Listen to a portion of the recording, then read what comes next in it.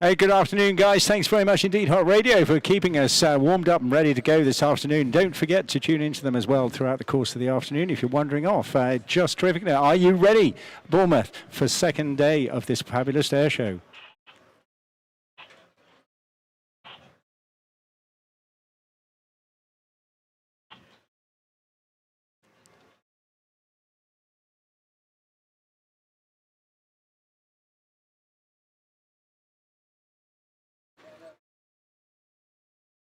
Yes, indeedy, we're going to be going upside down, inside out. We're going to have the roar of tremendous frontline fighter aircraft and, of course, going back in time with vintage warbirds as well. We've got some unique formations for you this afternoon as well. And if you were here yesterday, I can assure you there's extra content today which will knock your socks off. It's absolutely fabulous. The weather's set fair. We're planning all the safety checks now in the air and on the ground. We've got welcome also to all those guys out there on the boats. Lovely to see you. And I hope you're all tuned in as well to listen to commentary throughout the course of the afternoon. I'm delighted today to welcome back Andy Marler, who's with me alongside as my wingman. Afternoon. Andy, well, it is lovely to see you. I just want to know, where were you yesterday? Well, I had strict instructions to get some cash from the cash point so I could supply everyone with ice creams, 99 flakes this afternoon. So I had to do a bit of extra work yesterday, but I have to say, very fortunate to be able to watch the live stream that runs, of course, from bournemouthAir.co.uk. A sterling job the guys are doing on that from AeroViewTV, and available, of course, today. If you're listening now online at Hot Radio and you want to watch some of the action because you can't make it down today, but you're coming tomorrow, then AeroViewTV did a sterling job yesterday, and I promise they did. That's because they were. That's because they were here. And I noticed how you dodged the question there. Anyway, we'll come back to you in just a moment. Now, look, we're going to get flying very shortly. But just a reminder that the sun is out. It's still quite strong. There's a nice gentle breeze blowing. But just watch the children. Please make sure they got lots of sunscreen, wear fluids, got hats, and all that sort of stuff. And please, please, please, throughout the course of the entire show and weekend, please look after your own belongings. We remain in a state of high security alert as well, and we just want to make sure you all have a great family day out. But we've got one or two other things occurred yesterday. Andy, bring me up to speed on that. Yeah, George, you're completely right. Just a reminder, of course, of the use of drones. And sometimes you've turned up with a drone, you might not even realise that technically you shouldn't be flying it here, but this is a drone-free zone. Obviously, aircraft displaying for you this afternoon, and we don't need any drones in the sky. Actually, it's illegal for you to fly them in the area. It is. You will get prosecuted. Absolutely. Same goes for balloons and kites, by the way. Yes, of course. So please don't spoil the fun for everyone today. You will be prosecuted, and very successfully. Some people prosecuted last year, weren't they, George? So that's a good thing to keep everyone safe. Remember, it is going to be really hot this afternoon, 22, 23, so make sure you stay hydrated. There are free refill stations around the cliff tops and down on the beach as well, so just go there and fill up with water so you can stay hydrated. Is that with IPA? I wish. No, that's the bus at the top here. We'll come to that later. Hop-on bus. The hop-on bus. Okay. But also, remember, for barbecues, no barbecues allowed until after 6 o'clock on the beach. Thank you. We had an incident yesterday down to near Boscombe. We don't want to do that again. So please, please, please, no barbies during the day. Save that for this evening if you would. And no clambering up and down the cliff face either. Absolutely. Cliff incursions will mean we suspend flying, and obviously you'll be asked to leave the event. So please, and none of that at all. But if you do want to barbecue, there are electric barbecues down on the beach supplied by BCP. So that's fantastic. Take benefit of those. Brilliant. Yeah, I hadn't spotted those. Okay, we're just getting a short break. Check what's coming up next. Plenty of aircraft coming your way very shortly.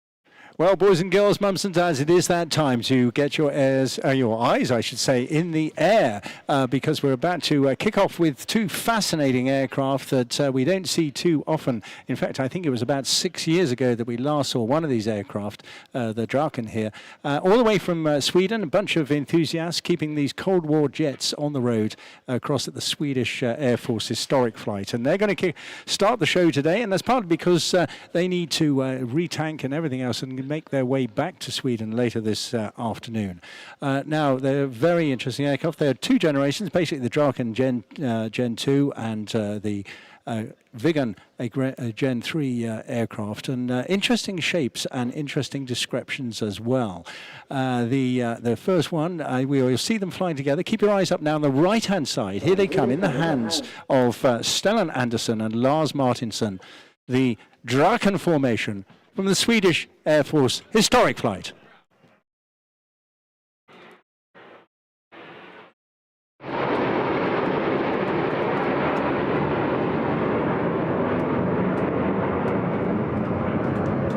And they make a big presence, and you can see they don't have quite the performance that a modern jet would have for many, many reasons, not least the lack of digital equipment and, of course, the refined design of the latter part of the last decade or so.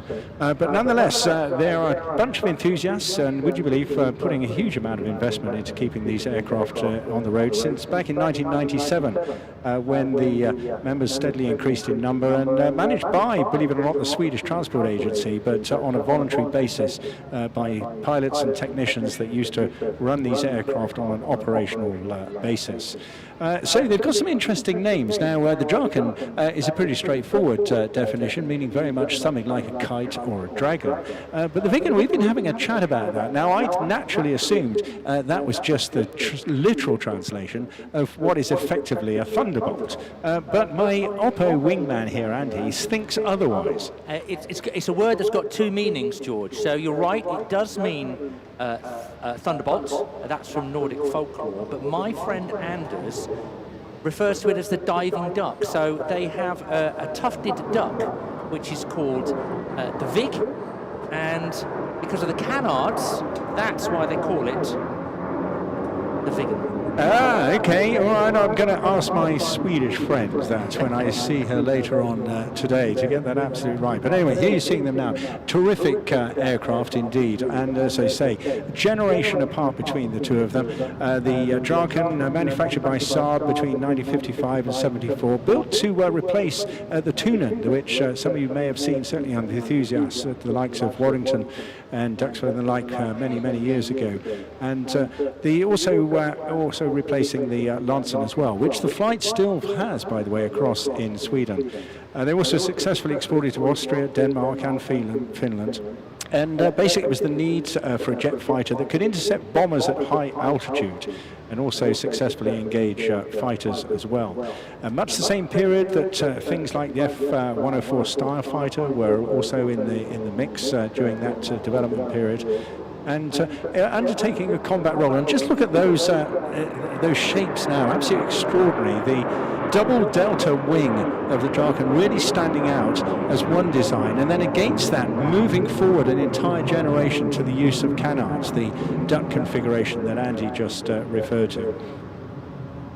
They're unique in the world in the way they design and develop and use their aircraft, essentially being as forward as they can be, of course, in ultra-modern design and the aviation industry providing them for decades, but very much not just focusing on high technology, but also on quantity, but equally practicality and efficiency. And the practicality being the need and the requirement to operate off short strips. And we're talking like 500 meters of tarmac road, but at the same time being easily maintained, so not requiring a massive support. And for this class and size of jet, that's actually not much of a runway. I think we're coming up for the break now, so photographers stand by. There we go.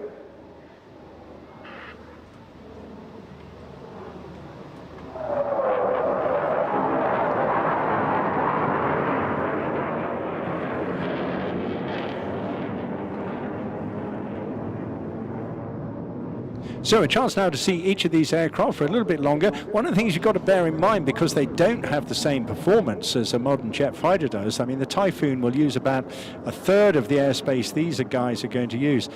They can pull 7G turns, but actually still using an awful lot of airspace to do so.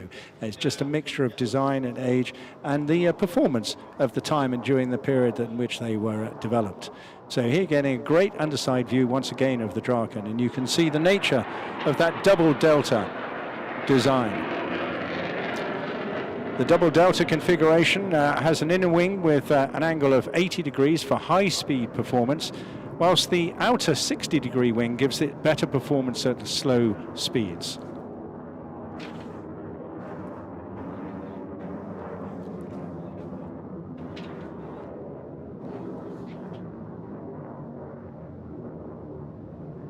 Now, one of the reasons that they use a lot more space is, well, because this had a pretty unpleasant characteristics, and it was effectively called a super stall.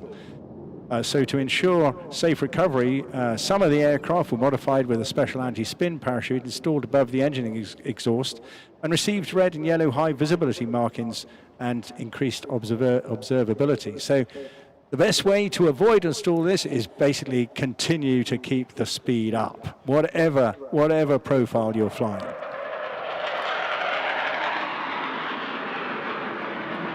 As you say, George, they're flying here for us this weekend underneath civil aviation rules, but importantly, the only thing that's been upgraded on these aircraft, now they're underneath civilian aircraft rules, is a GPS and a modern radio. That's the only thing that's been added, which is amazing, isn't it? And that's terrific. And that goes for actually a lot of modern warbirds in this country as well, to try and keep the authenticity.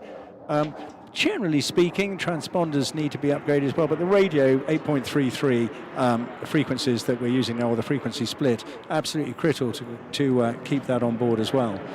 You can hear the roar there, phenomenal stuff. A reasonable number of these, over 650 of these were built, and as I mentioned, not retiring until quite late actually. Austria kept them in the air till 2005. Got a fantastic range, haven't they, George? 1,200 kilometres, and a very impressive range of armament when they were, of course, in active service. Sidewinder missiles, AIM-9Ls, Falcon Hughes, and semi-active radar-guided air-to-air missiles as well. Really, really aggressive. Yeah, part of that range helped by, of course, the use of drop tanks as well. Great service ceiling, and able to fly up to Mach 2. But they required in the specification the ability to fly Mach 1. Ha! And as you've learnt, if you're listening to say, we have a speed limit around the coast here, in fact around the country, of 600 miles an hour. And of course that's just to ensure you don't lose your hearing, or the dog goes bananas, or you don't go back to the car park and find your windscreen in shatters. So the spec was for also to be able to fly Mach 1 at low level as well. So I think that may have been Lars just showing the higher speed performance of the Draken before Stellan, I should say, will bring hopefully the Viggen back in very shortly. But it is interesting just seeing how much we're so used to seeing modern fighters literally displaying all angles and roles right in front of our faces. It's a big area, isn't it? It certainly is. And you can almost feel the power as they turn around on this natural vista that is, of course, Bournemouth Bay. So keep your eyes peeled over to the right-hand side.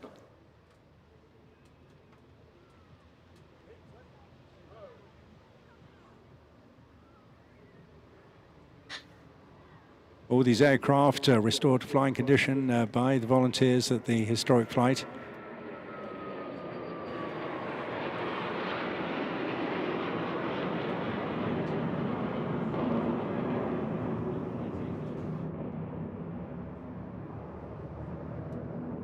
So we could combine the two, what can we say, controversial names yet to be decided into a thunder duck. We could call it a thunder duck, yes. Well, there we go. We better talk to Lars and Stellan about that, I reckon. A tufted bolt. Yeah. So again, this got a punchy engine as well, but a generation ahead, got slightly better performance. Of course, you're going to see that going through the Rolls-Royce right now. and able to carry a bigger range of weaponry as well. Cannon pods for 30mm Aiden Mark IVs, rocket pods. It's got active radar homing anti-ship missile capability with a range of 35 kilometers. A huge amount of stuff can be put on this, including the more modern, well, it's not at the time, more modern Maverick missiles, medium-range TV-guided. So a pretty capable machine, used in both the interceptor and the fighter role, which was an add to the specification that the Draken didn't initially have.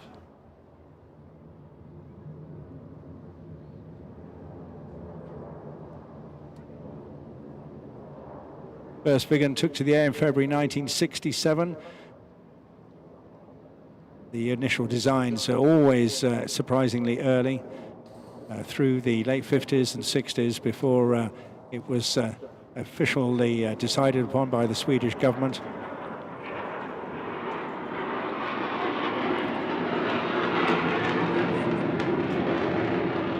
This aircraft, therefore, effectively providing a leg up or a leap ahead from both the Lansen and the Draken.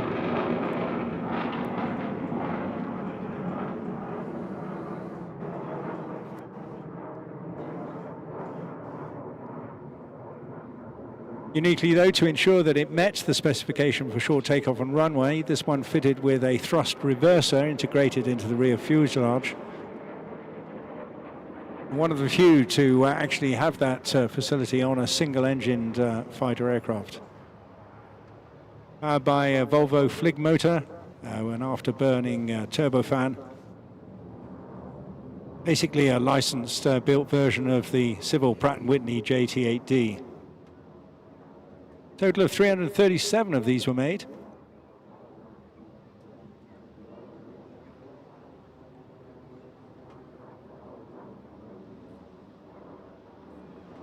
Seems incredibly sedate compared to a Typhoon, doesn't it?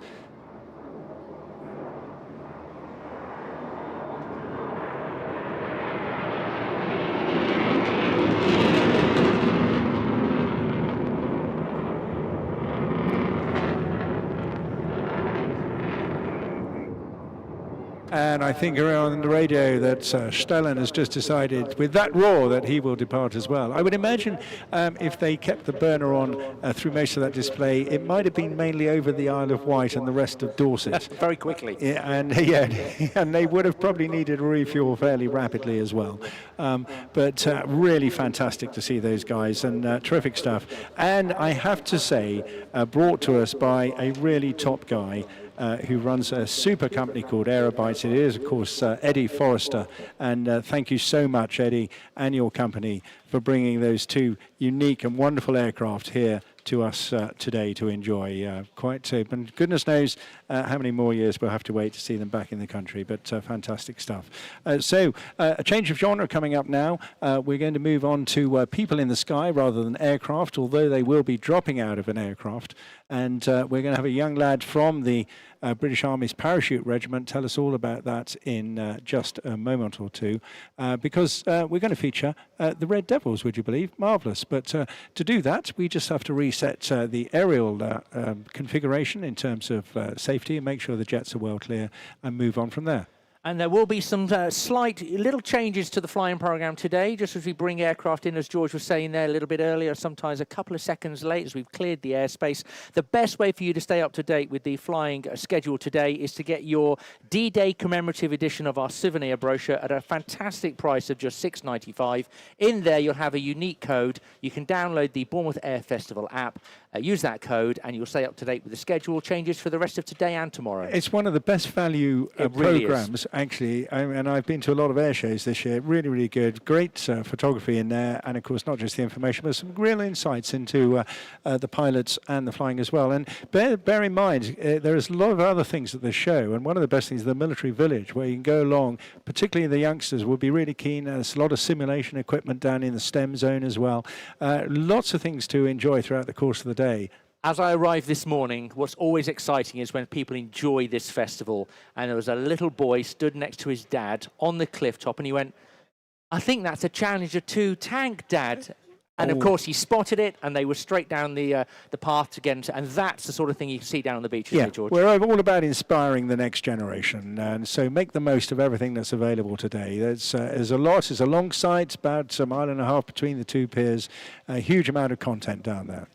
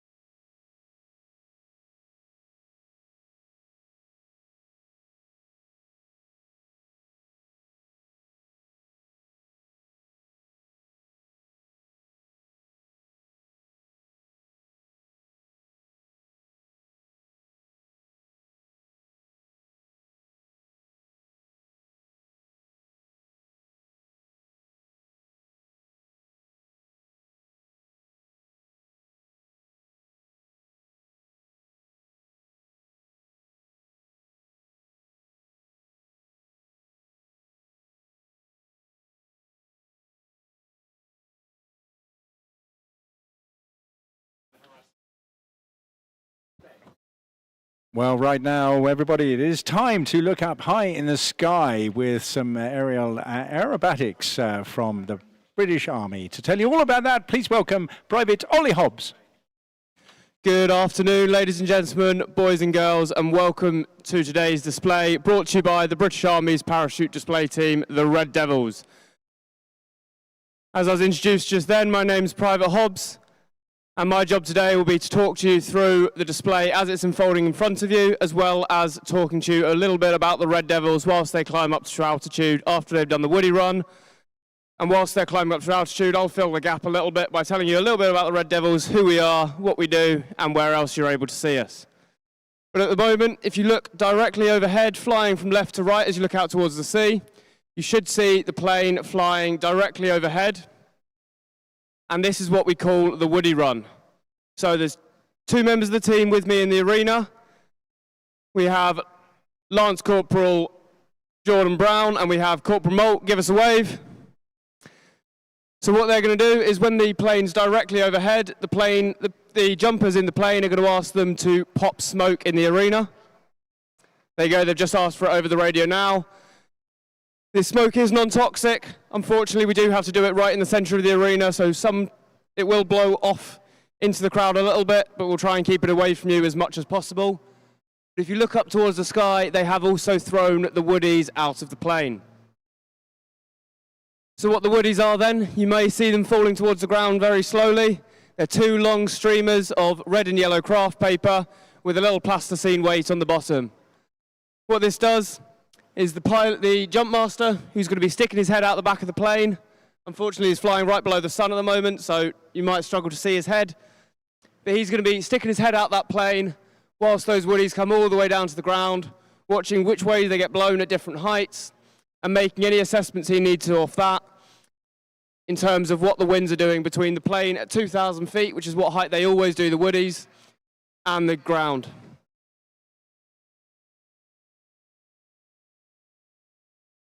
The other thing that they've got for an indication of the winds is that smoke that they've set off in the centre of the arena.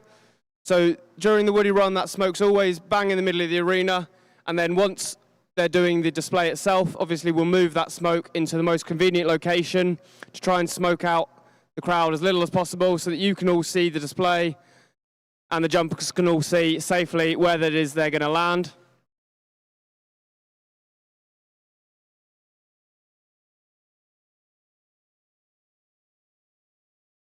So the ground party that are in the middle of the arena, they've also got what we call a kestrel. It's a little device that will measure the strength of the wind. So they've just told us, and the jumpers up in the plane, that we've got 1 knot gusting 2, which is less than 2 miles an hour worth of wind, which means that the jumpers are going to be coming in with quite a lot of speed. So they like to know how much wind they're going to have on the ground, because the more wind they've got, the more they've got slowing them down. So if they've got very little wind, they can afford to take it a lot further back. If the wind picks up all of a sudden, they'll have to keep everything a lot tighter and they won't get anywhere near as much speed coming in for their landing. But as I said, there's only 1 or 2 knots. We can jump up to 20 knots. So hopefully the jumpers will be coming in with a lot of speed for today's display and putting on some nice fast turns for you all as well.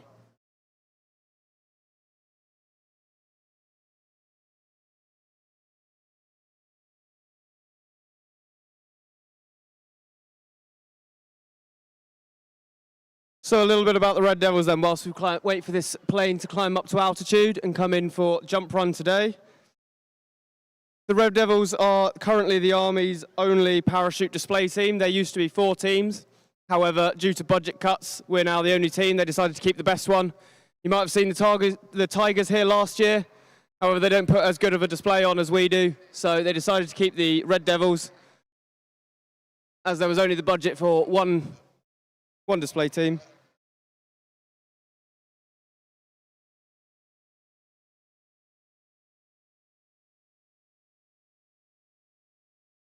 So the plane's just climbing to altitude now, just got that over the radio. They're just going to turn off their radios now.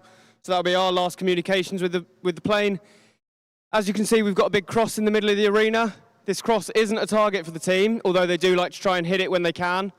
But don't give them any boos if they miss it. The main purpose for the cross is as an indicator to the jumpers up in the plane that the landing area is safe for them to land into. So if anything emergency-wise was to happen and we had to all of a sudden call off the display, if they've put their radios away or we lose connection with them, if we were to fold that cross away into an I shape, it would tell them up in the plane, even if we can't speak to them verbally, if they see that cross is put away into an I shape, they know that the display is not safe and they can't get out that plane. However, as you can see, we've got a big cross in the middle of the arena, so once they've finished climbing to altitude, they'll be exiting the plane for today's display.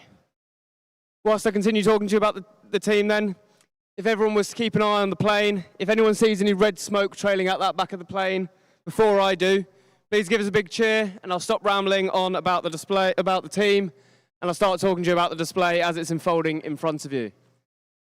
Please don't call the fire brigade, it has happened before. This red smoke isn't the plane going down. The plane's not about to go and crash. That is the jump master hanging onto the outside of the plane. He will pop a smoke canister like we have on the ground with us, and he'll be trailing that foot outside the back of the plane, waiting until he's in his perfect position to exit the plane and get all of the people that are going to exit after him in a good position as well.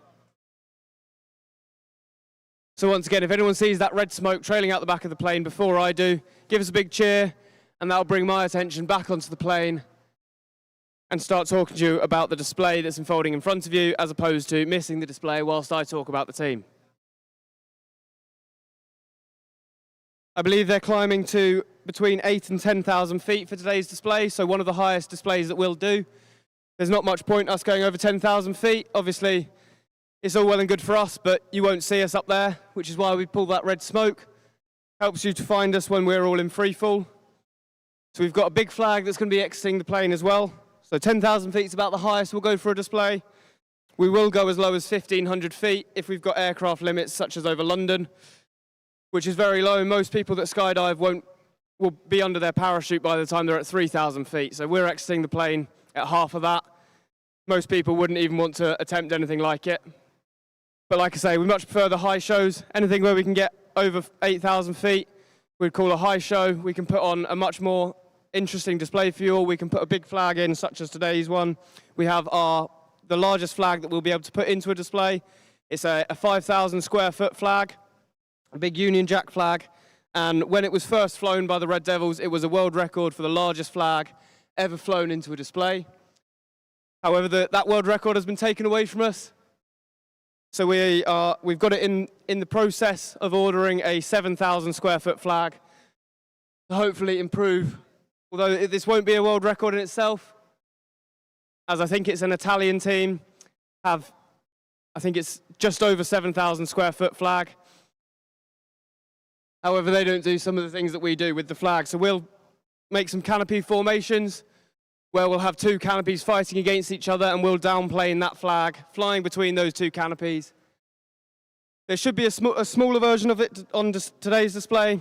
However, they won't be connected by a flag. They'll just be connected feet by feet.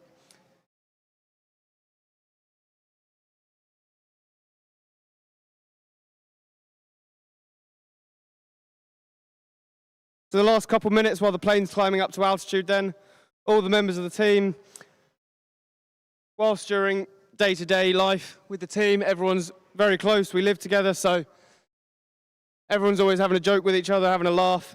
However, last minute before displays, this all kind of stops. Everyone kind of just focuses on what it is they're going to have to do in the display. Everyone's got their own roles, everyone's got their own times that they've got to exit and land.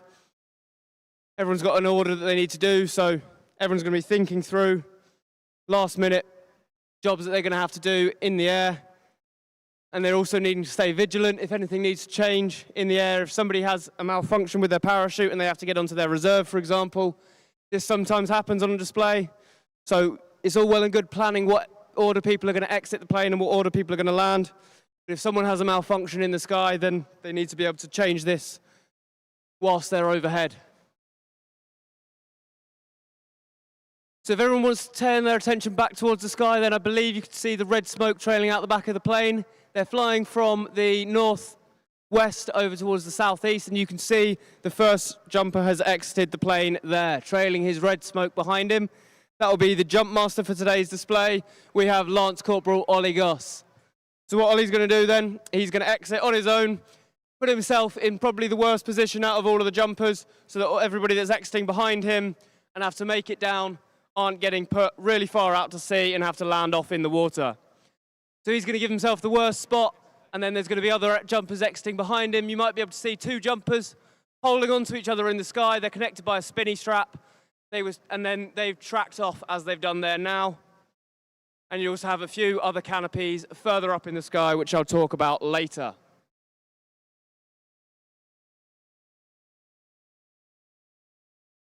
So there you go, all 7 members of the team under their Red Devils parachutes. As you can see, the red, white and black parachutes. You know, they're all got a perfectly working main parachute. And what they're all going to be doing is they're going to be watching Ollie as he sets the landing pattern for today's display. So whilst they're all doing all their jobs that they need to be doing, they're also going to be keeping an eye on Lance Corporal Ollie Goss as he sets the landing pattern, watching everywhere he turns, where he lands, how high he does everything, and making any adjustments they need to off of him. If he turns really far back and doesn't quite make it to the cross, they know that the winds have picked up a little bit, and they maybe need to keep everything a little bit tighter in order to land well and nice and close to that cross. Can we get one big round of applause for the first jumper down today? Lance Corporal Ollie Goss, right on the cross as well. If I can turn your attention back up towards the sky, then you can see we have one of those canopy formations I was talking to you about earlier. We have the by-hand. So we've got 2 parachutists that will have exited the plane together. They will have pulled their parachute in close proximity to each other, and then they will have manipulated their canopies, one canopy crashing into the back of the next jumper. They'll then climb down each other's lines and hook up at the hip. So they actually connect one parachute to the other, and this allows them to make the canopies fight against each other so that they can dive directly down towards the ground, build up even more speed, and put on a nice fast turn for you, and they'll land together for you as well. Coming into land now then, we have flying the parachute regiment flag for us. We have Lance Corporal Louis Cuddy. There you go, there's that downplane I was talking to you with the crew formation, straight down over the head. And then they're going to split it nice and low for you as they've done there. Turn around and they're going to land simultaneously for us as well. So the stack pilot for all of the displays leads all of the crew that we do all year. We have Lance Corporal Cameron Clark, followed in by Corporal Richard Kingston. Following in the crew then, on his own, we have Lance Corporal Adam Bellingham. And there's all of the smaller canopies down nice and safely. You want to turn back up towards the sky now, then we have the last two canopies up in the air. There's that 5,000 square foot Union Jack flag that I was talking to you about earlier. That's being flown on a tandem rig. This would normally have a person on the front of it, so it can hold up to the weight of a small car riding on the front of that parachute. The flag and the weight itself weighs in excess of 60 kilos. So it takes great skill to pilot this parachute all the way down to ground, and especially to put it into an arena so small as this, and definitely not put it in the sea either. He was being followed by the team cameraman, who is going to be coming into land just before him on a much faster canopy, so he's going to get down first, get out of the way, and then that tandem canopy can come down first. There we go, coming into land now, we have the team cameraman for this year. We have Sergeant Nathan Fisher. And last but not least, bringing the tandem rig with the big 5,000 square foot Union Jack flag coming in down to land now, we have Corporal Stephen Hanley.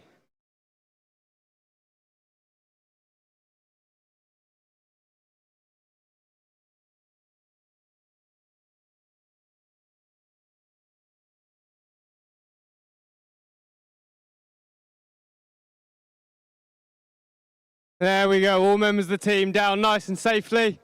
What they're going to do is they're just going to take off their kit now and walk over to the marquee. So if anyone wants to see a display from our perspective, come and see what it looks like to jump out of a plane at 12,000 feet or maybe slightly higher, put on a display such as this one, or do one of the training jumps that we had throughout the year. So there's either 12 people falling together, they're all in a circle holding hands, or there is a world's first that we managed to put on last year, which is 5 people connected to a central point under their parachutes, flying down directly towards the ground. And we have some VR headsets, not just for the kids, but adults too. If you want to come and put on a VR headset and see what it looks like to watch a display from our perspective, then head over to the marquee, where all of the members of the team will be walking over to shortly. And from there, you can put on one of the VR headsets, or there is also a team film rolling in the marquee, so that's a combination of all of the training jumps we did last year, as well as displays and night jumps as well. So if anyone missed it, we did a night jump last night here. We'll be doing another night jump again tonight, and another night jump again tomorrow. You might wonder how you can see us at night, because it is pitch black. They're effectively big sparklers that the guys will jump with, attached to their feet, like the smoke that they had today. They'll replace that with the big flares that they'll have. And they've got light suits as well, so you can see them all in free fall. It's a lot harder to do everything at night. It's a lot harder to be spatially aware, see where everybody else is. But we'll do it in for a display. If anyone wants to stick around and watch them come in tonight, we'll be landing in the exact same arena, and that will be just after 8 o'clock tonight.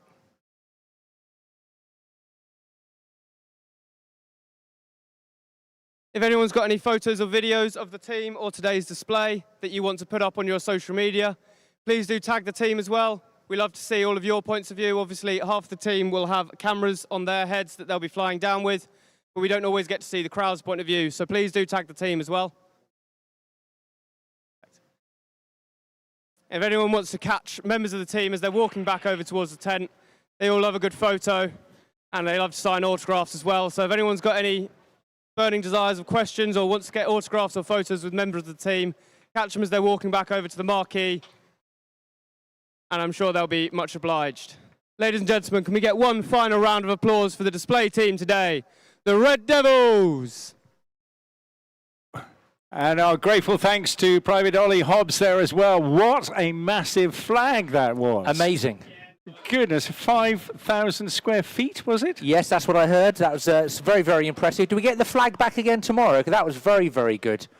We're getting the thumbs up. That's good. Yeah, that was really good. I think that's the photo for the Bournemouth Echo tonight, isn't it? Yeah, absolutely. That's it could be. Well, we need to get a Bournemouth flag, I think, to really make that mark. But yes, let's go for it, eh? And big thanks to the Highcliffe Marriott for sponsoring the Red Devils. Thanks, guys. Very generous. Lovely to have local organisations on board, and they were very helpful with the press launch yesterday morning as well. It was terrific. They've always been great supporters, and plenty more sponsors, of course, tonight. The whole thing tonight is supported by the patrons, isn't it? It is indeed. Yeah, well, it was a terrific evening. Make sure you all stay, by the way, for the rest of the afternoon and evening as well. Some really super flying coming your way.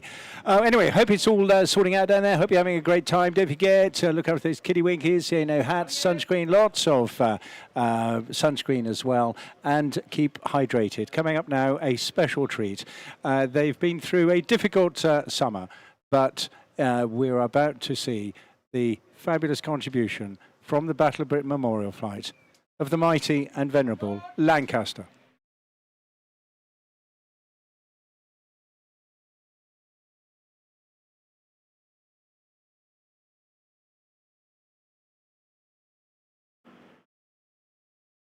And how wonderful it is to see the Lancaster back on the road again.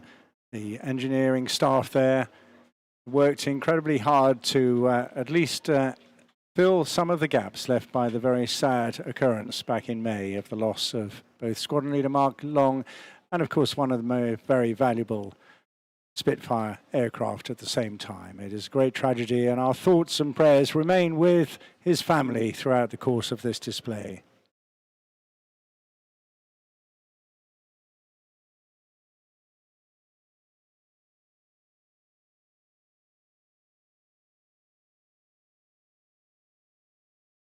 One of the most famous and successful heavy bombers from the Royal Air Force of the Second World War. A legendary beast out of the remarkable design workshop of Roy Chadwick, who went on to greater fame. Wasn't initially quite in this design. The Manchester was his first go, but putting his thinking cap on, came back with this beast, which did exactly the right job at the right time.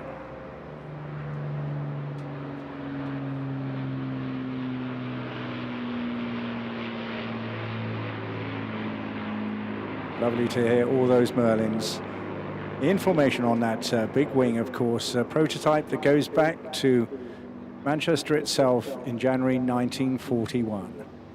At that stage, of course, so just certainly before that, so one of the most populous aircraft was another bomber that happened to be the Blenheim, and almost outnumbered all the fighter squadrons in the late 30s and the very early part of the war as well. But here the need to create a greater impact across the channel was required, and this is the extraordinary aircraft that delivered it. Over 7,300 of these were built between 1941 and 1946.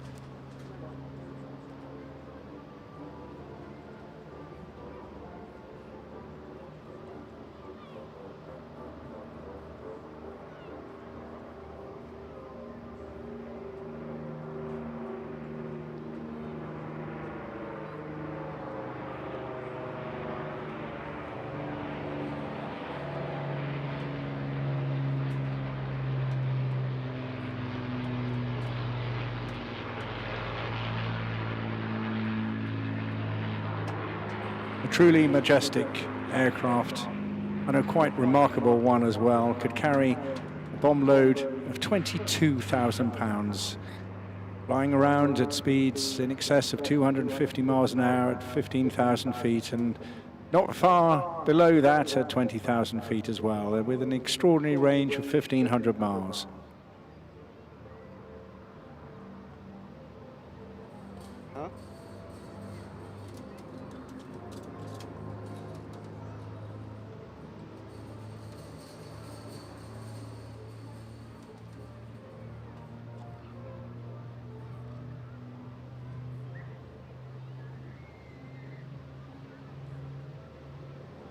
Its impact is obvious, just looking at it. Rugged, reliable, full of charisma, and very, very popular with its crews as well. As it is today in command of Flight Lieutenant Seb Davey, bomber leader at the BBMF.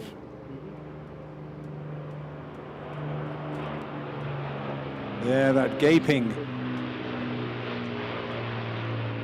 bomb area there, just with the doors open and a huge expanse of space.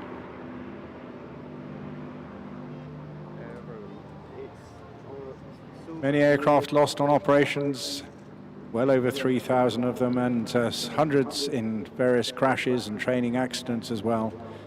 Only 2 remaining now, this, and if those perhaps were here lucky enough back in 2014 to have seen the only other surviving, well, flying Lancaster. There are other Lancasters, but the only other flying one based in Canada.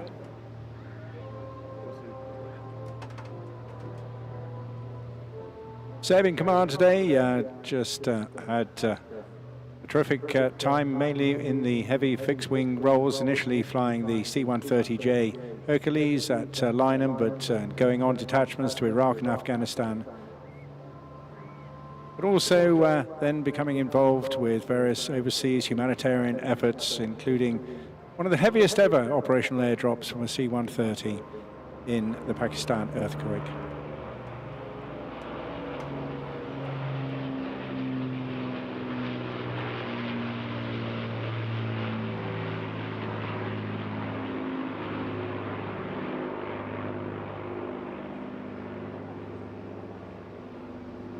Of course, we should compliment at the same time all those other crews who led and took part in the bomber efforts, such as those on the Wellington, and also the other heavy bombers, the Sterling and the Halifax. And it therefore, the Lancaster, although carrying the weight of night bombing, was at least accompanied by other supporters. Latterly then, of course, the medium bomber versions joined the fight as well, with such as the twin-engine de Havilland Mosquito.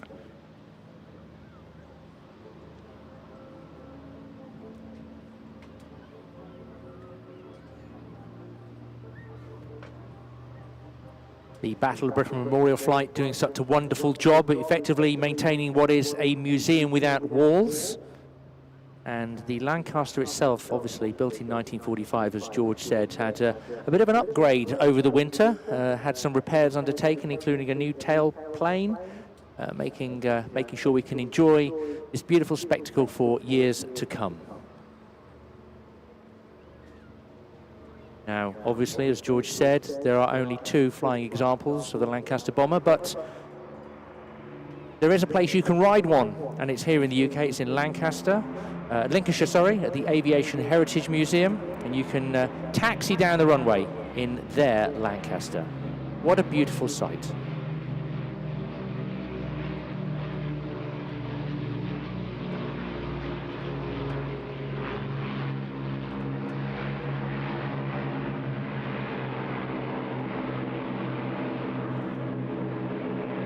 And there is flies past us with the undercarriage down. Seb, and alongside him, Matt Moore today, just showing the rugged maneuverability of the aircraft as well. It may look slow and lumbering, but it's all about capability. Even in today's frontline forces, it's what the aircraft can do.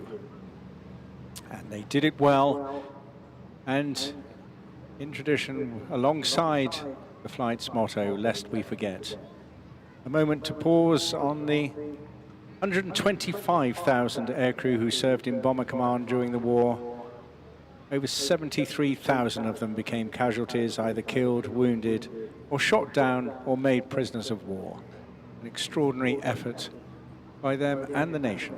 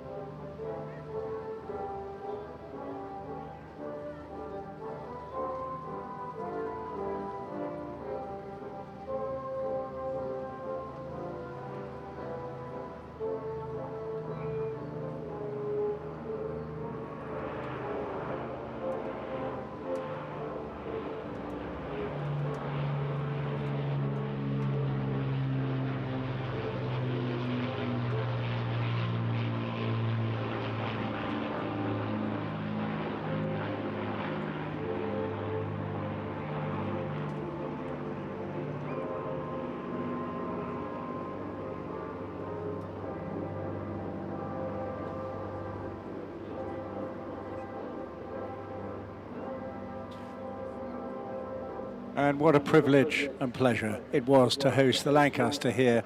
The second day of the Bournemouth Air Festival, our 16th year, and absolutely appropriate that we should continue to remember them, and at the same time our thoughts and prayers with the Battle Brit Memorial Flight during this difficult summer that they faced.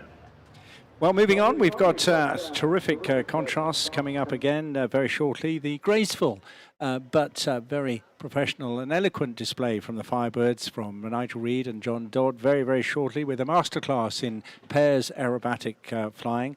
Then we'll go back to the initial training stages of the current military, not just Air Force, but all three services, of course, have aircrew training systems. And pretty much everybody starts on the Tutor, and you'll be seeing that shortly. Then our favourites after that, the fabulous wingwalkers from AeroSuperBatics, and then an entire section produced by the Royal Navy, both current and past. Important, of course, to remember as you're enjoying the event that staying safe is our #1 priority. As with all major events, we've got an extensive and robust event plan in place covering all elements of our operations, working with the stakeholders, Dorset Police and the other emergency services to provide the best possible experience for you attending the Air Festival this year.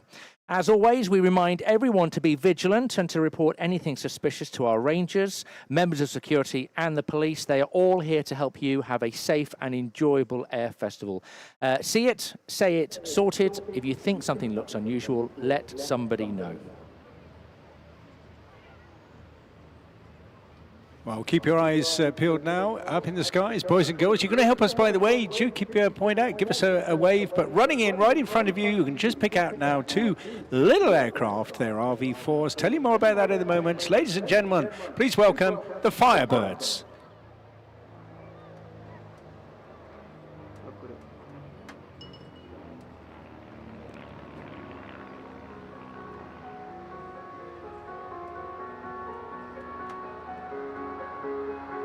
I think you're going to enjoy this. It's an absolutely delightful demonstration. They make it look so simple, these guys, but I can assure you there's literally decades and decades of flying experience, display flying, commercial flying, and a fair bit of Royal Air Force flying as well. Leading from the front is a local man from Poole, that's Nigel Reed.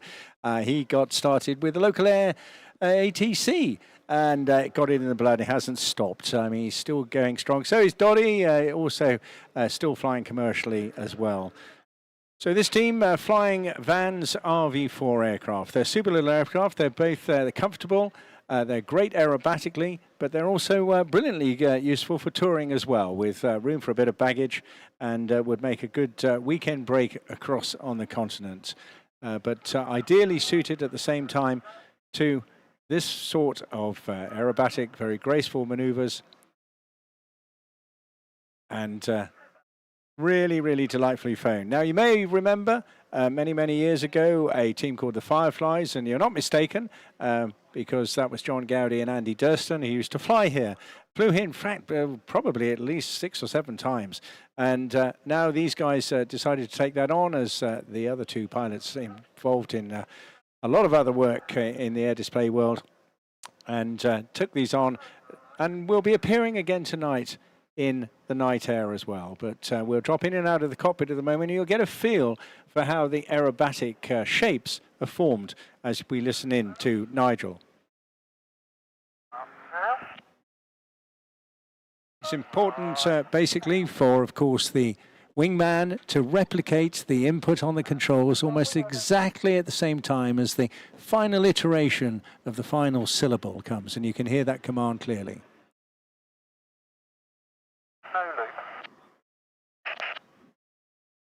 And that little click there, just an acknowledgement that the next command has been received. So gently putting it through a few paces, gentle loops, rolls, and when we get to it, we'll be describing a half Cuban to you as well. Gentle on the G, you're all weighing 1 G out there. But these guys will be pulling around 5, 6 G on occasions as well, and a little bit of negative to boot.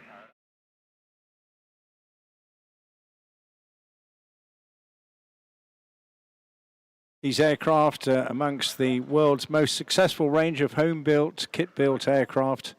Well over 10,000 of these in different variants deployed around the world. Sort of thing you can knock up in your back garden or in a reasonably sized garage and then ship it off to your local airfield to give it a spin. Good visibility.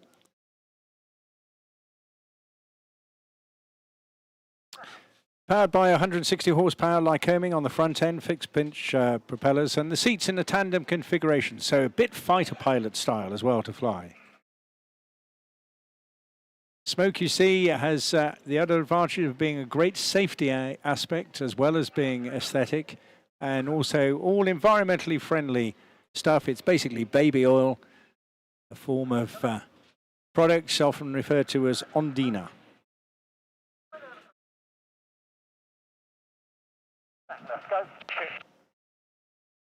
And you hear them positioning, lovely wide wing over.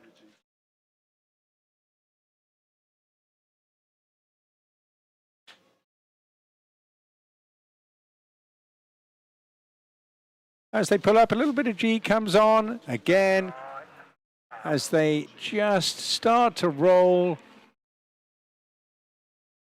John Dodd there, right behind him, tucked as close as possible. And they've almost two brains in one here. They live and breathe the activity, rehearse regularly, of course, very comfortable and confident in each other's abilities.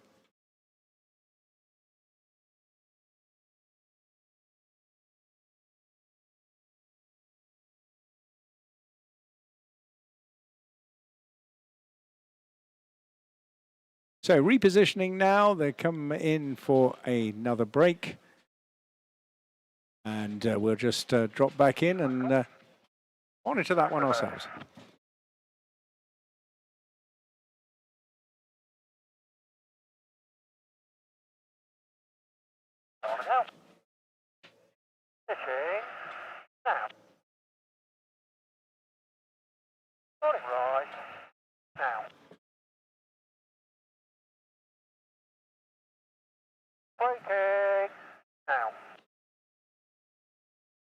And there you see how it is all controlled. Absolutely superb, very smoothly done, and all on that little tiny bit of command right at the end. Everybody does it exactly the same. In the red arrows, you listen to them, exactly the same intonation.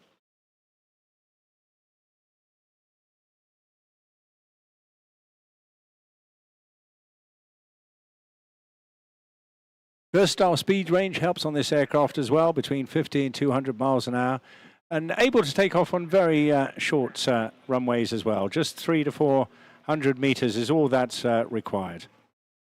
Modified, of course, for aerobatic work, fitted with smoke systems. And later on today, you'll see the other additions of wingtip pyrotechnics for their evening displays, as well as LED strips, which themselves are really, really terrific to watch. No inverted fuel systems on these, though, so you've got to keep the positive G loading on most of the time. And you can do that. It sounds unusual while you're upside down, but when you're going through a loop, you can keep that G load on as well through rolls at the same time. Very important.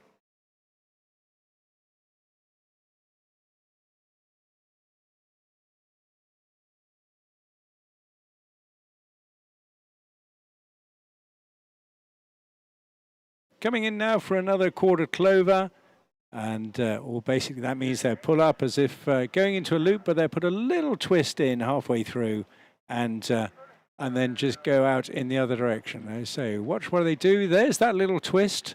They pull over the top now, checking over their heads with the horizon, and then it's a great repositioning move, allowing them to go out on another trajectory and direction. Pulling up now into what we call a stall turn.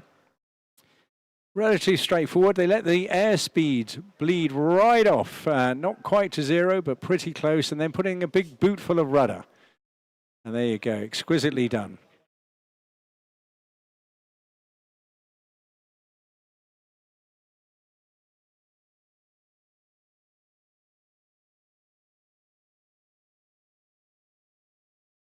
Going to do a very similar maneuver, but it'll allow them to fly back along the display line, putting in another little turn there. Again, another quarter clover, and that then allows them to reposition straight down the display line. You notice the markers out there, great big red buoys delineating the main fly line. There are yellow buoys out there as well. That's the swim line. So I think you've all been told, I hope, to remain within those yellow lines to give us the safe area to do these shapes and maneuvers.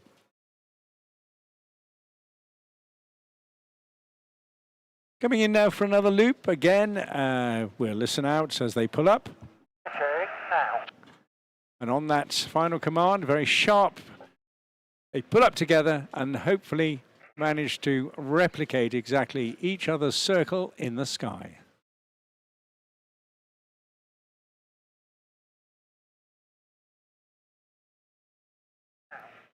Now, you've got some strange names sometimes if you're new to this aerobatic business. This is as promised, a thing called a half Cuban, where you come up as if you're going into a loop, but just coming over the top, you just nudge the stick forward, flatten it out a bit, and then put in that 180-degree turn. Again, a great reversal maneuver to use. Very efficient.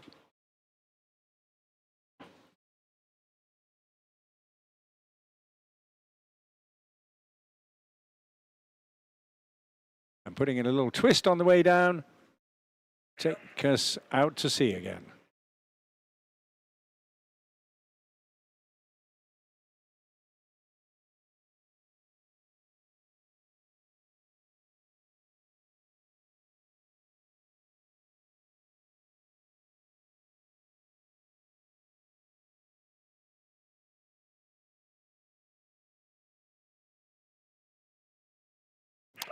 Repositioning now to one of, I know, everybody's favorite maneuvers. I'll leave you guessing just for a moment, but they're coming into crowd center. Another chance for all you photographic enthusiasts out there. It's tricky. We got that little bit of high cloud, which makes it all look a little bit fuzzy and grey, but the sun at least picking out the airframes. Now, cycle. And they're commencing the Firebirds heart. The time to give your partner a thought or a squeeze or just wish them all their best and dedicate to your friends, family or whatever. And again, passing all our love to everybody who's helped put this fantastic show together. And that is the Firebirds complete. Now, no fly past from them to say farewell, but we'll try and get a few more of those, so get you all waving a little later on. Do you enjoy that? I certainly did. I can't believe that the weight of that aircraft is just 500 kilograms. That's about the third of the weight of my Golf sat on the drive. It's quite amazing, isn't it? Of course, that 5.3-litre engine really giving the performance of a hot rod.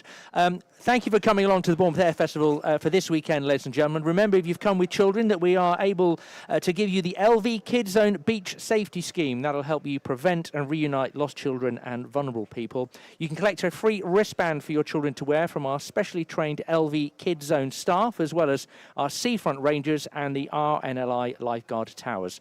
And then if a child is found that's been missing, please report immediately to a member of the LV Kids Zone or Seafront team or an RNLI lifeguard, and we'll be on hand to help. Andy, I know you weren't here yesterday, but you're not going to be here for the next 10 minutes either. I'm off. Have you? I just thought that was a nudge and an invitation, because I really, really like this lovely lady to take your seat and tell us all about the next aircraft, because we're, as promised, going to take a look at the training world and how you would start off in the military, what sort of aircraft, what sort of training you might do, because the pilot of this next aircraft is one of the instructors of that genre. Pretty much a whole generation of pilots have flown this as training aircraft. What can you say, develop over the years, and the different systems attributable to that. Well, we've got a few minutes to run, but what I think I'll do, just introduce you, please welcome, what are you these days? A flying officer, aren't you? Yes, Isabel Woods, whose family I happen to know, and that's from through Army Aviation. Isabel, you're part of that training system I'm referring to at the moment.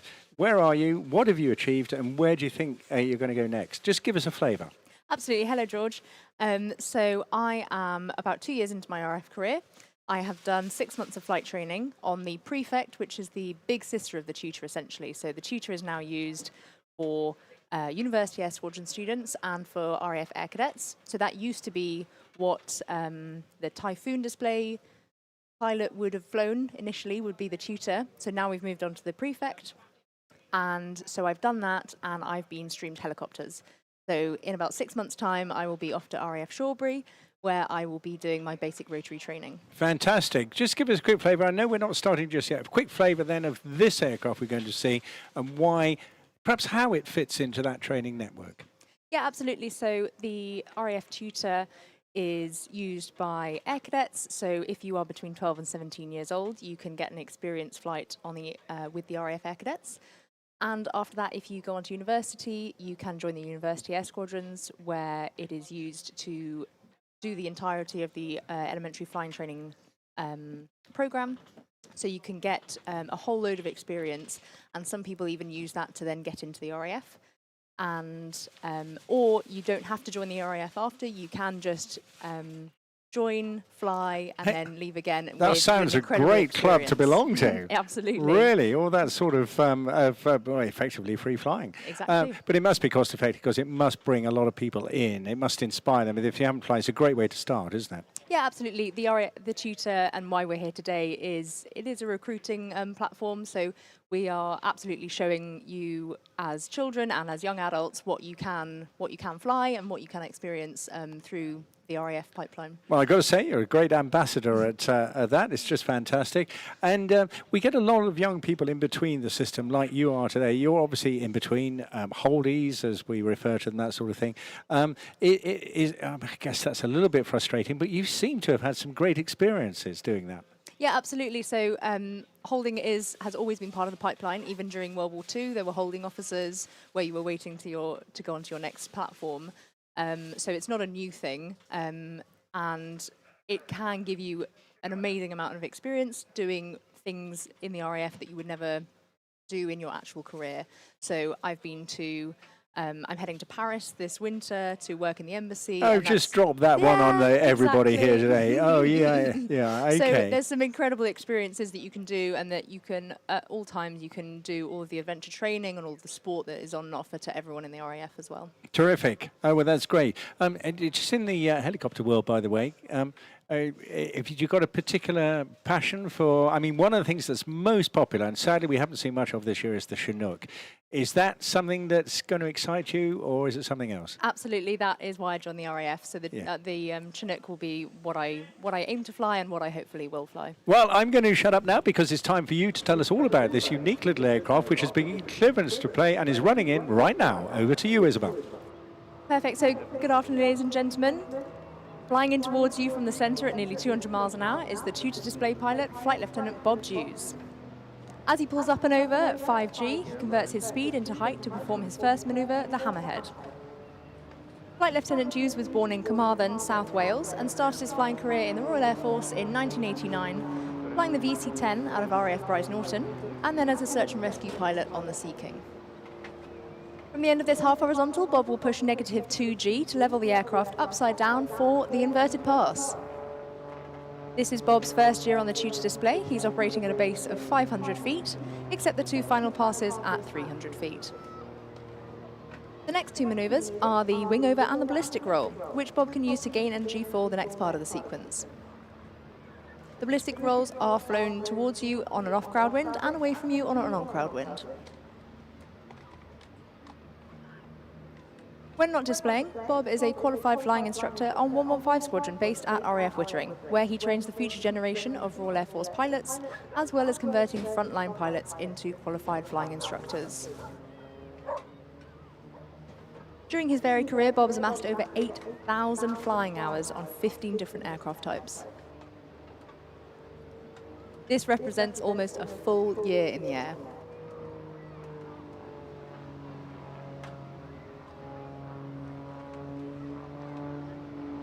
After completing this half Cuban, Bob will enter the slow roll. Get your cameras ready for some great angles.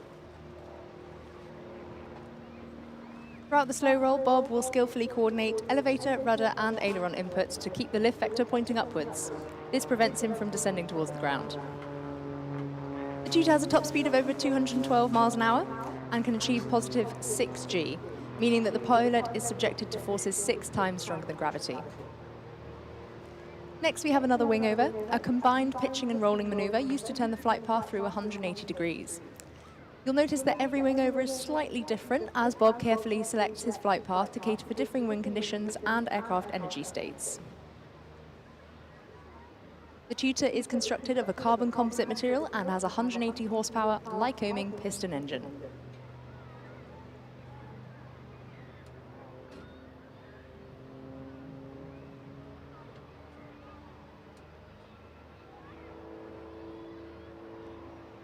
Bob now rolls 90 degrees while pointing straight up before completing a stall turn at almost zero airspeed. The two 90-degree turns allow Bob to continue in the same direction. The Tutor is operated by No. 6 Flying Training School in partnership with Babcock International Group. And as I said before, this is primarily for University Air Squadron students and RAF Air Cadets. There are 13 air experience flights across the UK that offer flights to cadets up to 20,000 cadets each year. And this could be you if you are between 12 and 17 years old. Unlike the last stall turn, this one is flown conventionally, exiting in the opposite direction to the entry. In the next manoeuvre, the 4-point roll, Bob delicately uses the rudder to support the nose above the horizon while flying at 90 degrees angle of bank. You may have noticed the Royal Air Force Benevolent Fund heart on the belly of the aircraft, seen since 2022 to support this fantastic charity. The Benevolent Fund supports RAF personnel, air cadets and veterans whenever they are in need. And we're very proud to raise awareness for a charity that gives so much to the whole of the RAF family. You can visit our tent today, up on the road here, website, or view our tutor display leaflets to access a QR code to donate to the Benevolent Fund today. For those of you that are considering going to university, as I said before, there are 15 University Air Squadrons across the UK, and students on the University Air Squadrons are taught to fly the Tutor by highly experienced military flying instructors. Why not come and visit the Tutor stand and talk to the University Air Squadron students about their experiences today? They provide a huge opportunity for personal development, as well as a wide variety of adventure training in the UK and expeditions across the globe. We are now in a high-energy section of the display with the derry turn, quarter clover, and now the loop, which is a quintessential aerobatic manoeuvre. As he pulls up, Bob is subjected to 5G. He aims to pitch the aircraft around an imaginary circle in the sky. Even when inverted, the centrifugal forces keep him pressed into his seat.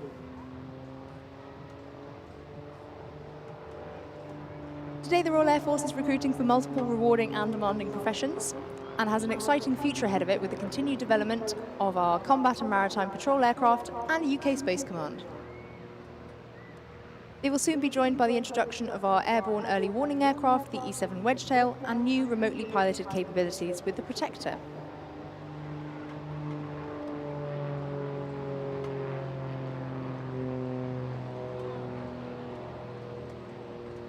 The high tempo of operations continues today with aircraft and personnel deployed around the world, operating with NATO and our other allies. Bob will now enter the final section of the display with another ballistic roll and half horizontal. I would like to take this moment to say a big thank you to our supporters this season. They are the Royal Air Force Benevolent Fund, Squadron Prince and Babcock, who have provided much of the merchandise we are giving out at our stand this season.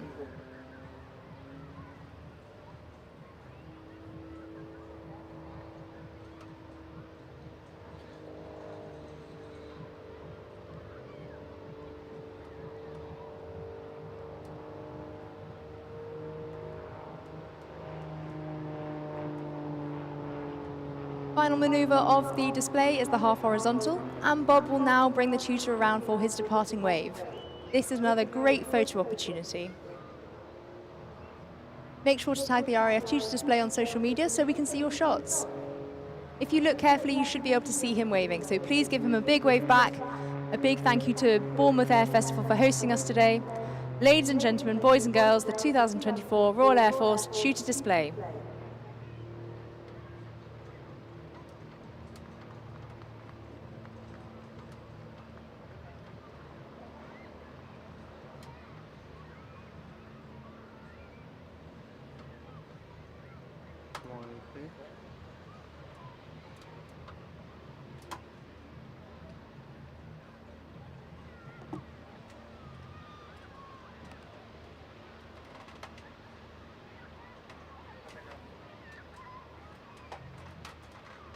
Well, thank you very much indeed, Isabel, catching me on the hop there. But thank you, and I hope you have a very successful career yourself. No, well done, well done. I'm afraid she's off air there at the moment. But anyway, so far, so good. And we've had quite a variety. And this music now just waking us up once again, because very shortly, yes, we're going to be entertained by the absolutely fabulous wing walkers from the AeroSuperBatics team up at RFC Rencombe. And looking forward to them once again very much with the courageous and defying girls wandering around on the top of the wings of these aircraft. Andy, in the meantime, there's still plenty on going around the showground, as we refer to it here. Lots of activities, and I'm not sure. You can have a go at the golf, I'm told. 2 for 1? Absolutely, down at Smuggler's Cove. Have you? No, I've never done it. We've never. George, that's for tonight. We'll Yeah. do that before night air. Yes, it's 2 for 1 down at Smuggler's Cove on the Crazy Golf. I've done that, and it is fantastic fun. Also down on the seafront, of course, down on the beach, the RAF Village. That's in what we call Zone 2, just under the Undercliff, with some activity there. You can see what life is like in the RAF and find out what the service does, how it works, and you can also speak to current pilots and, of course, engineers. The Royal Navy Village with the Royal Marines is next to the main festival hospitality marquee. You can meet the Royal Marines there and lots of people from the Royal Navy. Some great hands-on interactive entertainment down there. There's some Viking displays. And on the Overcliff itself, we have Navy motorsports and something which is really popular, the dive tank. Oh, yeah, I That's love it. always I good love the fun. faces and things they pull in. I mean, it's fascinating for the little ones, isn't It is, it certainly is. By the way, those Marines are in action in Zone 4 as well. Down in the, I'm not sure whether it's the Garden or not. The unarmed combat display. That takes place pretty much every evening. Tonight is at 18:20 in the lower gardens. And then connected with them, of course, is the very outstanding Royal Marines Band. And I think this is the band based in Portsmouth. They're beating retreat at 18:45. But our attention is drawn now to the left-hand side, please. Look up in the sky. 2 fabulous vintage and most historic aircraft. And these guys, Dave Barrell and Brian Corns, about to put the girls who fly on top through their paces as we welcome the wonderful wing walkers from AeroSuperBatics.com. You too can do this if you've got the stomach for it.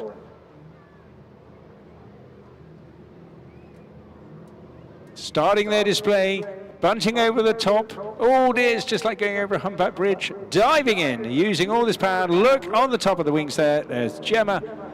In fact, it's Emma and Kristen. Death-defying winds of up to 150 miles an hour whilst going upside down, hanging into the straps of their harness on the top of the wing.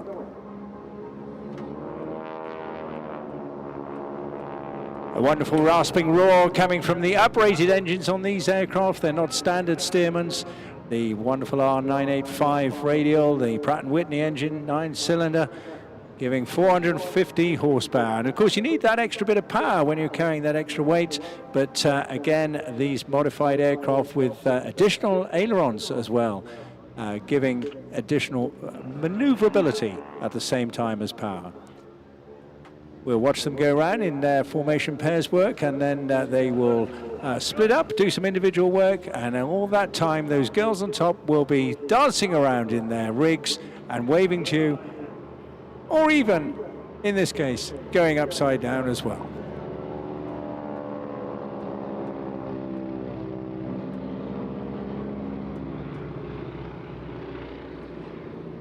These aircraft and their antics very much reliving the heyday of the barnstorming era, the end of the First World War. Plentiful numbers of airframes available and a lot of pilots clearly basically looking for other roles. And it was a gentleman called Ormer Locklear who reputedly actually was the first to get out of the cockpit to try and remedy a malfunction in the aircraft. And to do that, he had to get up on the wing, an extraordinary thing to do, and that was the start of it all. He got the bug and sort of realized there's a business to be had in this, and was joined by the incredibly named Ethel Dare, and between them, they got the whole wing walking business going. It's a fantastic joy to watch. Stand by photographers now. Right, go! And And they're the first of many outstanding photo opportunities and breaks, and you hear that wonderful roar once again. Again, the smoke being used not just for aesthetics, great impact, but actually it's all going a little bit fuzzy out there now, isn't it, against that rather miserly looking sky. It's a very different outlook from yesterday, with very little wind blowing as well. So these Stearman's very much the backbone of US aviation training back in the 30s and 40s. Thousands and thousands of pilots trained on this. It's a wonderful, sturdy aircraft, lots of room in the cockpit. The pilot, you'll see, flies from the rear cockpit, and the girls, of course, transit in the one in the front. So here we go for the first of the crossovers.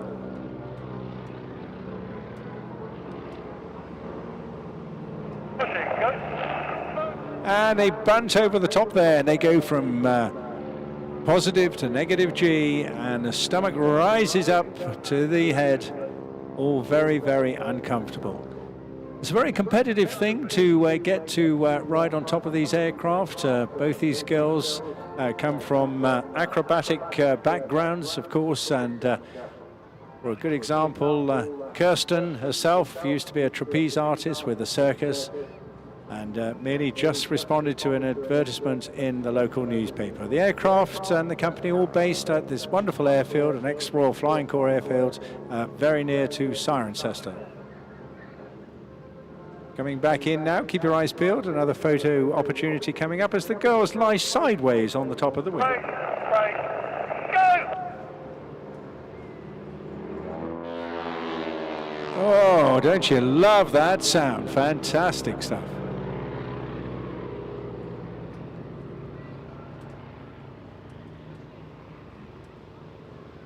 Yeah, they are indeed magnificent men in their flying machines. Long may it last. The ideal entertainment for any seafront. And I wasn't being light-hearted when I said you can have a go at it. The company will host you there for whatever it may be, a charity event or just your own endeavor. If you want to have a go at this, just go to AeroSuperBatics.com and you can sign up. They've got a stable of 5 different aircraft, so you can enjoy it. And look at those girls upside down once again, stretching the limbs out. And all of this whilst facing a wind of around 120 miles an hour.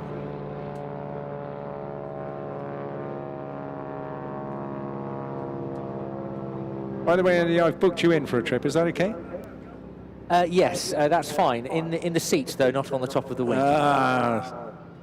Way, way, way better. But it is a great aircraft to fly. If you do get a chance to fly one of these, it's just magnificent. And all that era of the roaring 20s and 30s comes flying back literally in your face when you're in one of these machines.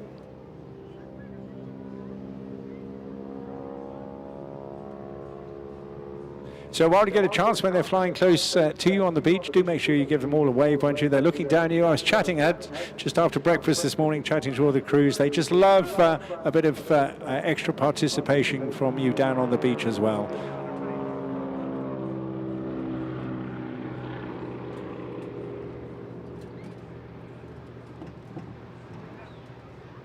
And you can hear Dave, all the commands coming out fast and furious as they crush this display into the smallest space possible, whilst making sure that everybody at either end of the beach gets a good look as well. Keep an eye on the girls all the time. They're constantly moving around the top deck there. Luckily, as a result of the regulations which came in the late 30s, of course they have safety straps attached, but they will at various stages climb up and down over the top of the wing and back down in front of the cockpit as well. Right, go! Oh, just love it. That engine goes back to about 1936 out of Pratt & Whitney, incredibly reliable, fairly thirsty engine, burning around 22 gallons an hour and quite a lot of oil as well. But really strong, stable, and these aircraft also were capable of landing on very rough surfaces.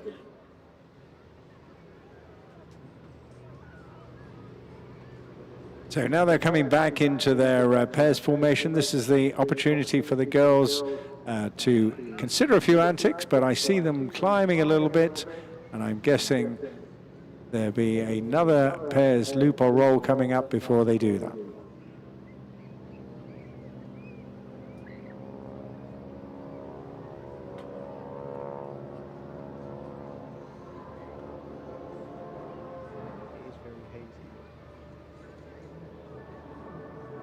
So here we go. He's got the height, he's got the altitude. They're going to turn this into speed by dropping the nose down. Little mini bunts coming up. There we go. The wind increasing, making it much, much harder for the girls. They're saying how tough this is on the neck muscles. Pulling up now. Will it be a roll? Will it be a loop? And it's a roll. Fantastic. In complete unison there. Dave himself started out as a motor mechanic many years back. Did a bit of parachute flying as well. He's been chief pilot of the organisation for some years now. Behind him, Brian Corns. Both of them years and years of experience and many hours on these aircraft.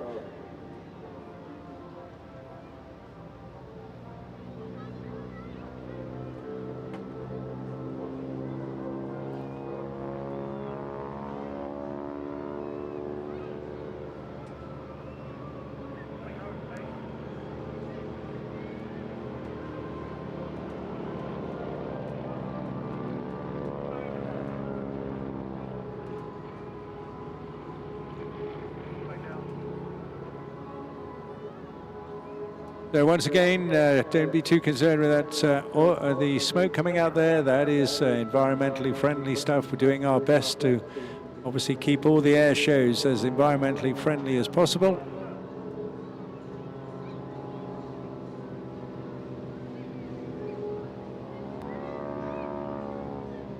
So now the girls will be unhooking from the main part of their harness.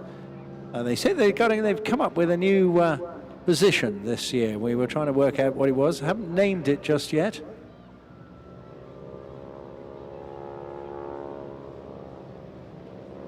But they usually start off with one we call the Wind Rider, where they're perched on the leading edge, sat up there pointing out to sea. So here's a great chance as they come by slowly now. All you chaps down on the beach there, give the girls a huge whelp just to egg them on. And just look at that, absolutely defiant of the conditions and the wind they're facing on the top.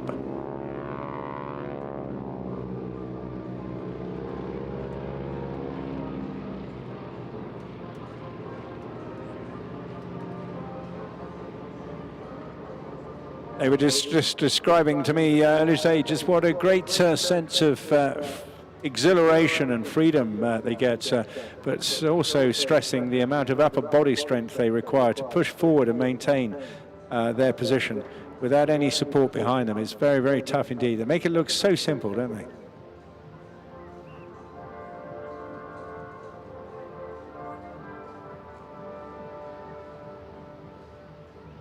In fact, if you have a go in one of those wind tunnels, you know, the fly skydive type things. Yeah, I mean, very similar thing, except that you're resting on the force of the air. They're great fun to do. I think it's amazing that Emma, who's obviously on the wing with Brian today, you'd think this would be the most exciting thing that she does, but she lists her hobbies as kite surfing, skydiving, and shark cage diving. Yes, I mean, how that. Extreme can you get? Yeah, well, here we go. Another position yet, one they call the cockpit lady.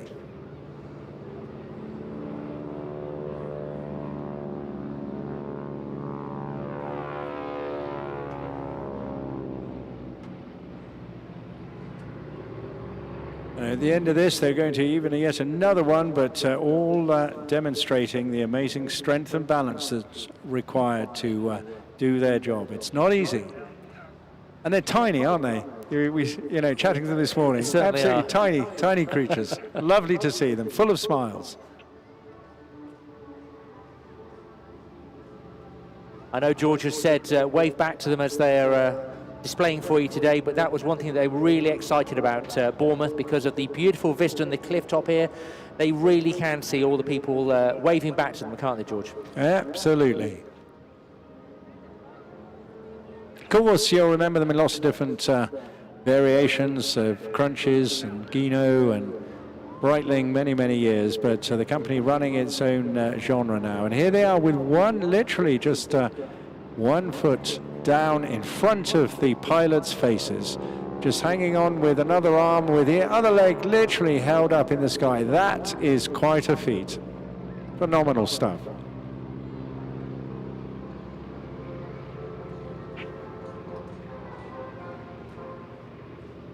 So I'm hoping to get one more fly past out of them. We're on an easterly runway out here at Bournemouth at the moment.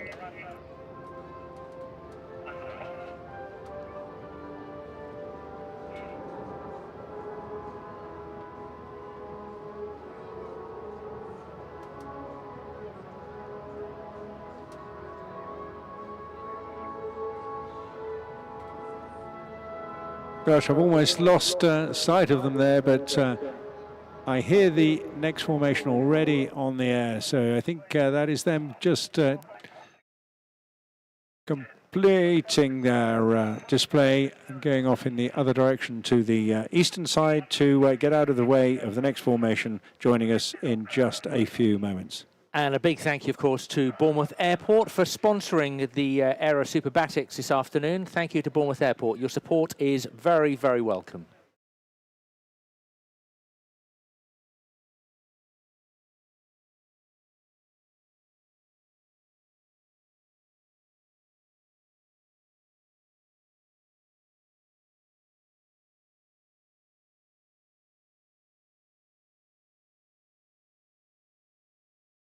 So, talk about variations in an air show. Coming up, something completely different yet again next, with a major contribution from the Royal Navy, both serving and heritage as well, with a very welcome return to the air display circuit of the Swordfish. And that's going to be flanked in a great photographic opportunity for those who haven't seen it, weren't with us yesterday, with the Taranto formation.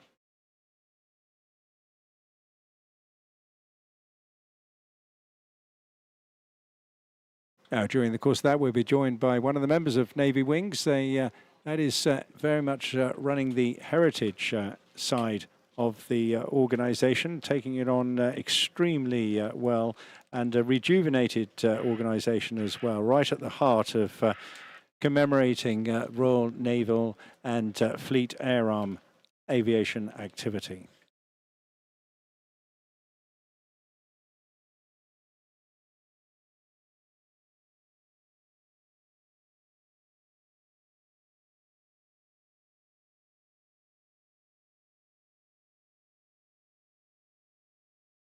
So I'm going to be joined very shortly by Andrew Davis, who, amongst many things, is very much committed to the maintaining of Navy aviation. And as they're on their way in right now, let's just play a little bit of history as well.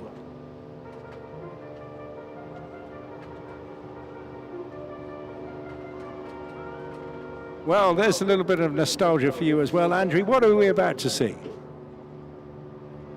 Well, we're about to see an eclectic collection of aircraft here, led by the venerable Swordfish, which is the Navy Wings asset, and the Wasp in the box position is number 4.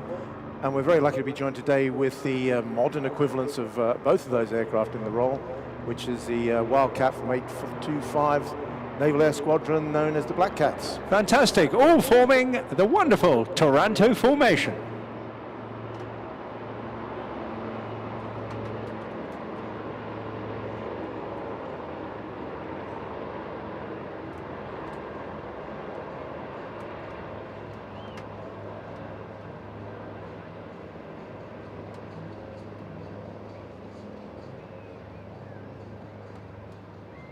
Well, it's a real pleasure and a privilege, actually, Andrew, to see this. It's a great contribution to have both parties joining, not surprisingly, all based at Yeovilton, so that makes life a lot easier for rehearsals and practice and so on and so forth. But I'm guessing that with the Navy Wings pilots there as well, we're talking about a few decades of extra flying experience as well. Yes, we are lucky.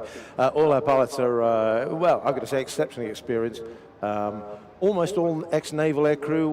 We have allowed recently an RAF chap to join us, but all have got a good military background and do us proud, really. Yeah, So it's the old and the new in this formation you're seeing today.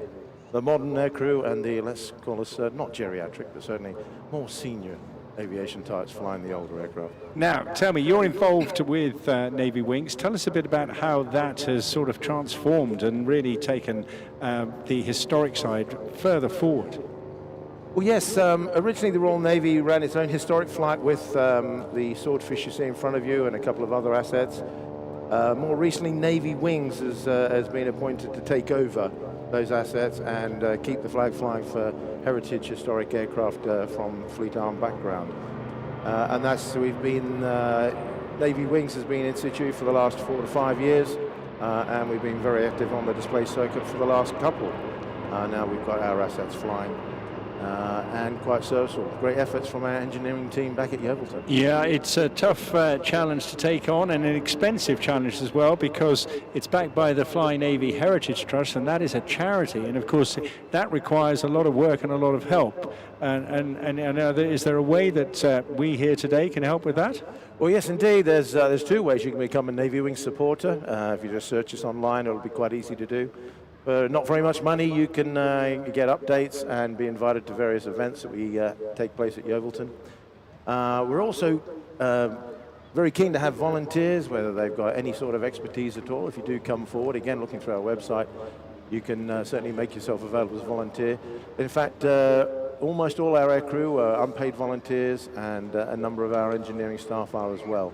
So we do rely on the charity of strangers, if I can put it that way, but you know, the money is never as available as all that. These are expensive assets to keep in the air. And is it still fnht.co.uk is where people need to, or have you got a new Navy Wings? I'd call it Navy Wings, just yeah, www.navywings. Okay, thanks for that.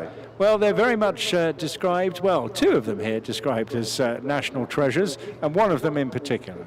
Oh, the Swordfish, yeah. It is just outstanding, isn't it? Not sure whether this is the break coming up. Let's just tune into the cockpit now.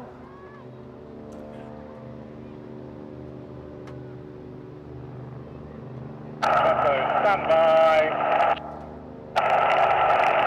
Break. And there we go. That sounds like my old chum Glenn Allison in the Swordfish. Lovely to see him back on the circuit as well. Joined today, I understand, by Amanda Davis, who it must be a relation. Yes, a very close relation, and my wife is in the back seat of the Swordfish, and she's warned me not to mention who she is, but I'm sorry she's done, darling. Yeah, while they're split and repositioning, we're going to go into individual displays now. A quick snapshot of your background in Royal Navy aviation. Okay, as we see the Wasp approaching, that's with Steve Daniels at the controls there, very experienced helicopter test pilot, and we're very lucky to have him as well. But on myself, I have to admit, I'm an Australian originally, so I was in the Australian Fleet Air Arm for quite a number of years and had the privilege of operating off our own little Australian carrier and fixed-wing aviation there. Transferred to the Royal Navy and went through the fast jet stream here, and many years flying Sea Harriers out of Yeovilton. In fact, I've been based at Yeovilton since 1988 and I've never left, so I think I'm the oldest incumbent there. Well, yeah, probably, and I reckon I'm a similar vintage at Middle Wallop, actually, with Army Aviation. Well, yeah, Steve, it's great to have him in the cockpit as well, hugely experienced guy, and the Wasp, the backbone of the Fleet Arm for many, many years, flying in the colours of HMS Aurora flight, was built in 1964, served various ships like, Nubian, Hecate, or is it Hecate? Hecate, that's right, Aurora, Ajax as well, and clearly involved in a number of different roles. Almost a multi-purpose aircraft, very similar to the Army Scout, the difference being that, of course, they're all Navy helicopters and have wheels to enable extra maneuverability around the flight decks, but both sporting the same bulbous fuselage, which is designed very much around being able to put a 6-foot stretcher across rather than lengthways through the fuselage. So, and at times, of course, these aircraft would be painted for use in the Casevac role.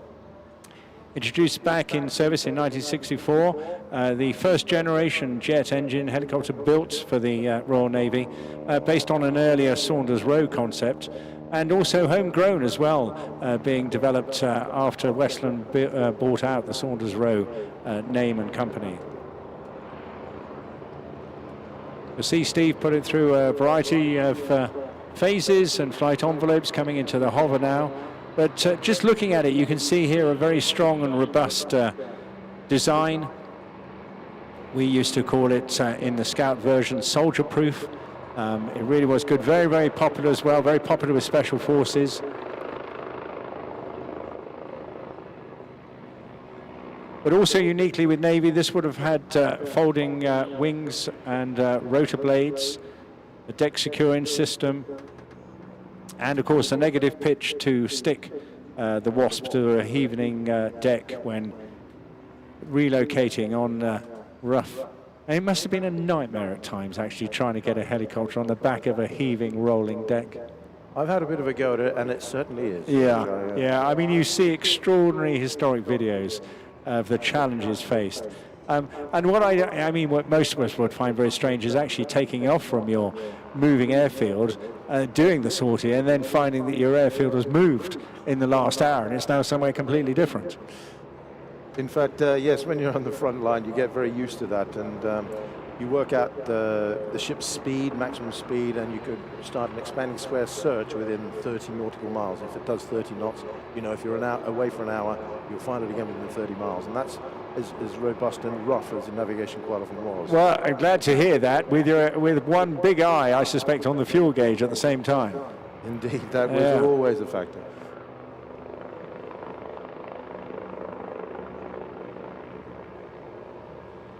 So one of the most famous exploits of the Wasp was, unsurprisingly, during the course of the Falklands conflict. And the Wasp was brought back into full operational service when that conflict broke out in 1982.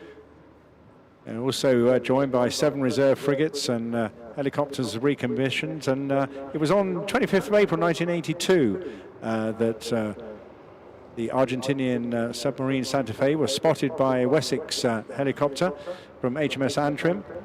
They attacked it with depth charges. Plymouth also launched a Westland Wasp, and Brilliant launched a Westland Lynx as well. The Lynx attacked with a Mark 46 torpedo, but it was the Wasp which really got in with the final hit, launching from HMS Endurance, firing an AS-12 anti-ship missile at the submarine. Got a direct hit, resulted in it being badly damaged, and I understand that that aided the ground operation then to continue unabated by taking over South Georgia. It must have been. Were you involved in the Falklands? I wasn't in that stage. I was in the Australian Navy, so I wasn't over here, but I've certainly heard plenty of stories from the exploits there. Yeah, I bet. In fact, the Navy Wings Wasp was involved in the Falklands campaign in the medevac role. And they did both. I know both Navy and Army, the Scout as well, performed spectacularly well in that role, whilst under fire at the same time, going in and out of the battle zone and bringing them back to the hospital ships. Steve, bringing it now towards the tail end of his individual display, and we'll give you a little nod. He'll be able to see you, so do you give him a wave as well, won't you, if you're down there on the beach?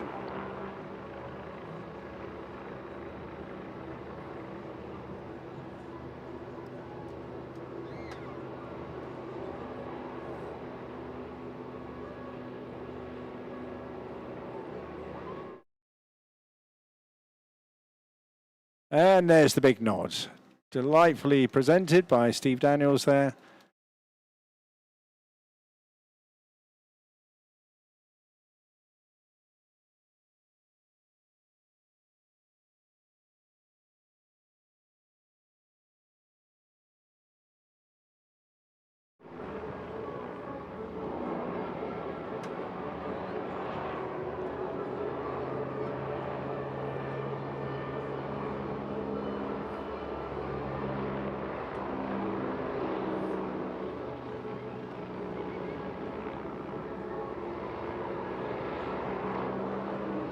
Lovely roar there coming from the mighty Nimbus engine, courtesy of Rolls-Royce. Very distinctive sound. You can hear that well in advance of the helicopter getting close. And as Steve departs off to the left-hand side, now keep your eyes open, look far to the right, and you see this wonderful, historic sight.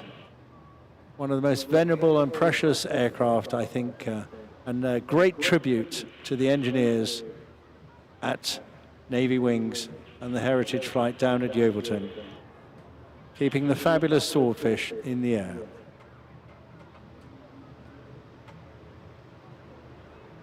Began as a private venture to replace a Greek Fairey aircraft, originally designated a TSR-1, a torpedo spotter reconnaissance aircraft. But after a bit of a design phase with the fitting of a Bristol Pegasus engine, and that is a huge beast at the front of that as well, isn't it? Indeed, all 750 horsepower. Yeah, it is quite an engine, and tricky. I mean, there are not many of those still in the air, but the TSR-2 version first flew in 1934, taken into service in 1936, and designated the Swordfish Mark I. And this is actually a Swordfish Mark I in front of us today, and the only one flying. In fact, it's the only Swordfish flying, and certainly the only Mark I Swordfish. There's another few in restoration at the moment, but we won't see them for a couple of years yet. So oh, right. I was going to ask. All right, okay. I mean, you've got a hell of a stable of aircraft at Yeovilton, haven't you? We do have great diverse types of aircraft, from ranging from we're restoring a Jet Seahawk. Yeah. Obviously, we have a helicopter, the Wasp, and quite a variety of things that we display every year. And another Fury? We got a Fury, and in fact, it's a red letter day for us today. Our Fury doesn't have an engine until this morning. It arrived in the crate this morning. Well, that is great news. Wouldn't that be just great to see that back on the road as well? Well, despite the Swordfish being pretty much regarded as obsolete by the start of the Second World War, actually, it was amazing how useful it became, and gave considerable service. It earned its nickname of the string bag because of the colloquial version of the various shopping bags it could carry, such as the 1,600-pound torpedo that you can see there, and a variety of depth charges, bombs, mines, rockets and flares as well. That Pegasus engine we refer to was the cutting edge of technology back in 1934, but only managed to propel it at around 90 knots. So it's a stately machine, but it can keep going for quite a while. It's got long legs, hasn't it? Indeed, with a full tank of petrol, you could be going for over 5 hours if your body can take it, because it's quite a visceral experience in the cockpit. Very windy and quite cold. Yep, so absolutely. And of course, when heavily laden, would it be even slower? There was a crew of 3, and you're talking about how difficult it is. Yes, there were no comforts, no heater, and no shelter. And they just had to take what was in front of them. And only the pilot had a seat. The of course, crewmen had to stand up. Yes. However, you'll see here Glenn showing you just how manoeuvrable it is, and of course the aircraft also sporting as a tribute this year to the 80th anniversary of D-Day. Had folding wings as well to ensure it took up minimum space on the ship, and the undercarriage designed to accept the firm landing you would expect on a bobbing, heaving flight deck as well. Also would be provided with an arrestor hook to enjoy shorter landings and catching the wire on the deck. Would this one have ever been fitted with those Raytog rockets which we used to try and get it off the deck faster? Not this one, because that would certainly have burnt the fuselage a bit too badly. And in fact, an interesting fact, the only difference between the Mark I and the Mark II Swordfish is that the underwing on the Mark II Swordfish is metallized. Right. Because they found that if they shot rockets off, a Mark 1, it would burn holes in the fabric. So. Very sensible conversion job, very sensible indeed. Well, we mentioned the others. The observer navigated from the center cockpit using a stopwatch, compass, and quite a lot of intuition, as you described there, working your mental maths out. And the telegraphist air gunner sat, well, he didn't sit, he stood up facing the aft, didn't he? Because up there on the deck would have been a .303 Lewis gun, whilst operating the radio at the same time as well. I was just going to say, coming through now, very stately fly past. Great chance for Glenn to say hi to you with a wave, and do please give him a wave back. And hoping Mandy in the back cockpit is saluting, she's been asked to. See if he can spy her salute. It's just the most extraordinary sight, and what they went into, I mean, extraordinary operations. Taranto, of course, being one of the most famous, when 21 Swordfish pretty much bottled the Italian battle fleet, stopped them taking part in the war. Quite extraordinary. But other such notable occasions, such as chasing down the Bismarck, which ended when a Swordfish put a torpedo through the steering gear. And then in February 1942, 6 Swordfish attempted to stop the Prince Eugen, the Scharnhorst and the Gneisenau from moving up the English Channel, known as the Channel Dash. And they scored quite a number of commemorations and awards, the crews of Swordfish.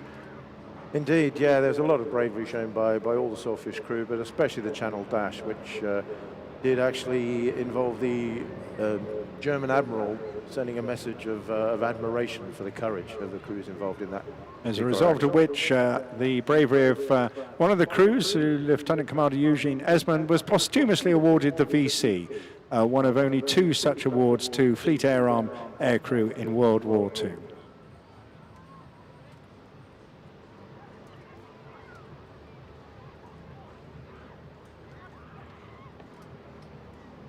Probably the most important role they played, however, was that in the protection of the Atlantic and the Arctic convoys. Here's a wing waggle from Glenn now. Great chance to bid you farewell to this venerable and outstanding and hugely precious and important artifact, the Swordfish.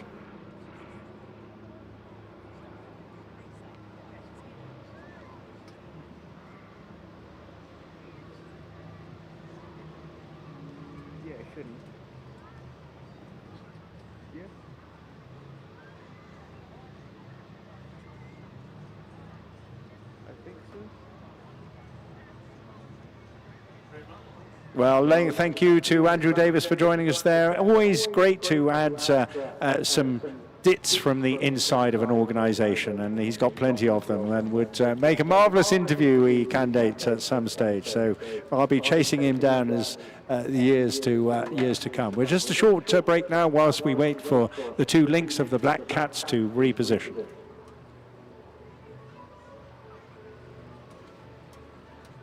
And as we await the arrival, let's go through some green and safety messages for you. Remember, it is fairly hot out there, and we have lots of reusable water bottles in use this weekend, which is great. You can refill them all from taps along the seafront, and just download our refill app to find out where those taps are located. As you are experiencing, this is Britain's best beach resort, and it's looking fantastic thanks to the hard work of the entire seafront team.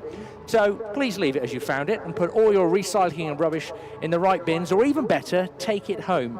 If our bins are full, don't leave it here, just take it home. The only thing we want you to leave here is your footprints. And remember, no barbecues allowed on the site, with the exception of the beach after 6 o'clock, and they must be, of course, disposed of correctly. Hey Andy, look what's coming in from the left-hand side. Yes, ladies and gentlemen, boys and girls, second day at Bournemouth Air Festival, a huge welcome to the Black Cats.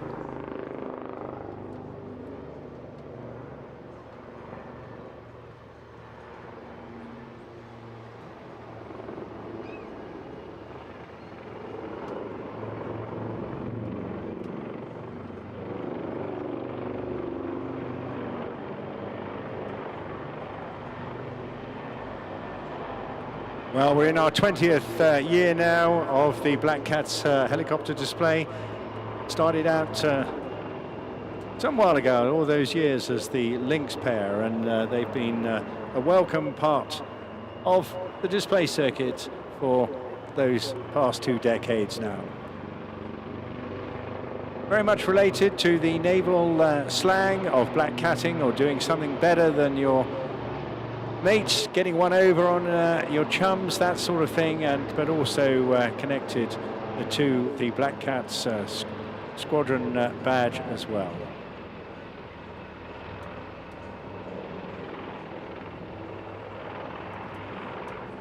Wildcat is what is referred to as HMA, a helicopter maritime attack helicopter based at the air station at Yeovilton.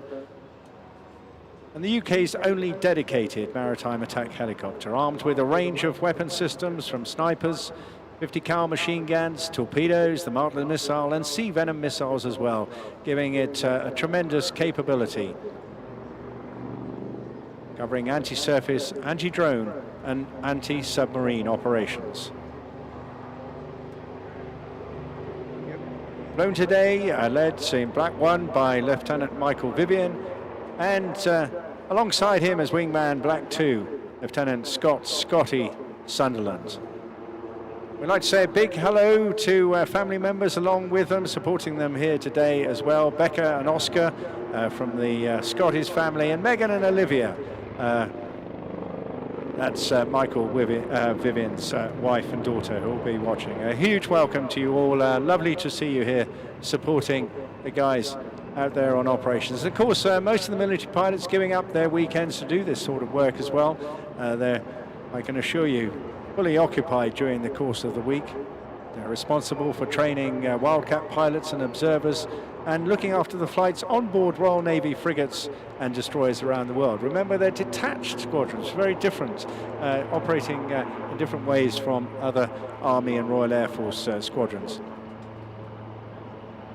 The whole thing comprising 825 Naval Air Squadron alongside 815 Naval Air Squadron, but also Wildcat simulators and headquarters, engineers and aircraft, supporting the full Royal Navy Wildcat operation at home and anywhere else in the world.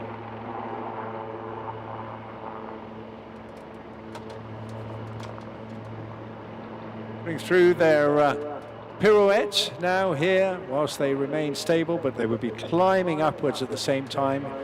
Again, all these professionals making it look so straightforward and simple, but actually tricky maneuver this. Luckily, no strong winds to upset them today, though. Scotty joined the Navy in 2010, direct entry, had all sorts of experience in the Middle East and as a pilot on HMS Dragon. He was involved in seizing more than £145 million worth of drugs, a record for a UK warship.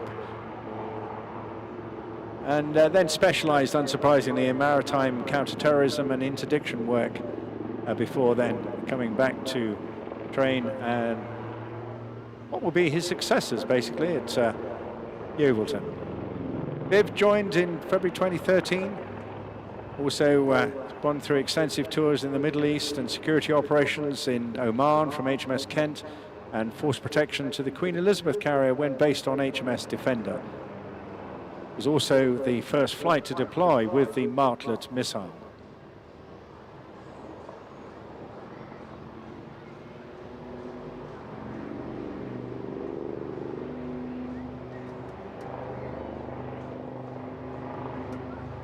Coming in now for the,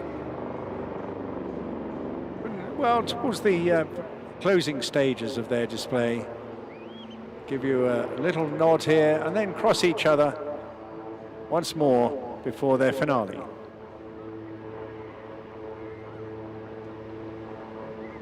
And there they go.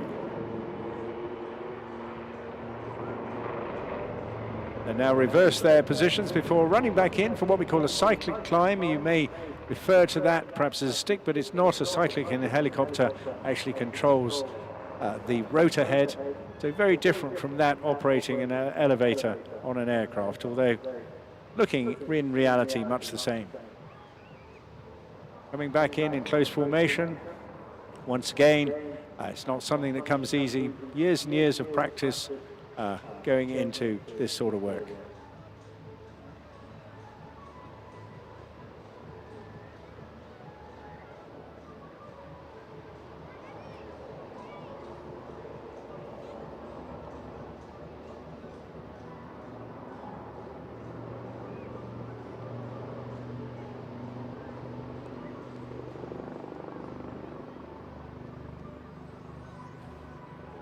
So here we go, final pass now from the Black Cats. We'll be braking very, very shortly. Give them a massive wave send-off from this fabulous Bournemouth Air Festival here as we all hop around in the hornpipe. Fantastic stuff from our wonderful Royal Navy. And George, isn't it good to see them displaying as a two-ship again here in Bournemouth? That's really good. Yes, because sadly they started off this year with only one, and it's just whilst that's okay, it's impressive to see, and the manoeuvrability actually pairs work. I just find satisfying not only just to fly but also to watch. You know, it's the coordination that goes with it, and of course the impression aesthetically of seeing that, well, like the pirouette, for example, and now this final crossover. Absolutely terrific stuff, and the blade slap. I know the Chinook aficionados out there will be missing their massive blade slap, but you get it on these, I nearly refer to them as links. And of course, they look and feel like a lynx, but they're not at all. A significant number of changes on these aircraft. Well, that's a wrap for the first half. You're getting a little bit peckish? I am indeed, and certainly need a top-up of tea and tiffin. Well, you're in luck because obviously, as the UK's premier seaside resort, there's a great selection of food and drink. From your traditional beach snacks, your nachos, your pizza, we have curry, delicious Thai, grill food, all complemented with refreshing beverages from one of our many bars across the site. I'll talk you through those. On Zone 1, we have the Sandbar. Zone 3, which is the cocktail bar by the East Cliff Zigzag. In Zone 4, which of course is the Lower Gardens, we have the Bootleg Bar and Sunset Beach. Zone 6, which is the Overcliff. You can't miss it. It's a big red bus. It's called the Hop On In Bar. And of course, if you are down on the beach in Zone 2, please do try the delights of El Marino's pizzas. They are absolutely gorgeous. So yeah, let's take a break. George, what are you on for? Pizza and a cup of tea? Yeah, well, I don't need a pizza, but certainly a cup of tea would go down well. Well, right now, we're just taking a short break for about 20 minutes, and we'll leave you in the hands of Hot Radio.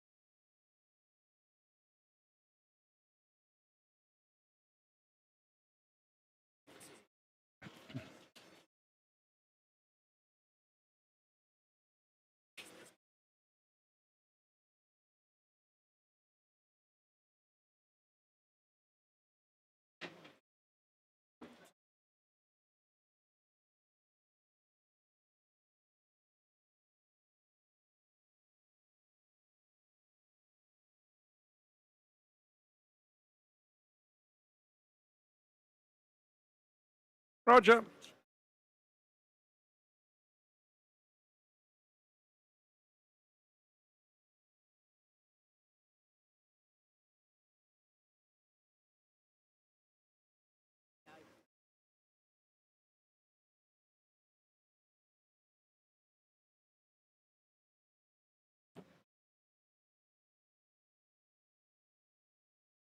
Thank you so much from Hot Radio there for bridging the gap. Yes, we've enjoyed a good cup of tea ourselves. Lots more action coming your way now. And yes, it is time for a few more warbirds with this familiar sound. Really interesting section we're coming up with now with a unique battle formation starting in a couple of minutes' time. That'll be followed by the Starlings, then the extraordinary antics of Richard Goodwin in his J-Pit pit special, which is quite astonishing. Now, we're just docking our police drone as well, and that is because we're about to start flying. So if any of you spotted that, it had nothing to do with anybody other than the police. So please bear that in mind. If you decide to get something out, you will be arrested very, very sharply. Moving on, we're also in this section going to see the Gazelle Squadron. 4 different Gazelles flown by a lot of ex-military pilots. Some of them unsurprisingly known by me from the Army Air Corps. And it is also Foon time in this section as well, with the mighty Turbo in the Typhoon. But we've got so many warbirds. I think we've got a total of 3 Spitfires, 1 Hurricane, 4 Gazelles, a Typhoon, a pit special, and 2 extra 300s. That's quite a package. If you're looking for iconic aircraft, this afternoon, Bournemouth ticks every single box, doesn't it? Absolutely stunning. So, a couple of minutes to go before we see these guys. Time now to start thinking about getting back in position, sorting out all the antics, whatever you have, your children, of course, making sure they're being looked after. Just warming up a bit now, and it was really spookily hazy earlier on, but that sun's still strong, so keep a good hold of them. Keep a hold of all your belongings as well, just to avoid any unnecessary concern. If you have any concerns, just speak to any of the friendly stewards around the site and the police as well, all here to help you have a great afternoon and stretch it out too. It's a busy day today, much busier than yesterday. Just make the use of what's on around, such as, Andy. There is a lot going on. This evening, of course, well, down in the lower gardens at 6:20.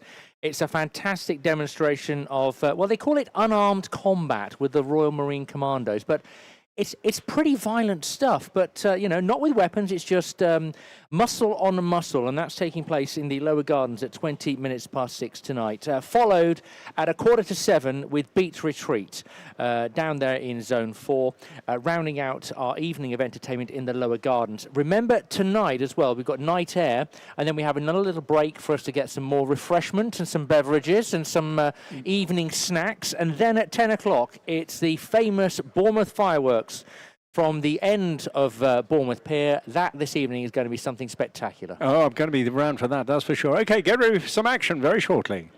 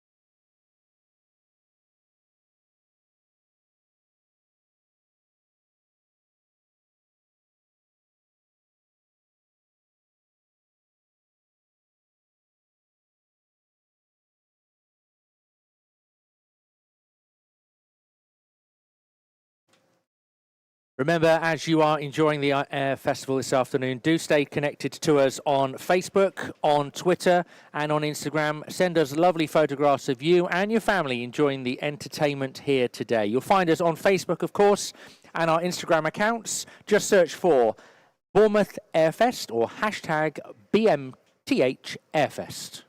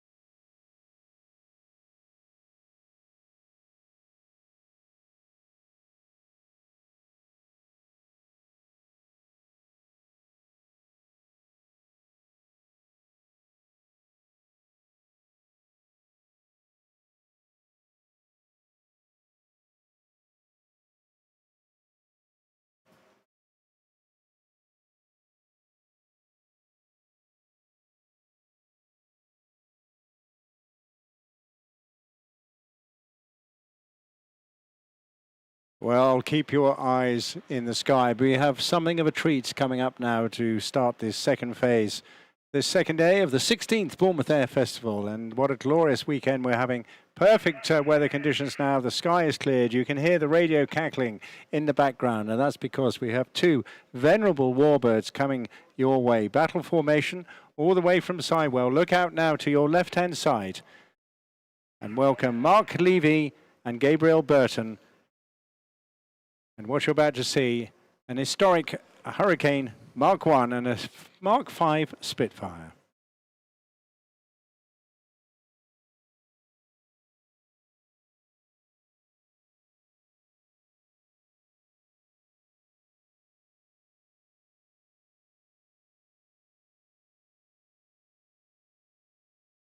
And what a sight that is. Absolutely wonderful.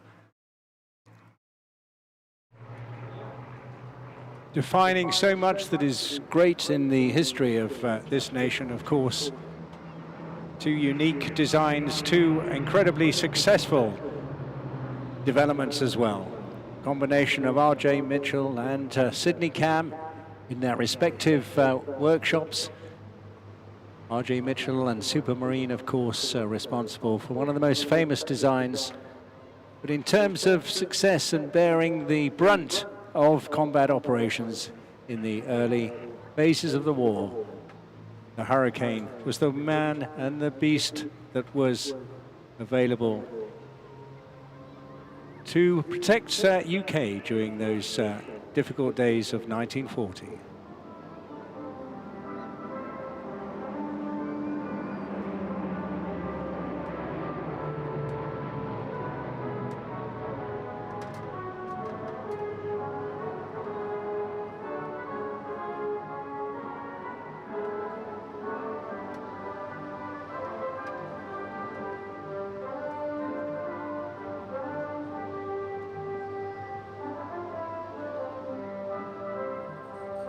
Both incredible success stories. The Spitfire produced well in excess of 20,000, developed from mid-1930s onwards, entering Royal Air Force service in 1938. But only just ahead of that, but all importantly, Sidney Cam, of course, commenced the design work for the Hurricane in 1934, and that was at the forefront of Britain's defence in 1940 and played a major part in achieving the victory right through till 1945.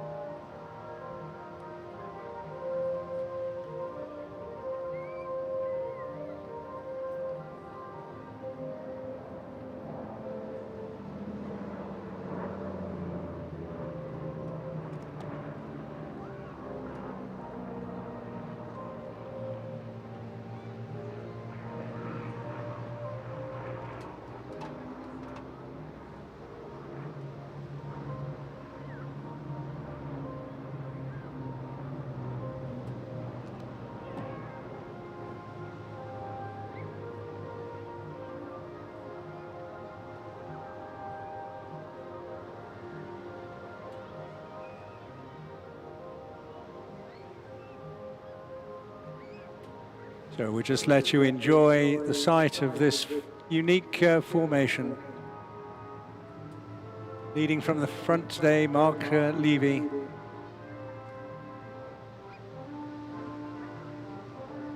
And we'll just see a continuation of this pairs formation then.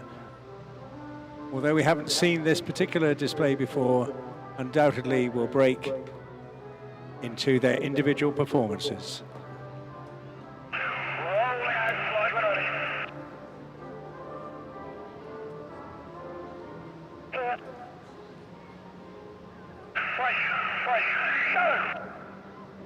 And there we have it.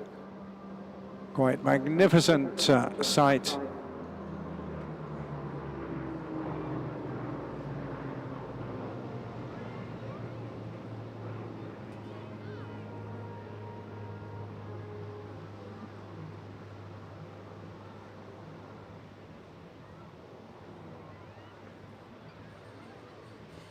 Whilst Mark eases out to the right-hand side, chance for Gabriel now to pitch in, coming in, using that height, using that energy to build up some speed.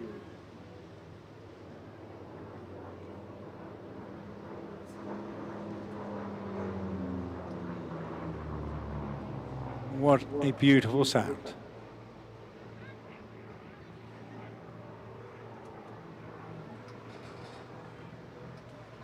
Such a beautiful silhouette in the sky across Poole Bay, isn't it, Georgia? Few aircraft gaining legendary status, but the Spitfire, of course, is one of the most iconic aircraft ever built, thanks to the few who flew the aircraft during the Battle of Britain and successfully defended Great Britain against the numerically superior Luftwaffe.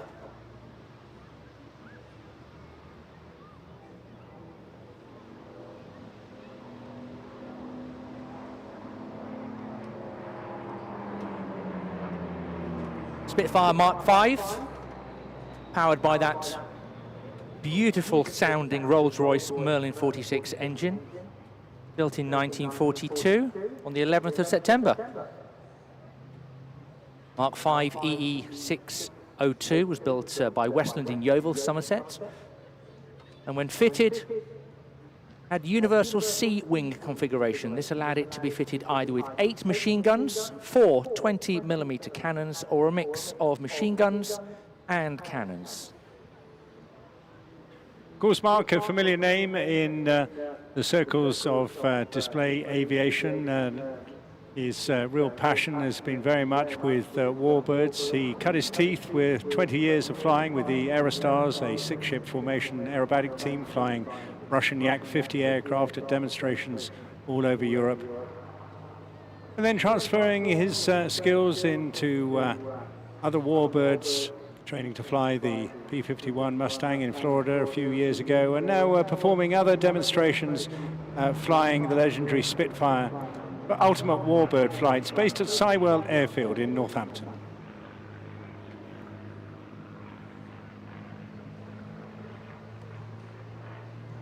As we said, that Rolls-Royce Merlin 46 engine produces 1,400 brake horsepower at 3,000 RPM, giving a 16 pound per square inch boost at 14,000 feet. Really incredible for 1942.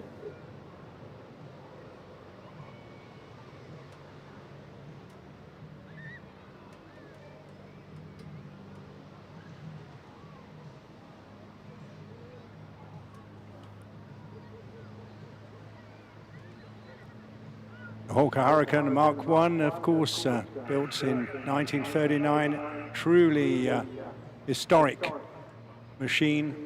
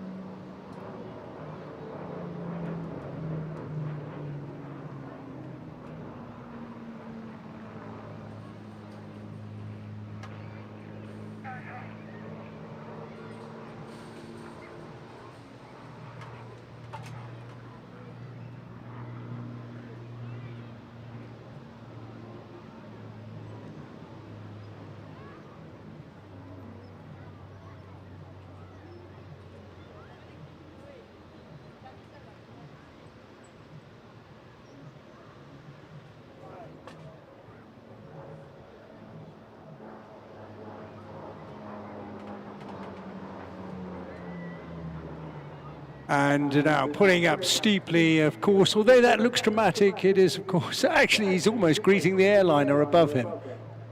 Quite terrific stuff indeed. Taking the skies and capturing our imagination for the phenomenal success.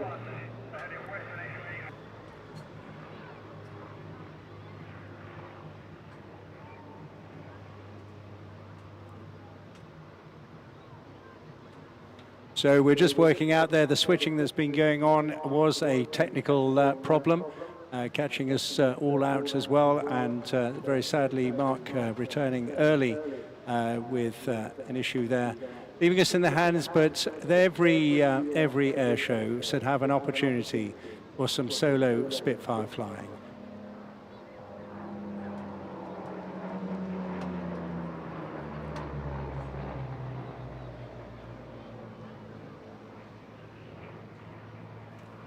EE602 flying for us today, started out with 66 Squadron, which was the second Spitfire squadron to come into existence and fought in the Battle of Britain. He then went to 129 Squadron in recognition of the large sums of money that the Indian government raised through the sale of war bonds. Some squadrons were then named after Indian provinces, and 129 was named Mysore Squadron. Its final squadron was 453 for the Royal Australian Air Force. Flying today, Gabriel Barton, soloed very early on, gliding at the age of 16, PPL at 17.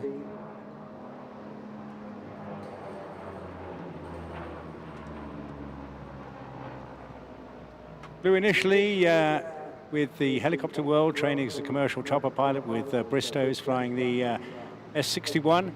Initially on the oil rigs work, and then moving on to search and rescue operations. Another switch took him back to fixed-wing flying, joining the airline Go as the first officer back in the 1990s. Then moved into EasyJet. But undoubtedly some of his most satisfying work, that being the HEMS emergency rescue pilot, presently operating for the London Air Ambulance. But also happened to be an Aerostars team member for many years as well, and also owns his own pitch special. Married to Kate, lives in Norfolk, and a real pleasure to see him airborne here today.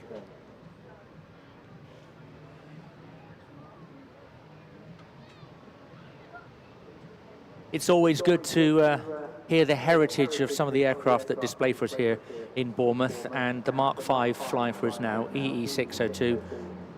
Let me give you some pedigree of this beautiful aircraft. Completed over 100 missions, including escorting the Flying Fortress Memphis Belle back to the English coast after her now famous 25th mission with the 129 Squadron, until of course she was damaged in a taxiing incident and taken off charge.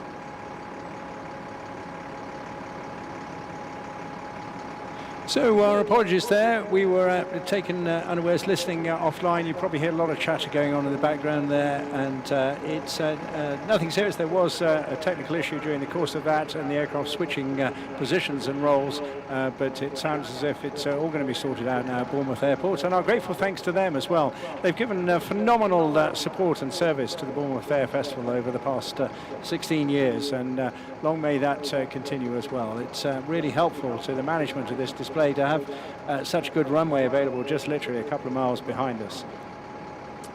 A huge welcome once again to all those out on the boats today. Hope you are enjoying the transmission coming over on FM as well. You're very welcome, and do please stay to the evening as well. I had some great shots from some various owners and operators out on the ocean last night who stayed for night air. Well worth it. Did they supply you with any G&T? No, but it was definitely was a boat with a fair amount on board, I reckon. Okay, well, something, again, once again, very different coming up. It's a bit more of a rip-roaring exercise, a bit more punchy formation pairs work as well, this time in the hands of the Starlings, and flying their superb extra ENG aircraft. We hear them checking in. We're not sure quite yet whether they've been given clearance to display. But just a reminder, coming off after that is Richard Goodwin in the pit special. That, of course, now re-engineered and re-engined with a pair of little 300 horsepower jet engines. I say little, you'll be amazed at the performance that he gets. And then we don't get to see the Gazelles too often. But here, from the left-hand side, please welcome Tom Cassels and Michael Picking, the Starlings.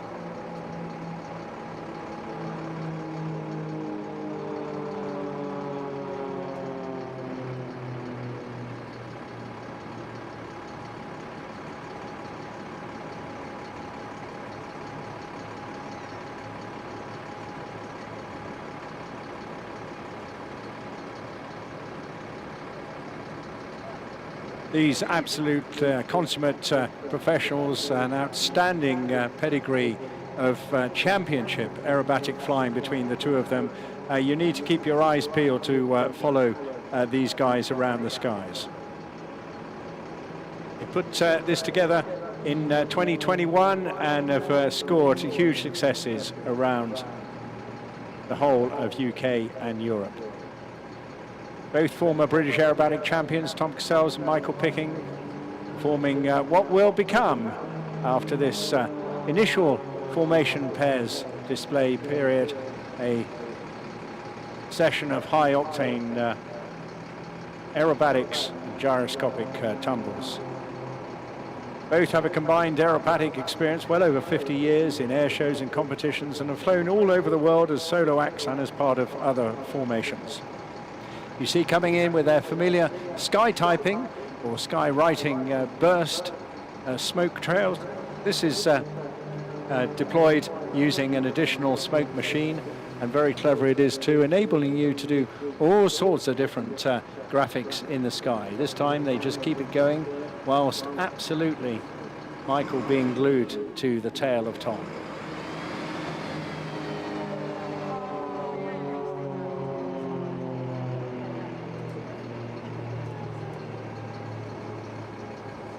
But this first half is essentially a demonstration of formation aerobatics, opposition maneuvers, and some great photographic opportunities.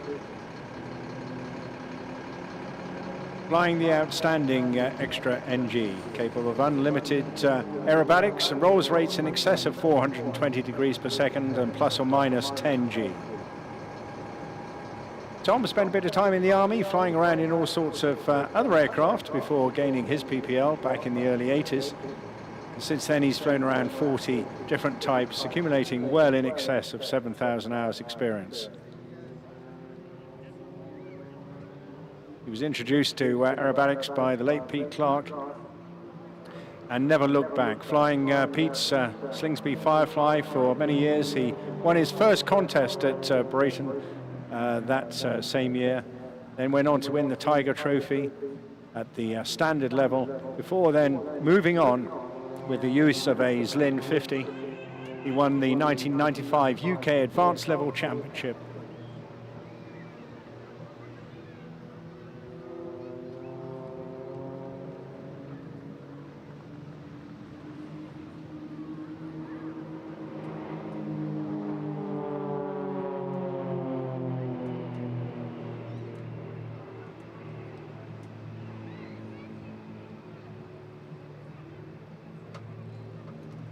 The Extra NG, the latest and one of the most modern purpose design-built aircraft for unlimited aerobatics, coming out of the hugely successful stable of Extra Aircraft Company in Germany under the guise of Walter Extra, who first designed the 300 back in 1987.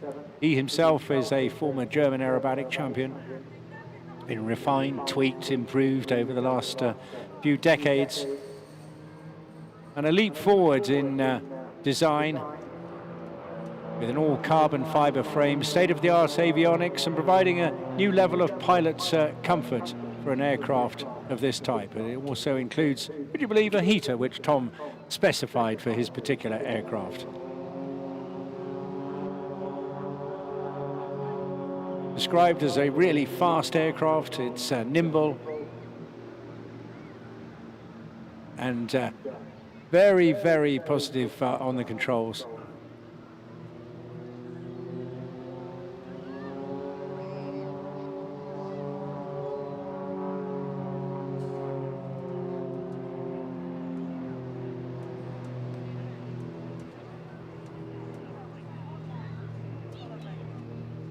Two seats, of course, you can go flying in these aircraft. Many schools and display pilots in the spare time, giving passenger opportunities. But you can cruise around about 200 knots, which is pretty slick. Got a max speed of 220, powered by a Lycoming A10 580 engine. Again, very popular, very rugged, and reliable power plant.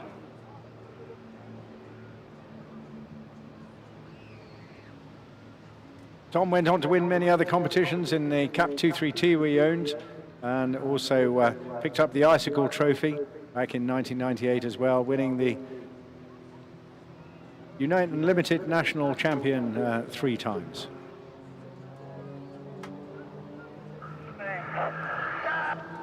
And there's Tom just calling the break.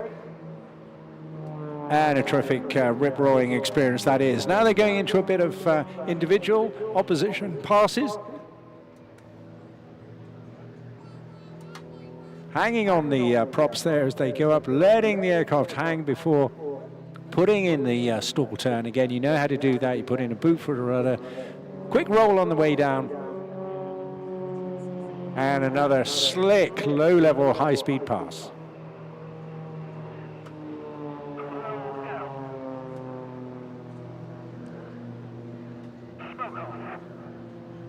Once again, this time pulling it over their backs rather than let the weight of the engine drop in front of them, always maintaining full control at all stages.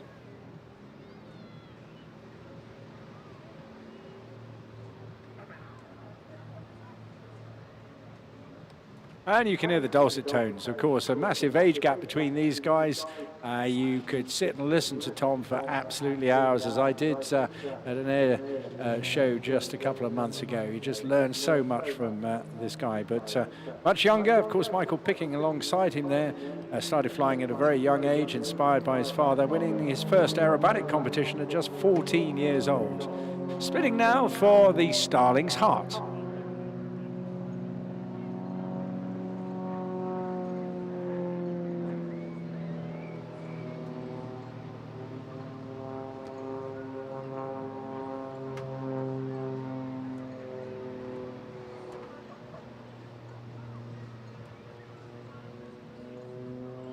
Now you get the chance to see what these aircraft are really made of, as they get the chance to show you how they became the champions they are.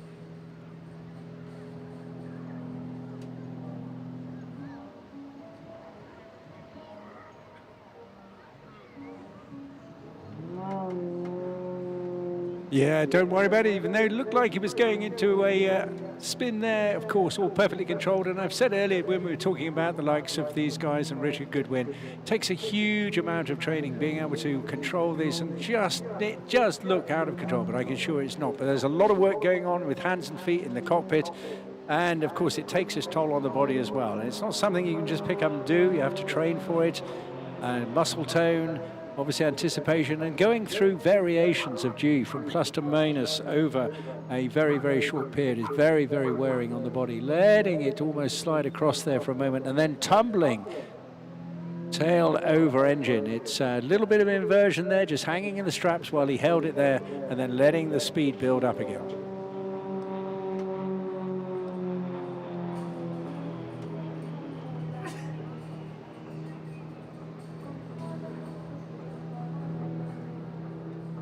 Little bit of drift, little bit of slide, flattening it out there, letting it into the spin, controlling it again, down and down and down. Absolutely no issue at all for these guys. There's a good opportunity, just noting the rate of roll that he gets out of that machine.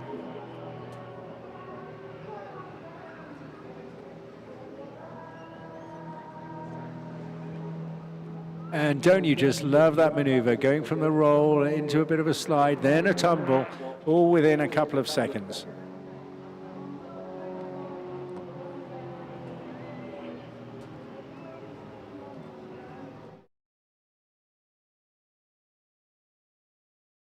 Not the sort of thing you want to rush if you're not used to this sort of work. You can imagine what it's like spinning around on maximum spin dry. Just effortless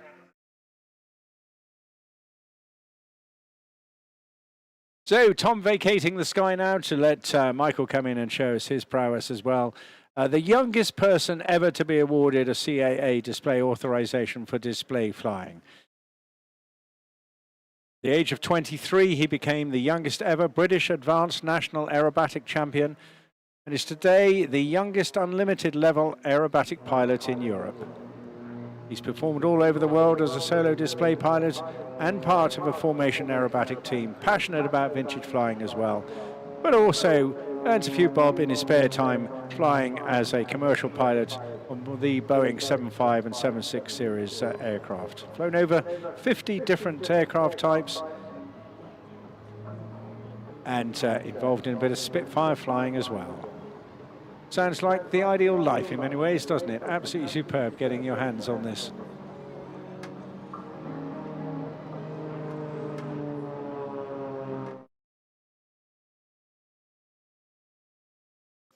Great smoke system, that. It's really unique. You should see it when they're getting out in a team, literally doing a bit of what we call sky writing.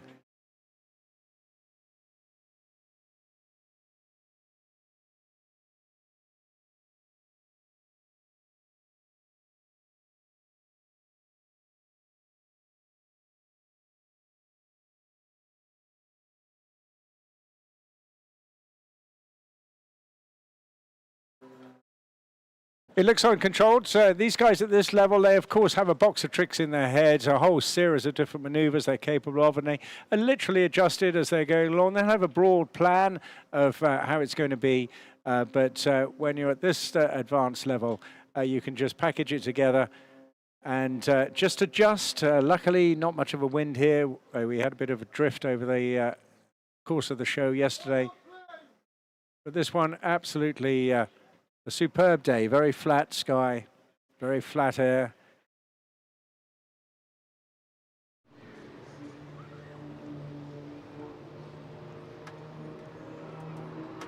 I know that snap, that G command, that is really harsh, but it looks quite benign, doesn't it? But I can assure you the forces going on in inside the aircraft and what it's feeling like is a lot of stresses and strains.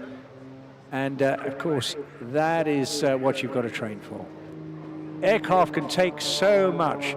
It's the body that needs to work hard.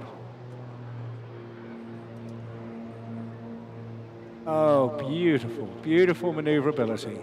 Driving it in, it's squaring off the top of that climb. And that is Michael just taking a break now, just to pair back up with Tom, and for another little unique maneuver coming up. Keep your eyes on this now as they come back together.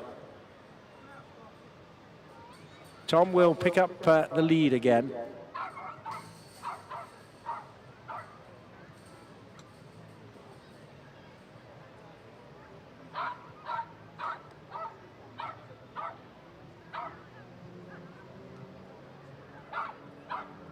And you can hear him chatting, rolling now. Tom takes up the inverted position. He's going to fly all the way down the fly line, hanging in his straps, whilst Michael tacks in really tight behind him.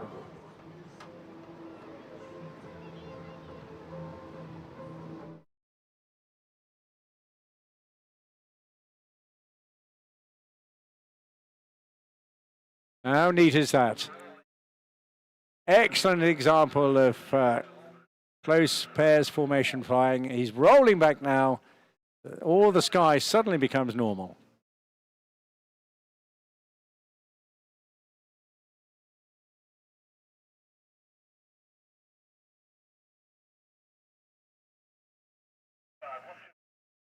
And that is the Starlings signing off. No chance for another flyby, sadly. They're off back to Bournemouth to make way for the extraordinary and ever effervescent Richard Goodwin. So that aircraft, George, it's got a limitation on G of either plus or negative 10 G. You touched on it a little bit earlier, but explain to those people that don't know exactly what G is. Well, right now, we're all weighing 1 G, whether you're sitting, walking, just standing up, that sort of thing. But if you imagine exerting a force directly through your head down to your feet and increasing that by, first of all, twice your body weight, 3 times your body weight. It's very, very difficult to compress yourself on the Earth. So somehow that force has got to be absorbed, and you absorb it in your body. You can stress and strain, but the danger of positive G, if you pull too hard, is one, that you get all the blood will drain from your upper torso and your brain, and you can possibly grey out, then black out. You know, it's very, very uncomfortable. So you train for it. So most guys are good up to 6, around about 7. Going to 10, and don't forget, these guys have no G suppression equipment, no mitigation like Turbo has in the Typhoon, for example. Negative, though, you can't really mitigate it, but other than just training to accept it and bear the pain, because the blood's going the other way, pushes up into your head, and again, the force is equivalent to the amount of energy that you're turning the aircraft and the speed you're flying at the same time, that the G force will increase or decrease. You can release the load really quickly just by releasing the pressure on the stick. But either way, it can be very unpleasant, is the message. And but it looks fantastic, and we're going to get a wonderful display of someone that knows how to deal with G very soon, aren't we? And right now, I'm going to ask you to let this young man come in who's joining us, who is the engineering manager for Richard Goodwin. Now, if you look up high on the right-hand side, I see a little aircraft just about to come in and join us.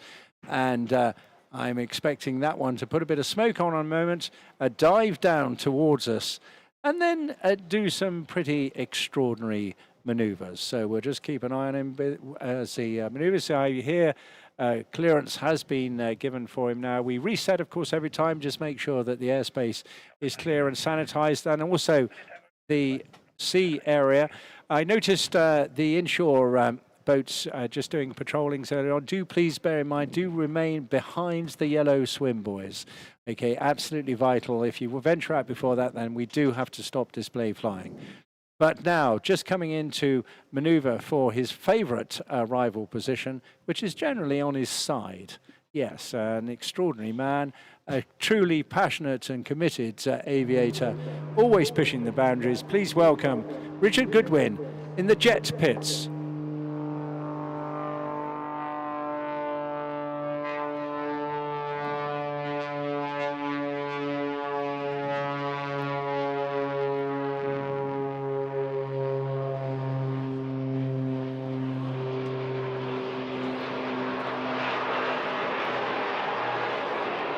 Yeah, that's his trademark, the knife edge arrival, using a bit of the fuselage there to assist him. And now you hear that distinctive sound cut in, which he's done straight away.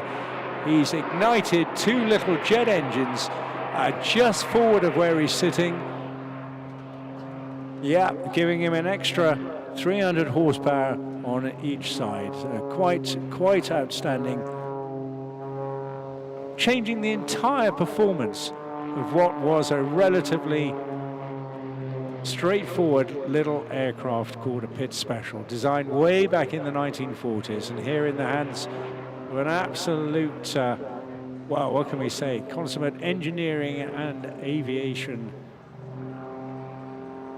passionate man with DNA of display flying in his blood. His father was a very famous hunter display pilot. Richard joined the Air Force, went on to be a tornado pilot for many years, and although flying commercially, actually his love is to be in the hangar, finding ways to upgrade and improve not only his flying skills, but the aircraft he flies. And alongside me, I've got his chief engineer, as Richard decides to go inverted for a little while. Colin, tell me a little bit more about this extraordinary aircraft.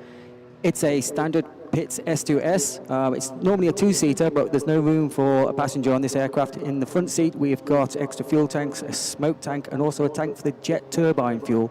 And then indeed, there are 2 jet turbines, AMT turbine engines, giving 350 pounds of thrust each. And with the combined thrust from the propeller engine, we have more thrust than the aircraft weighs.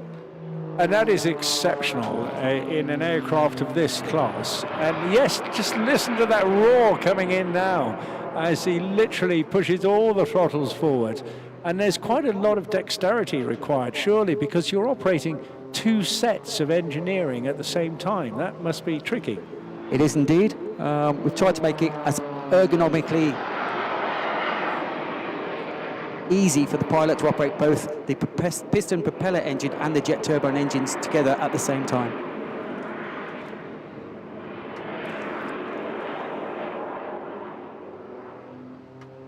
just earlier, we actually have to ratchet strap Richard into the aircraft. Normal harnesses aren't sufficient. We actually use 2 lorry-type ratchet straps to ratchet Richard to the aircraft so he can remain held into the aircraft to do these maneuvers and hold the control while it's upside down as well.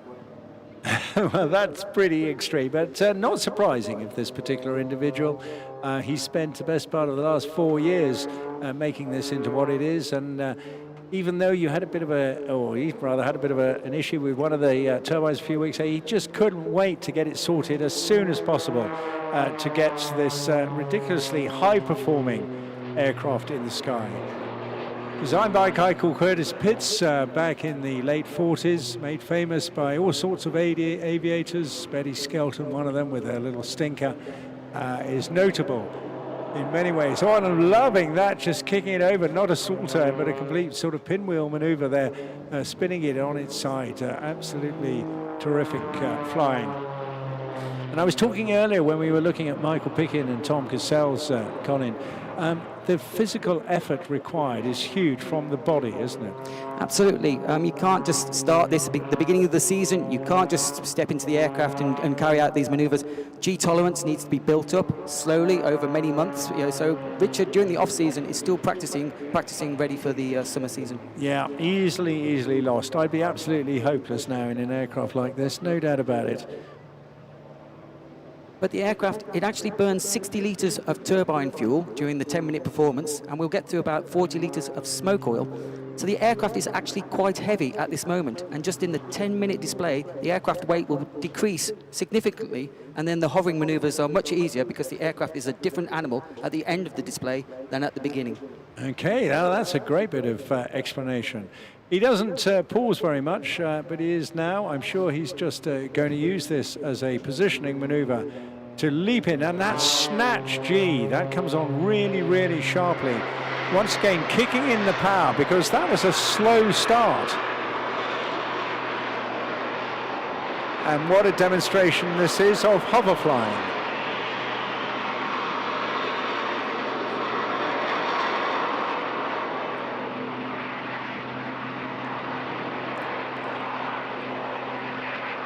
Absolutely extraordinary.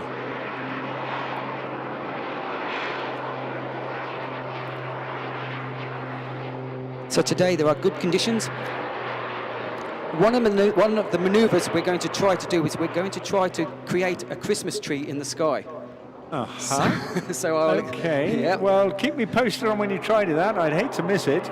But once again here, he's just letting the gyroscopic effects of the propeller take over his flight whilst keeping it in the hover. Isn't that it? And just that little drop of smoke there, just proving that he is staying pretty central in that position as well. Really unique. So the aircraft is not a helicopter. It doesn't have a tail rotor. So when he's actually in a pure hover, the piston engine, the torque from the rotation of the piston engine, it actually tries to turn the fuselage in the opposite direction to the piston engine propeller, and that's why it rotates in the sky. Wow. What a bag of tricks to have in your lap, eh, when you get airborne on this and just slip sliding through the sky. Absolutely phenomenal. I mean, we see people do so many of the standard maneuvers like the Lomtravacs and roulades and so on and so forth. No, I'm talking about how we describe some of these maneuvers, but having this extra power, we can keep the maneuvers going for so much longer. Indeed, many aircraft can do aerobatic maneuvers in descent. Richard can do aerobatic maneuvers in ascent. Yeah, you need a lot of energy to get up there, but when you've got those 2 little jets on the side, well, you just keep going upwards. Fantastic stuff. But this aircraft is brought to you, the crowds here today. We wanted to bring something unique, something that the crowds and audience deserve to see, which have not been seen before. So Richard spent 4 years developing this absolutely unique aircraft for the audiences here to see today. Now, I think another little shout out for Eddie Forrester is due as well. I gather he's been assisting Richard this season with through his company Aerobites. Absolutely. Yep. You know, without Aerobites, we could not do the display because it's a very expensive aircraft to operate. So thanks once again to Eddie there. He's the man that brought us the Draken and the Viggen.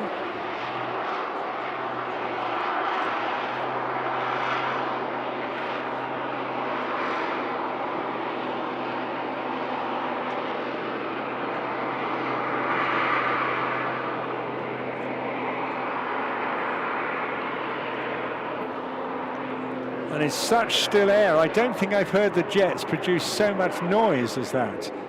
Indeed. It's, as I said, it's a very complex aircraft. There's 3 tanks on board. There's a tank for the avgas, for the petrol engine, driving the propeller.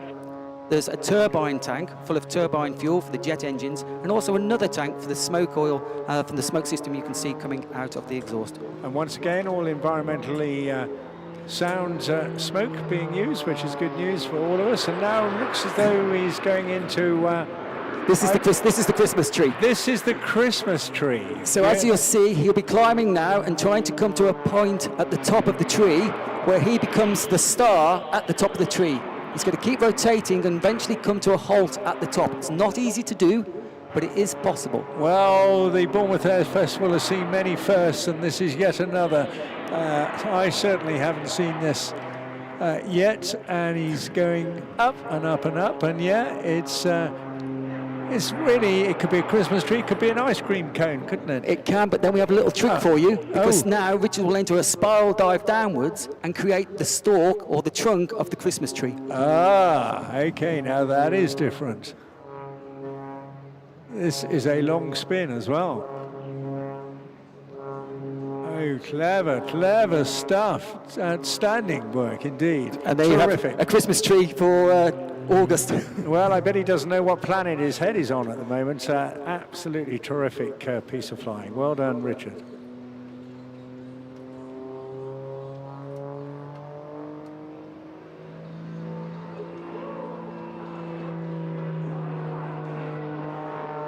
Hanging in the straps, pushing a little bit, and there he goes. That's when the pain comes in. But quickly getting back a bit of positive G as well. So that blood flow going, doesn't know where to go in his body through maneuvers like that. Stunning stuff.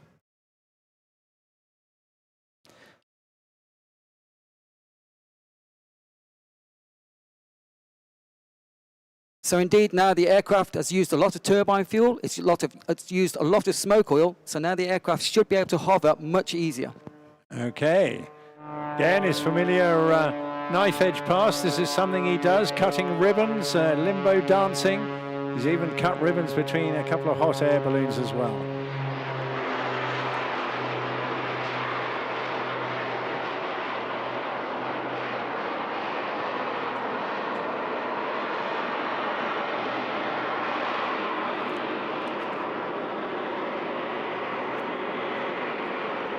And as it comes to a halt, you can see that rotation, which is not possible to stop because this aircraft does not have a tail rotor. Absolutely stunning stuff.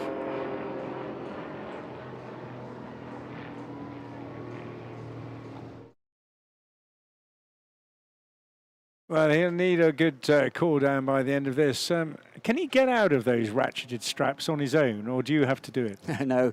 Or one slight pull. The aircraft is fitted with parachute and so on and an injectable canopy, so if he wants to get out, he can get out. Yeah. Well, that's good to know.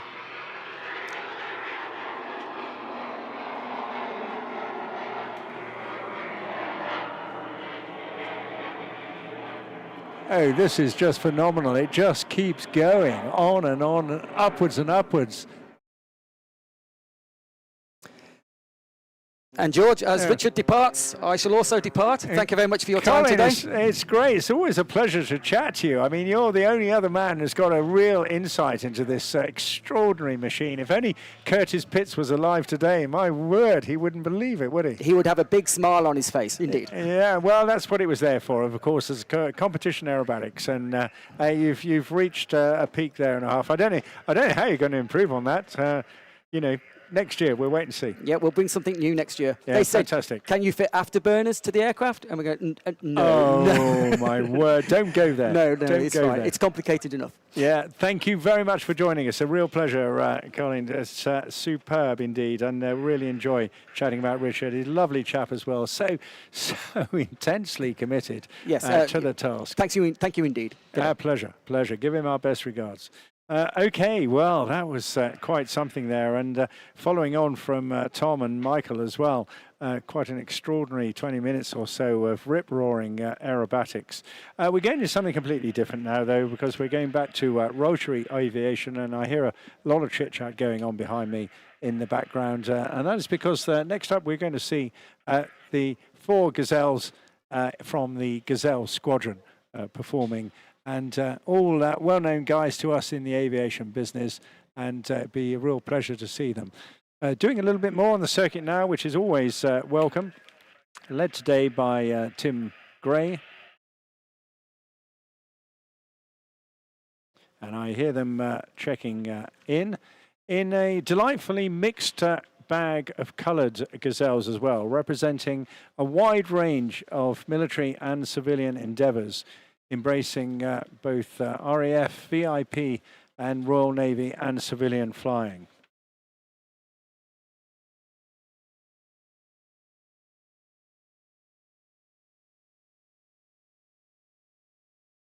So we're just waiting for clearances to be given.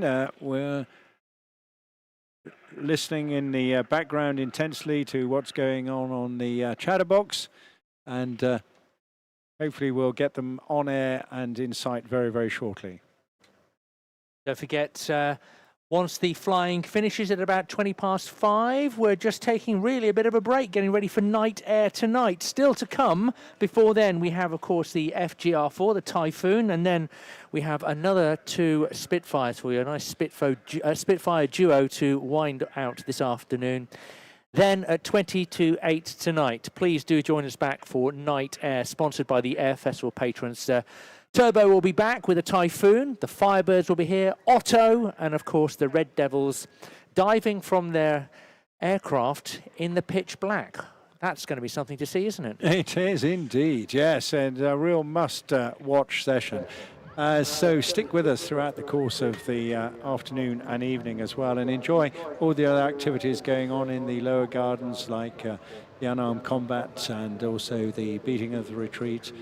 And just a great evening to be chilled out on the Bournemouth seafront, one of the best venues in the country. So keep your eyes peeled now over towards the left-hand side, and there they go, or here they come, I should say, the wonderful Gazelle Squadron.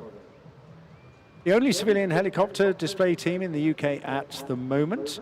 Remember, the entrance on civilian, these are not, they are ex-military helicopters, but they're all registered on the G register and operated by volunteer pilots, all of whom are ex-military pilots as well. Back presenting a 4 aircraft display, which is really good news. They spent many years doing pairs formation work, bringing you back memories for those perhaps who remember the Royal Navy Sharks and the Army Air Corps Blue Eagles. Lights coming on now, just as their arrival feature. You'll see those if you're near the middle, and you can see the differences in colours between all these aircraft.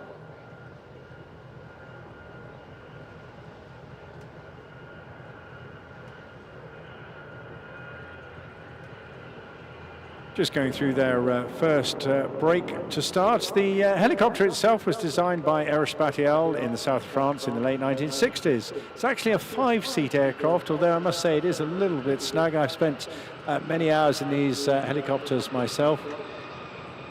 Used by all 3 services for pilot training, battlefield observation, light transport, reconnaissance, and in the case of the British Army, also used as air observation post. That was an operation directing artillery fire onto enemy positions. Got a distinctive sound and a distinctive design as well, because the Gazelle was the first helicopter to feature that distinctive ducted fantail rotor, and that's known as the fenestron. And the linguistics, or the linguists amongst you may well recognise that as, Andy? French. For window, based on the term fenêtre. So there you go. Gazelle, it's a sporty aircraft actually, really, really nice little sports car actually in the rotary world, very nimble, very agile, and fun to fly, good visibility as well. Max speed of 160 miles an hour. Well, that's what you'd fly around in cruising. You can get it up to 193, but you rarely go that way. But it still holds the record as the fastest single-engined helicopter manufactured to date. Of course, the Lynx twin-engine has the fastest speed. And design-wise, George, what's the benefit to that fenestron tail? I'll come back to that in a few moments. It's a neat design. One of the biggest things, of course, is safety.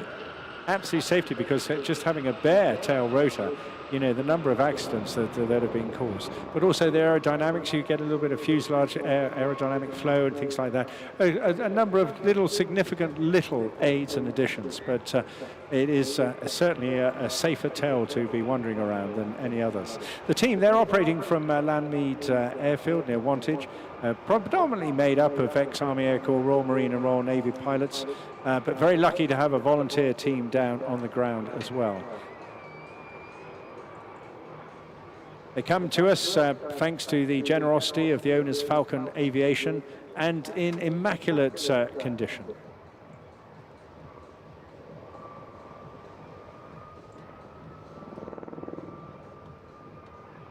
Alongside Tim, we've got Andrew Foxley. He's in the red and white Royal Air Force aircraft.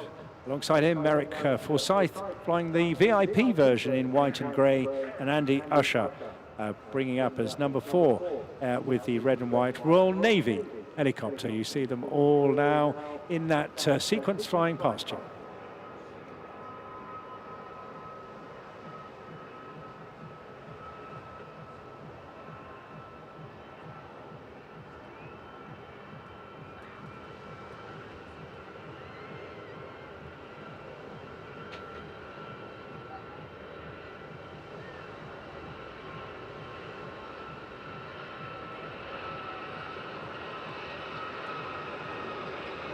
So they're doing their best to show you as many aspects of the Gazelle as is possible. We've seen a few wingovers and their splits and crossovers. And they're back in their standard diamond formation, completing a figure of 8 along the display line.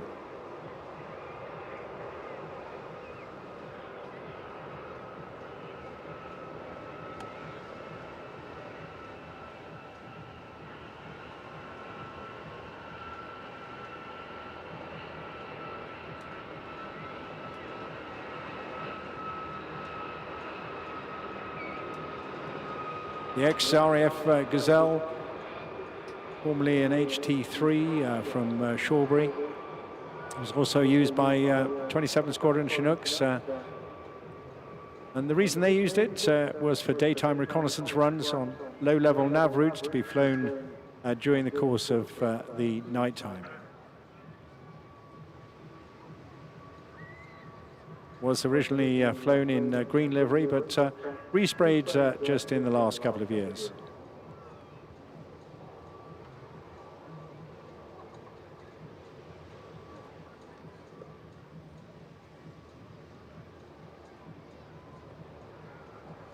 Reformating now back into echelon left to fly down once again the fly time.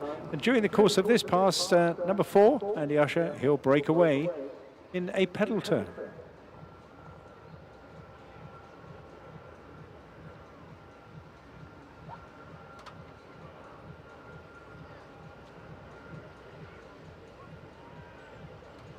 Full up, go. Minus turn, go. And there goes Andy. Pedal turn, that'll be followed by a wing over. And as they reposition, Tim Gray leading the 3 Gazelles on our right-hand side. Andy will endeavour to fly through the oncoming formation. Let's see how this goes.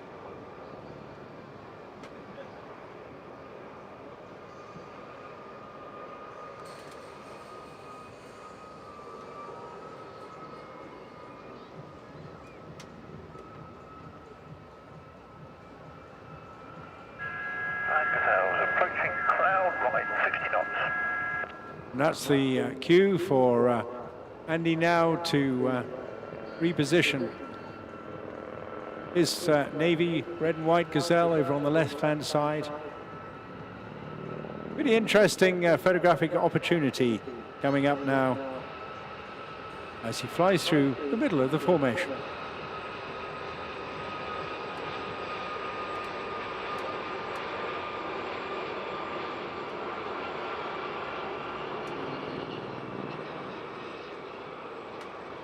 Well, you've got a fling wing on the top of your machine there, not necessarily easiest thing to do. So what's required now is for number 4, Andy, to get back into the formation position. They'll reconfigure into Concorde.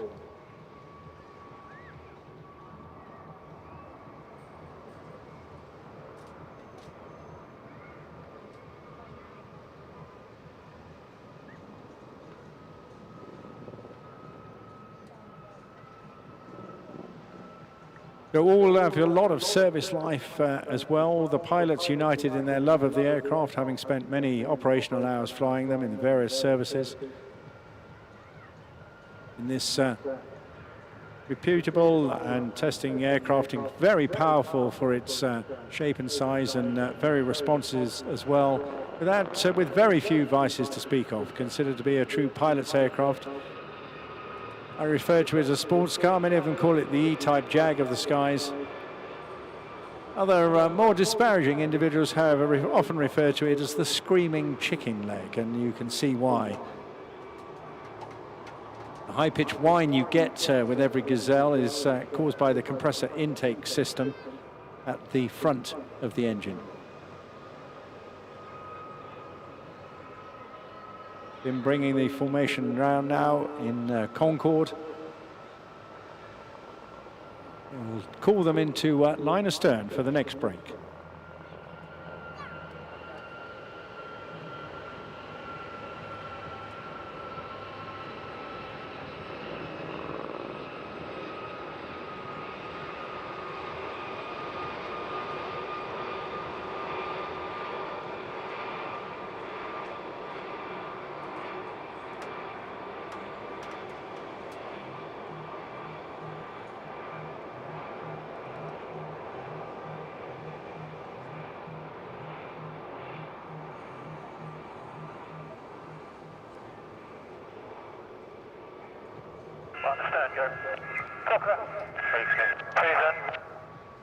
And there we go, that's how it goes. So you're familiar with all the signs now and intonation of the formation leader. Absolutely critical, much rehearsed, of course. You can follow these guys, by the way, on Twitter, Insta, and Facebook.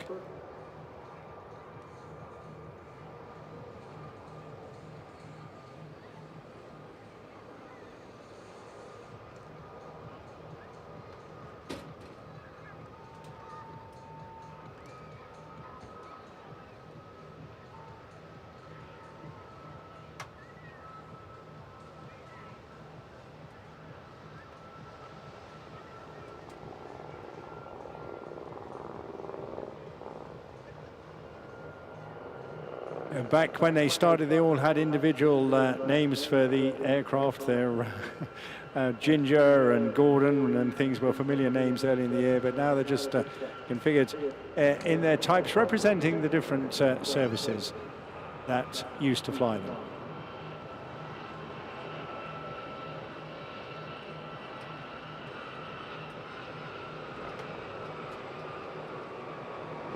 Almost at the end of their display now. They'll going to reposition for their final maneuver, which is the roulette brake.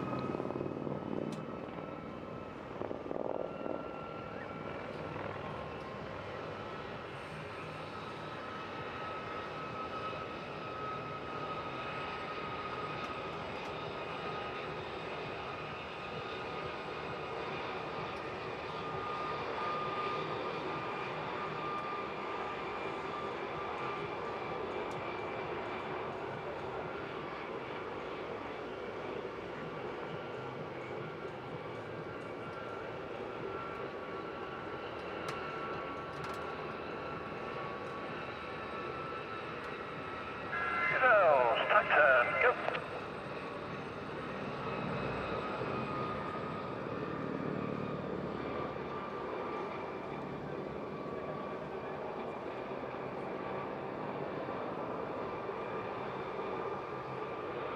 You heard the call there for a tack turn. That's essentially just a rapid pitching and pulling maneuver. Not too dissimilar to doing a quick stop if you were going into or were required to do one of those. Just repositioning now for the final break, last photo opportunity for what is a really pleasant sight to see these guys back on the road again with a full four-ship display.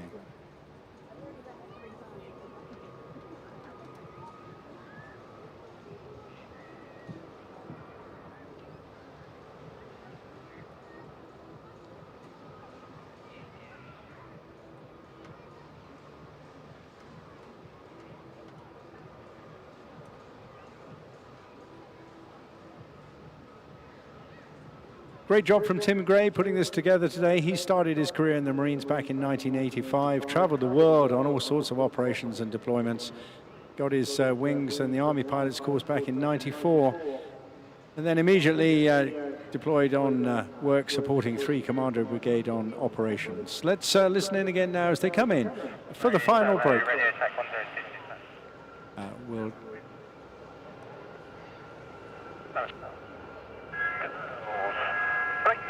Break, go.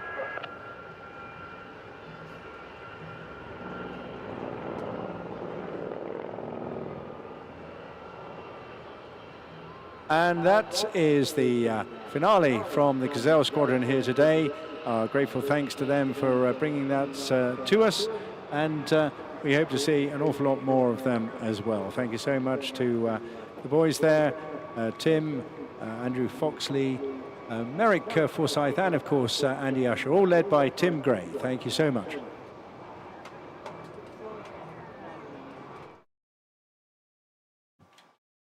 Little reminder for you, ladies and gentlemen, boys and girls, to make sure you get hold of your D-Day commemorative edition of our souvenir brochure from the sellers along the site. They're priced at an amazing price of just $6.95, and included with every brochure is a unique code which gives you online access to the updated and current flying display program, not just for tonight, of course, but for Saturday as well. You can also download our Air Festival app. That unique code will allow you to stay up to date with everything that's going on via the App Store or Google Play. And I think now's the time as well, you put the ear defenders on the children and get ready, and make sure that the dogs are sat at home listening to Classic FM. Is that right, George? I think you've got that in a oneer. We're going from the sublime to the pretty, no, it's certainly not absurd, but it's pretty impactful, of course, and it's going to be turbo. It's Foon time.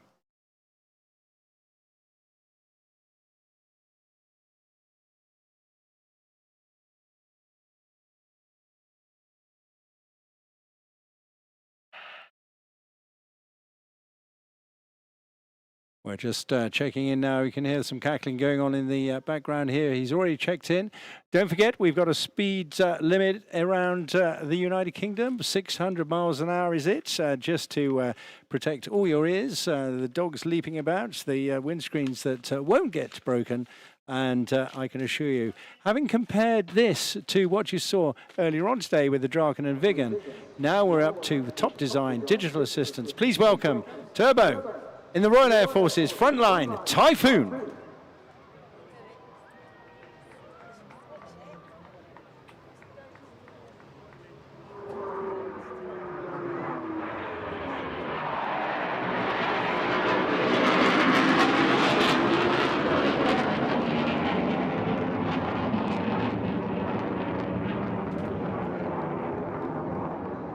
And a relatively sedate arrival there from Turbo, of course, proper name, Flight Lieutenant David Turnbull.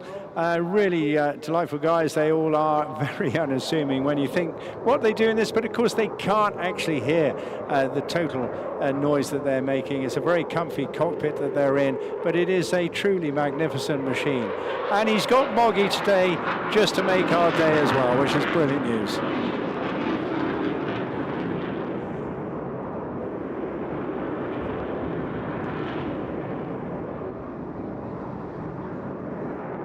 So helping us to celebrate our theme additionally today here at the Bournemouth Air Festival, the 80th anniversary of D-Day.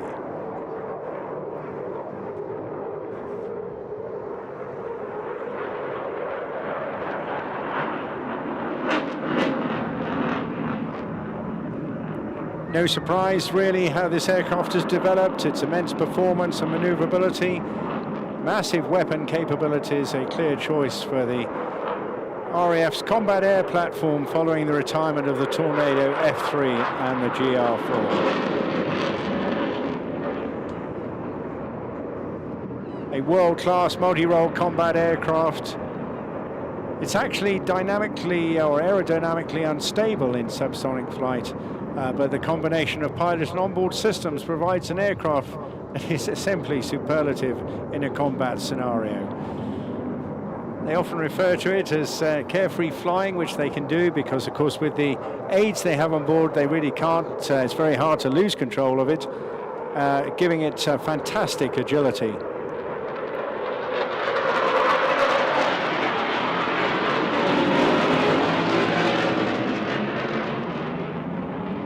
As it goes through the extremes of +9 to -3G, putting it through its paces, you can just see what a small area, and this is what comes, of course, with the modern generation fighter aircraft.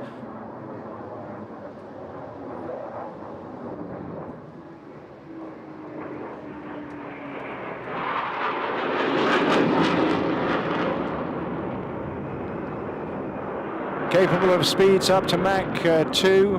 That's just a little over 1,500 miles an hour.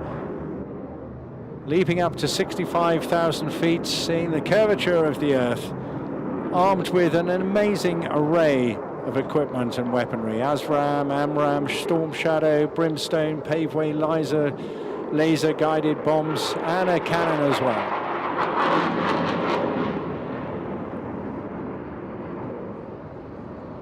The powerful EJ-200 jets there, lighting up in reheats, giving a max thrust in the region of 40,000 pounds.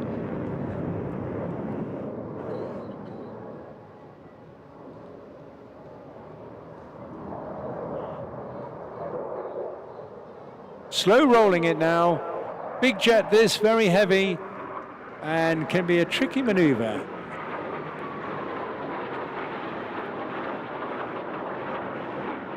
Keeping the nose up, whilst at the same time, of course, keeping it in a straight line down the display line. Lots of assistance in the cockpit. First up, of course, the G mitigation equipment that he's wearing, a chest piece, the G pants. In terms of information, well, there's just literally shed loads of it. So in terms of situational information with a multifunction head-down display, a head-up display, and a helmet-mounted display as well. Quite outstanding equipment on board.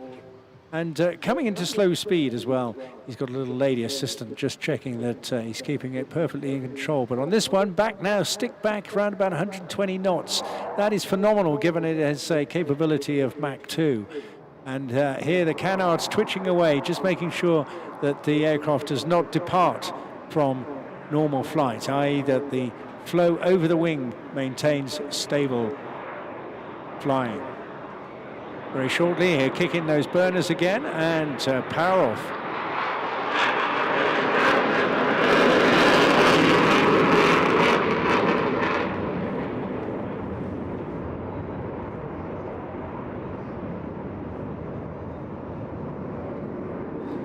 They're demonstrating also the rapid acceleration at the same time as the unique maneuverability in terms of airspace. The pilots are able to maneuver this jet. Ideal for combat work.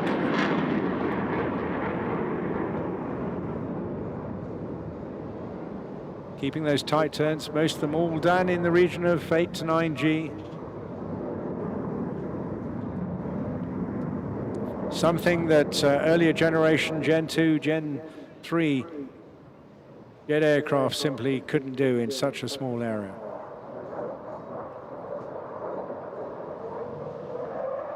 Now this not so pleasant in many ways, but a good opportunity to get a really good view of the aircraft pushing against himself there, fighting the impacts of blood pushing up into his head. Very, very uncomfortable. Putting on the positive G though, coming out of this top of the climb. All a lot more comfortable.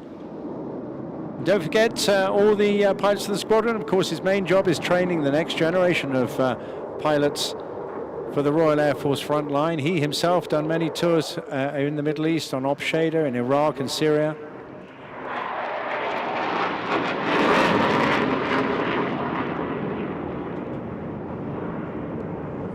He's also deployed to Oman and Malaysia, as well as a couple of tours down in the Falkland Islands, where we still maintain that cover, as we do for the United Kingdom, 24 hours a day, 365 days a year on quick reaction alert.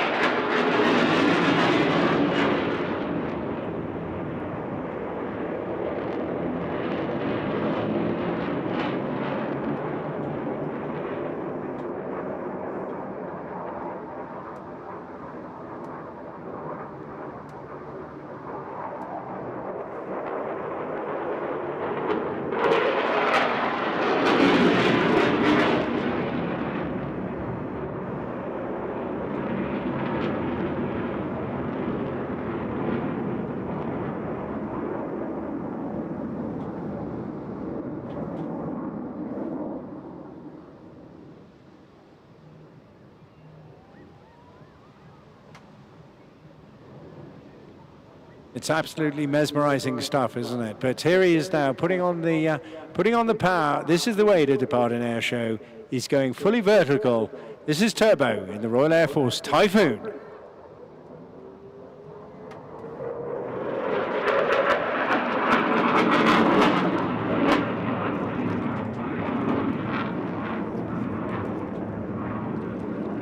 And I've little doubts he's departing the air show there with a big smile on his face as he heads off back to Bournemouth. But it won't be too long before you see him again, because he's bringing the jet back in just a couple of hours' time to kick off this evening's night air.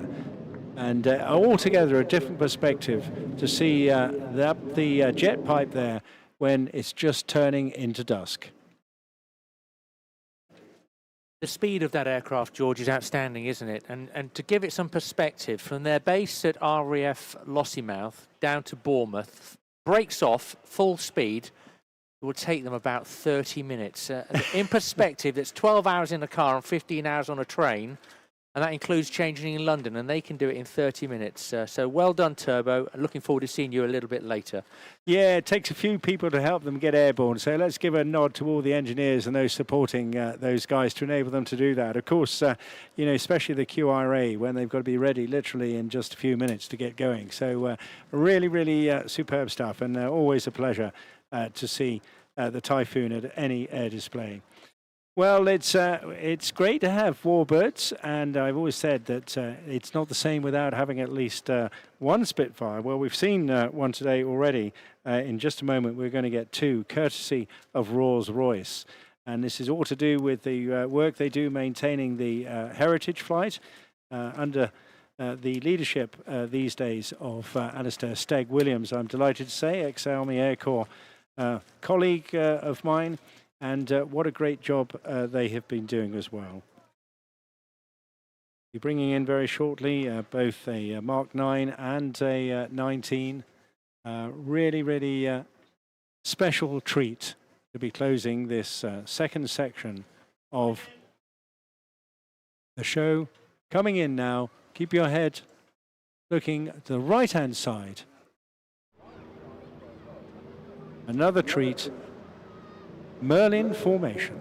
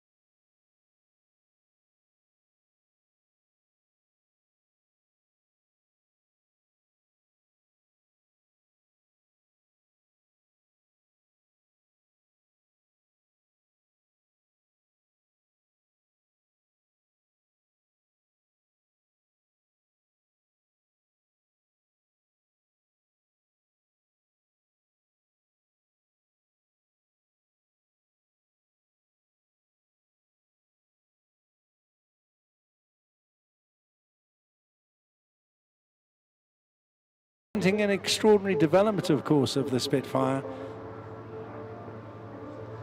This particular Mark 9 coming from 1944 out of the Castle Bromwich factory.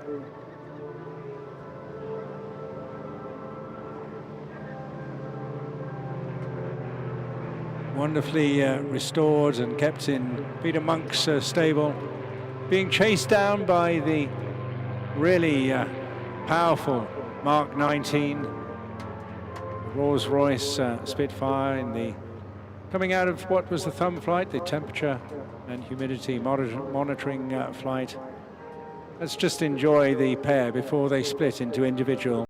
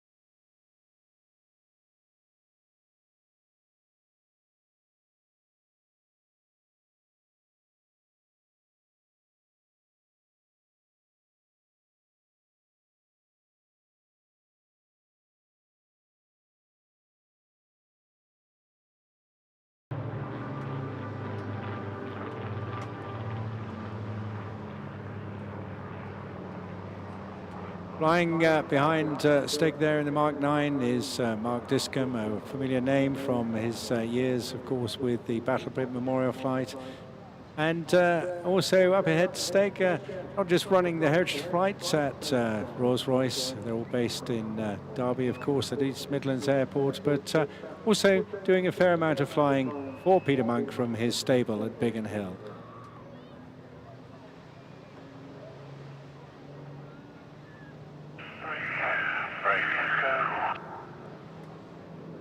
And the laconic tones there of Stig very casually calling for the break. He'll just meander off to hold, allowing Disco to still the thunder for a moment with his own flying in the Mark 19. Of course, Rolls-Royce involved for a number of very good reasons.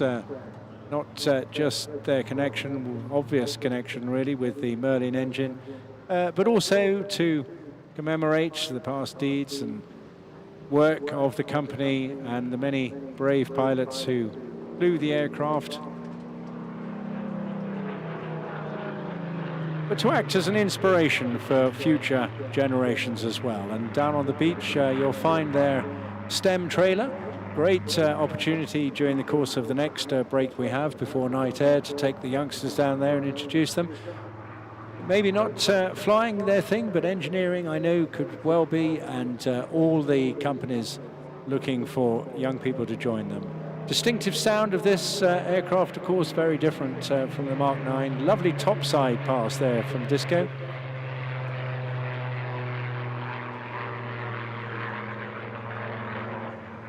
This aircraft, one of 79, built at Supermarine in Southampton, an unarmed high-altitude reconnaissance aircraft. Saw active service during the Second World War out of RAF Benson before going on deploying in Belgium and Holland. Remained on duty in Germany right up until March 1946.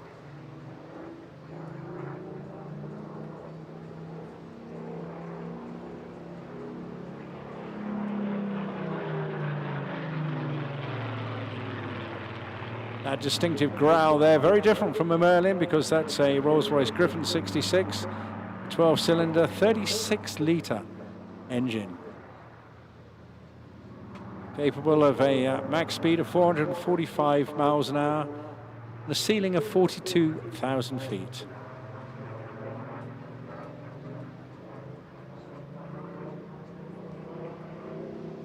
Pinnacle of development of that original design back in the 30s of R.J. Mitchell's stable.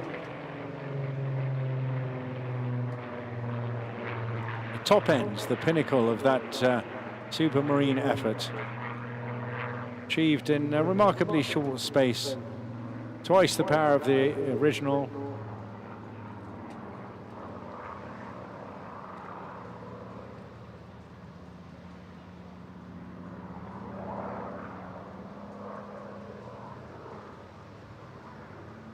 The Griffin D engine itself was designed at a surprisingly earlier stage as Joe Smith took on the team at Supermarine, adapting it mainly to get an engine capable of generating good power at low altitudes.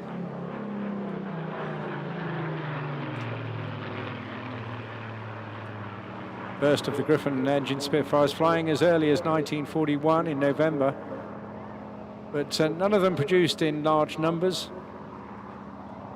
This one, as I mentioned, a batch of just 79 built in Southampton.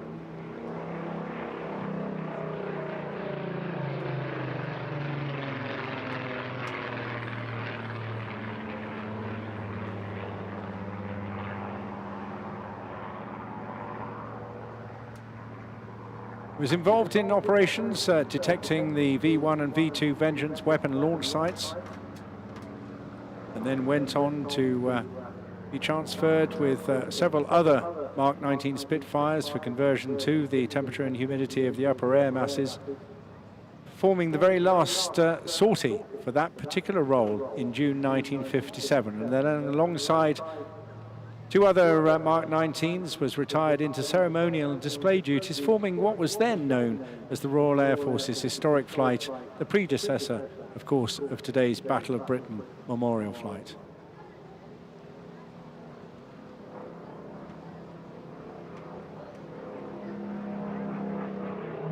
Very much an ambassador now for Royal Air Force, for Rolls-Royce, appearing at a number of displays, charitable events, corporate functions.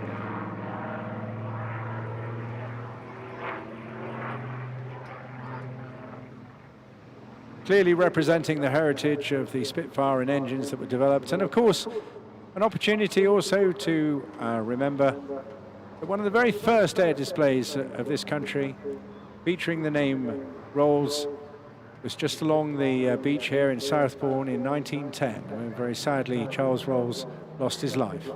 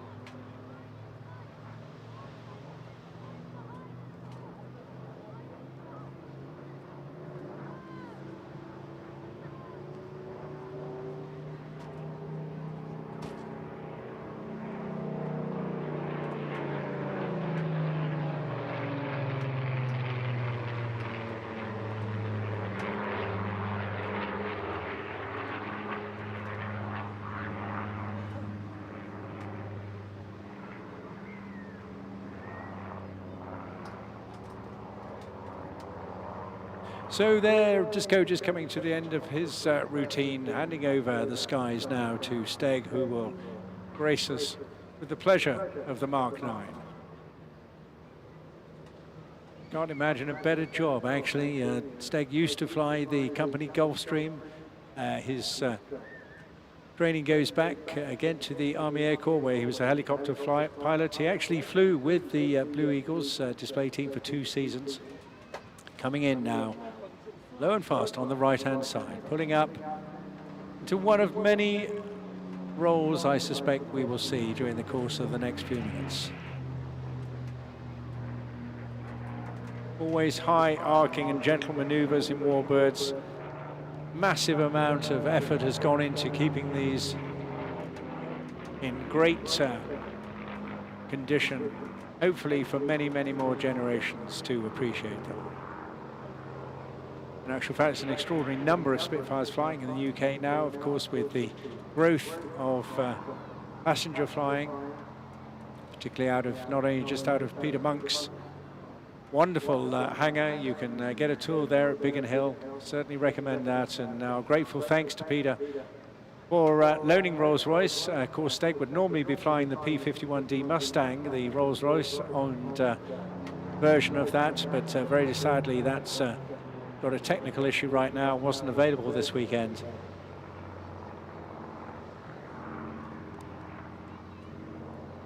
This particular aircraft built in 1944 at Castle Bromwich, joining initially 183 Gold Coast Squadron at Chilbolton on the 17th of June 1945.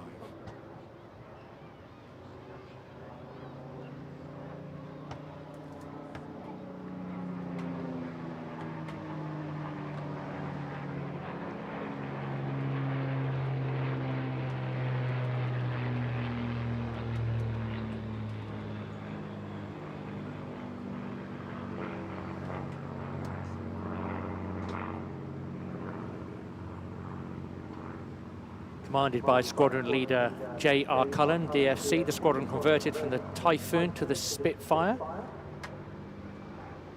The squadron operational record book records the conversion and the movements and says the pilots and their kit were flown by Dakota to Chilbolton, where we joined Fighter Command Number 11 Group, convert to the Spitfire. Our 4 new aircraft ferried in by ATA. Their conversion took 2 months. Then the squadron returned to Bent Waters. 243 Squadron, part of Wing 24 Squadron, led by the legendary Battle of Britain ace and later the famous test pilot, Wing Commander Roland Beaumont.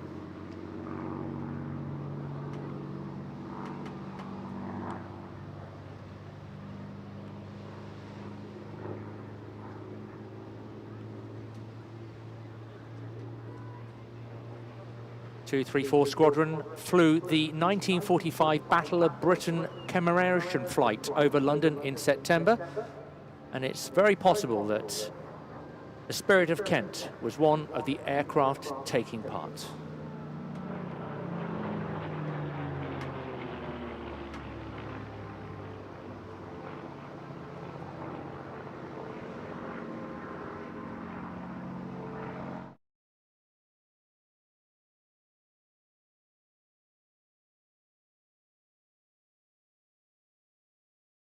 Spirit of Kent was then struck off charge and shipped to the South African Air Force in 1949.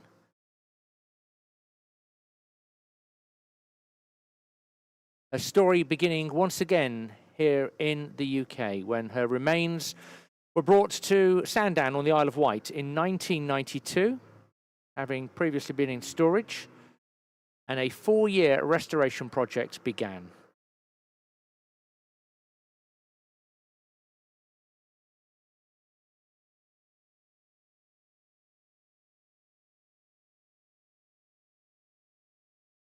Between 1992 and 1997, most of the time was taken up manufacturing the many pieces that make up the Spitfire fuselage, these small pieces being made into sub-assemblies, such as the fuselage frame 9.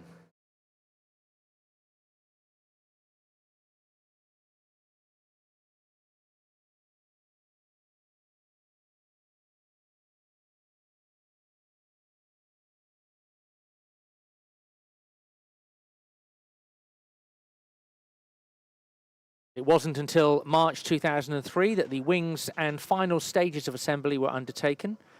The skinning and the fitting of the gun covers and the access doors all completed. And then they started constructing the wingtips, which took until August. And then the aircraft was complete with wingtips, flaps and ailerons.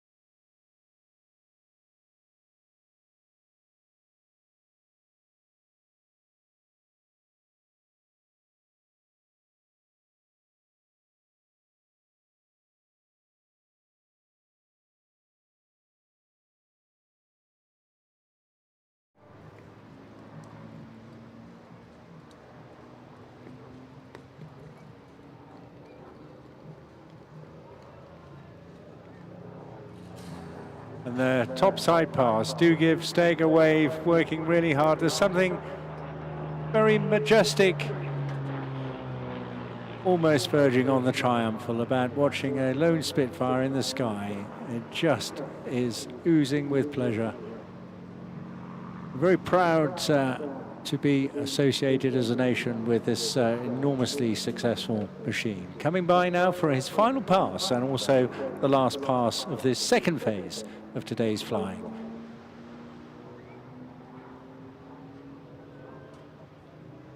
The Rolls-Royce Heritage Flight Merlin formation now complete.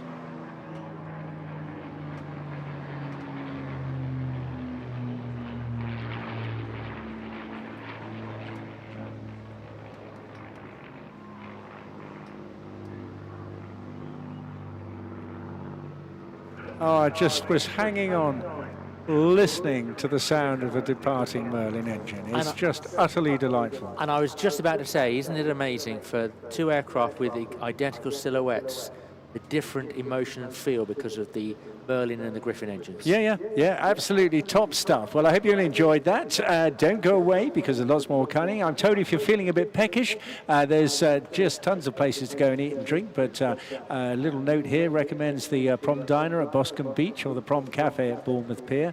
There's all sorts of offers, of course. Don't forget, at the same time, you can be entertained during the course of this break as well. Unarmed Combat will be breaking out at 18:20, and the Beating the Retreat also at 18:45, both down in the lower gardens. But not only night air tonight with aircraft, but a special treat, of course, the first of our two fireworks displays at 10 o'clock tonight from the east of Bournemouth Pier. And of course, now everyone in Bournemouth has finished work, there'll be a lot more lucky people coming down this evening. So it's really important that you keep your children and vulnerable people really safe tonight. So you can use our LV Kids Zone Beach Safety Scheme. Just collect a free wristband for your children to wear from our specially trained LV Kids Zone staff, and as well as our Seafront Rangers and RNLI Lifeguard Towers.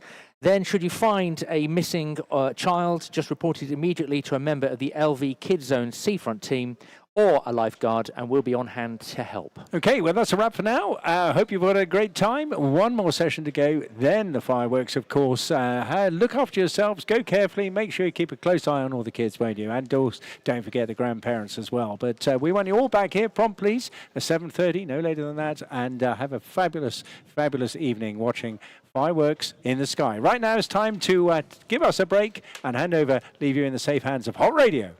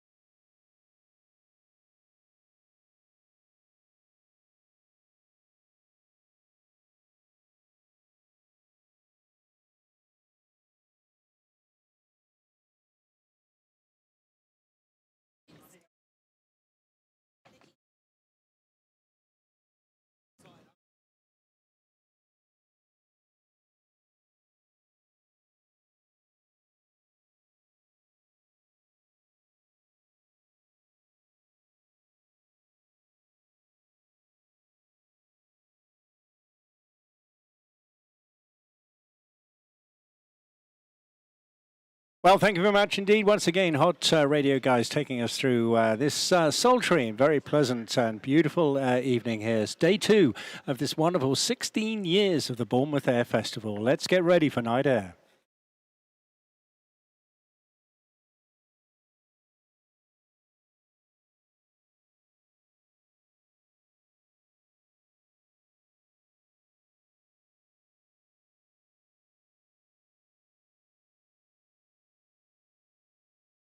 Well, we hope you've had a great day already, but it's going to get even more fun and more interesting. This evening could not be better with the sun glinting off all the boats out there. They're no doubt pouring their gin and tonics, and we hope you're all topped up with your teas and coffees and sandwiches, and kids are happy, ready for a really, really fascinating evening. Much the same, i.e. lots of airplanes going upside down, inside out, looping, and of course, turbo coming back in the mighty Typhoon in just a moment. This time, though, with a lot of sparks and fireworks. You got a favourite amongst these, Andy? I have to say, the Firebirds. It is. You don't see it often. Bournemouth pioneered it, and it's really nice, isn't it? As the sun is setting, you know, it's very, very nice. Although I do like seeing the reheat in the dusk. It's great. It's a totally different genre, isn't it? Yeah. It's a fantastic. You know, Bournemouth has done so many firsts. In fact, you can read about them in the fabulous programme. Amazingly good value to at $6.95. Yep. I've just been flicking through it myself, and it's just great to remind you how many journeys we've been through in 16 years in this particular ocean. Absolutely fantastic. Now, tonight we've got the fireworks as well. But one of the other things I remember, but I can't remember when it was that mighty explosion of fireworks. It must have been about 10 years ago. Roar on the shore. That's it, roar on the shore. I mean, it's absolutely amazing. It was going to be the largest number of explosions in the space of something like 5 minutes, wasn't it? It was, yeah. And they did get the world record. Did they? They did, but instead of going over a period of time, they all went off at the same time. It was just but the world phenomenal. record, it literally lit up the sky, didn't it? It was very good. Yeah, it was very well, good. we're going to see something similar, and I hope the timing is right, because on Otto, there are about 1,500 individual ignitions on an aircraft that is flying, the helicopter. That is now. Can you imagine? And I hope it never happens. But if all those 50 were to go at once, oh my word! If there was ever to be a man in control of the helicopter, it would be Brendan. I'd want to be in control. If that happened, it's great. He's just an extraordinary guy. But I agree with you. The graceful flying, the Firebirds coming through, and we're going to finish off this evening with the Red Devils as well. And you've got to keep your eyes open. Some of their neon glow suits were absolutely brilliant last night. So we're going through all the safety checks as usual, getting all the parameters right, setting there, making sure there's nobody in the water. The airspace is ours. So chill out for a few minutes, and we'll get on to some flying pretty soon.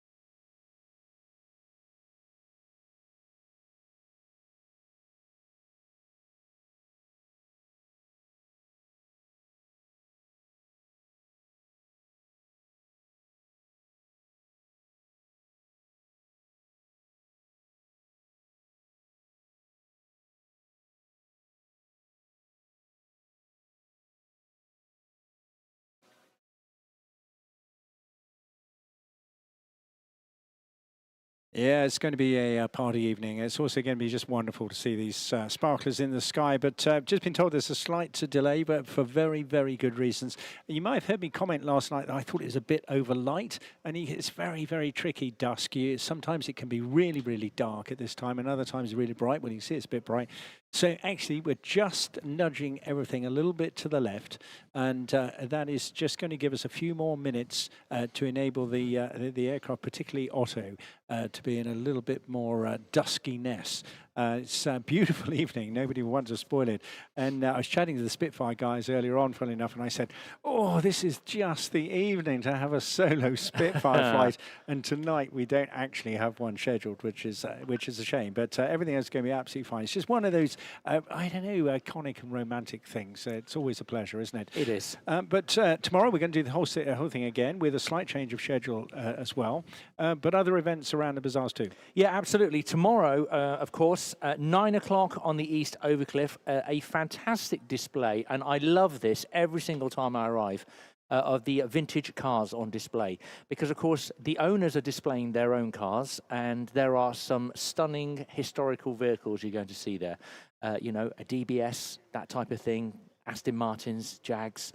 Last year there was a mini Metro, and that might not sound exciting, but I haven't seen one of those on the roads for a long, long time, and it looked like it was off the production line in 1981. I thought that you were still driving one. That is when I passed my test, sadly. Tomorrow morning, of course, as well at 10 o'clock, the outdoor cinema opens, which is really, really good. So you want to catch a film before the flying? I've seen the list of films, but I didn't know exactly what is showing when. I haven't seen that. Now, I will find that out, and we'll update on that, because tomorrow I think it's quite a good family film tomorrow. So I'll find that one out. Definitely not If then.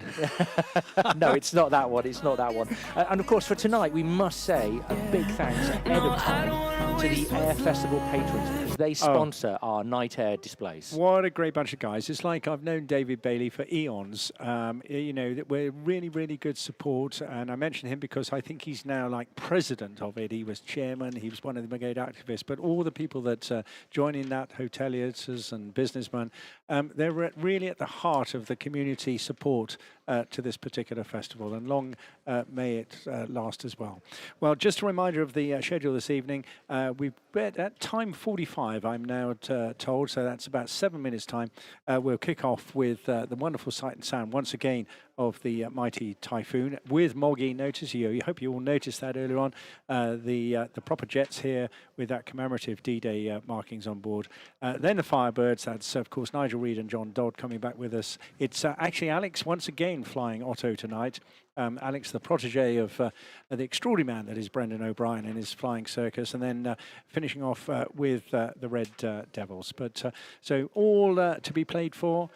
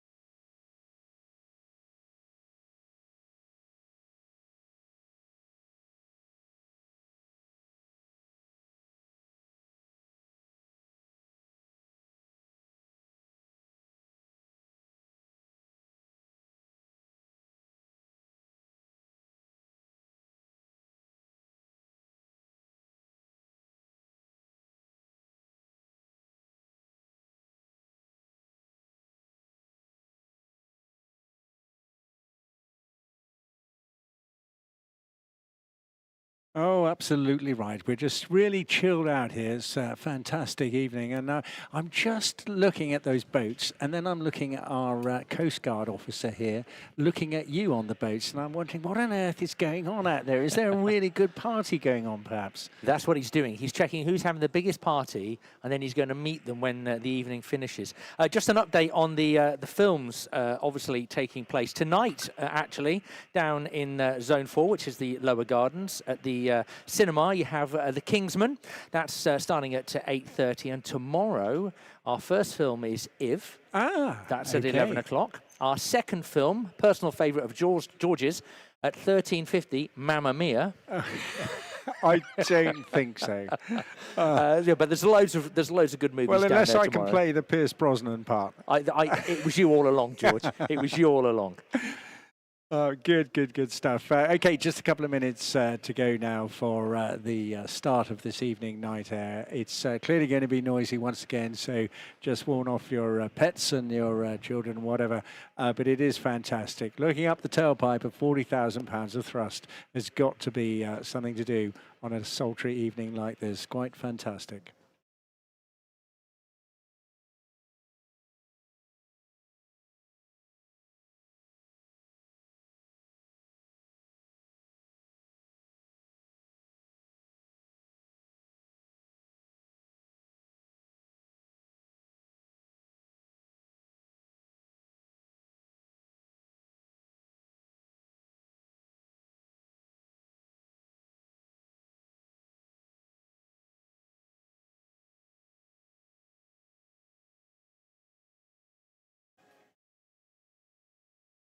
Now, even though you don't get the chance to say a great deal during the course of a Typhoon display, the general mood of the evenings, if you've not been to a night air before, is that we generally don't do a lot of talking anyway. We like to sit back and enjoy the nights. We put a little bit of music on in the background and just watch the antics. It's a very, very different sort of genre, and it's just a different mood. And tonight, particularly so with a really, really flat sea. Anyway, time to put your eyes out to the right-hand side now, coming in a little under 600 miles an hour, because as you know, that is the speed limit. Please welcome back into the arena, Turbo in the mighty Royal Air Force Typhoon. Brilliant.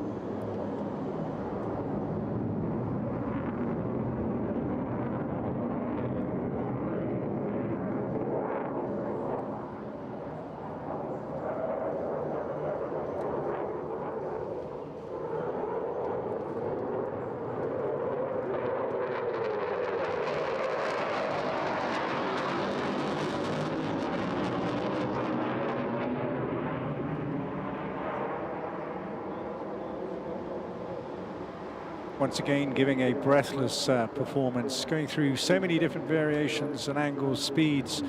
It certainly does take your breath away.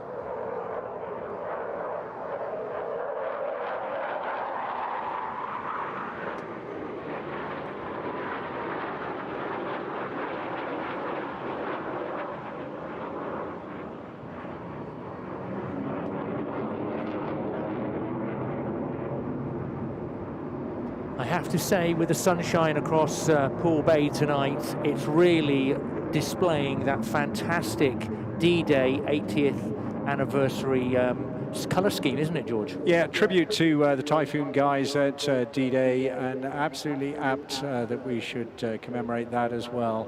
But right now, while we've got a quiet moment, very unusually for the Typhoon display, a minute as he pulls the stick back, brings the throttle right back. This is a 2 Mach at twice the speed of sound, 1,500-mile-an-hour aircraft, now flying, would you believe, at about 120 knots. Absolutely extraordinary, still under full control, little computer there barking away, and the canards also twitching just to keep it under control. Won't last long. Right now, he's just thinking, time to light those burners.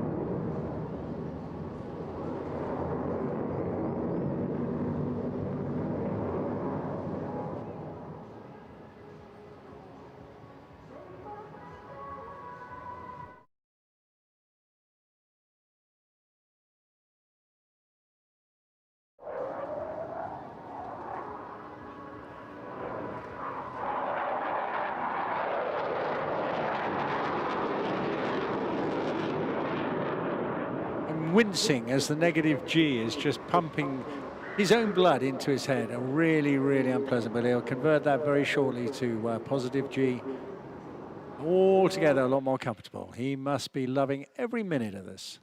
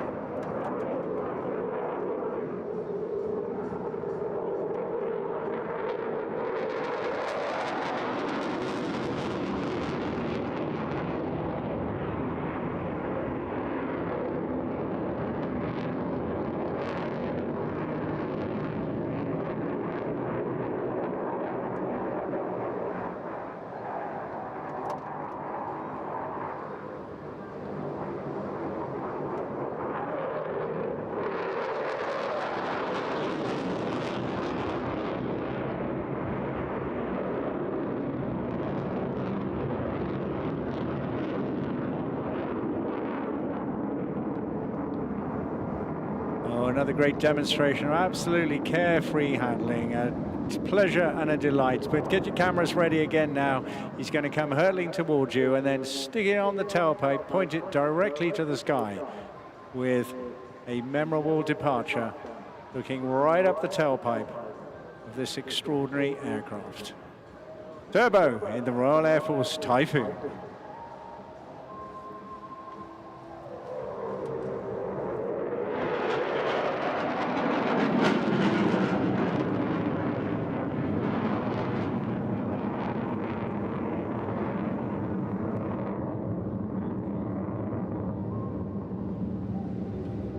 There's a way to make an entrance and there's a way to leave a party, and that was one way to leave a party, wasn't it? Yeah, it'd be an extraordinary thing to do, wouldn't it? Arriving on 40,000 pounds of thrust. You'd missed the party altogether, actually. That's how I party. Yeah, we'd be gone in a flash. Absolutely superb stuff indeed. Well, that's just the first of this evening's real highlights and features. As it gets darker, it should get a little bit more interesting as well. I can't believe it's just so still out there, isn't it? It reminds me of being a kid, and you throw one of those flat stones over the water, and it bounces for about, I don't remember, I'm sure I got up to about 9 bounces once. I knew you'd be better than me.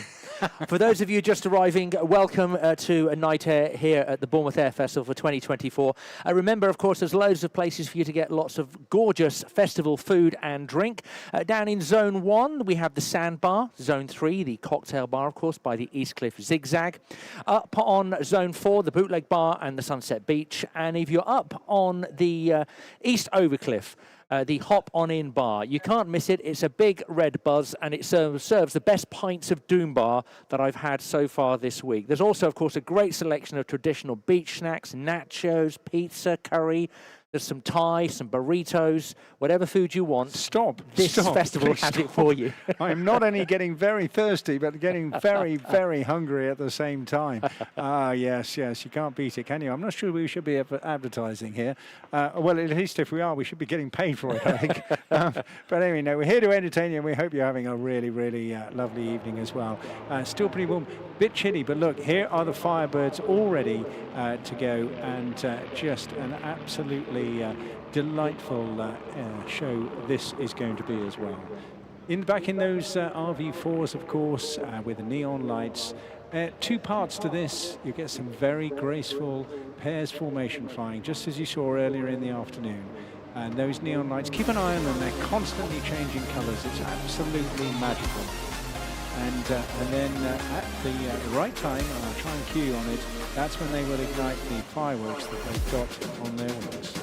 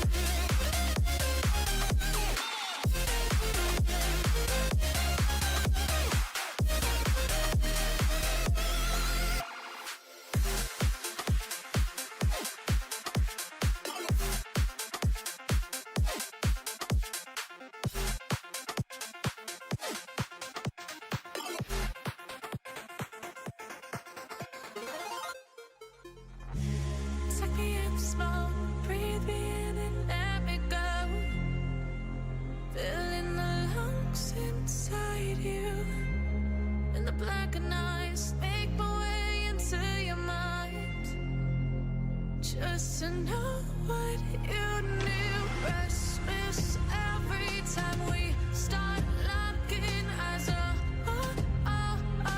Lost control. Oh, it's paradise with honesty, but I'm in the dead of the night.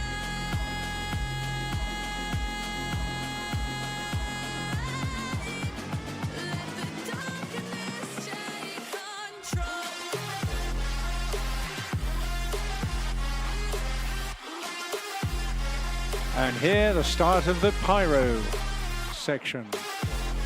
Mesmerizing fun.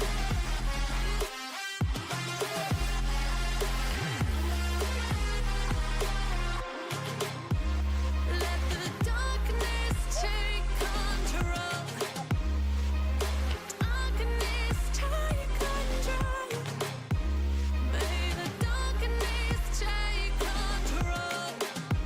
Now, I don't know if you saw the social media footage we put out today across most of the channels of these guys last night, but that is just to warn you off. We want your cooperation at the end of this particular sequence as well. I'll tell you when, and of course that involves using all your telephone torches right along the beach. Sit back and enjoy till then. You can see what you do. Restless every time we start locking eyes. Lost control. Oh, it's paradise with honesty, but in the dead of the night. Teardrops on the floor. The pain is over. Feel the darkness take control.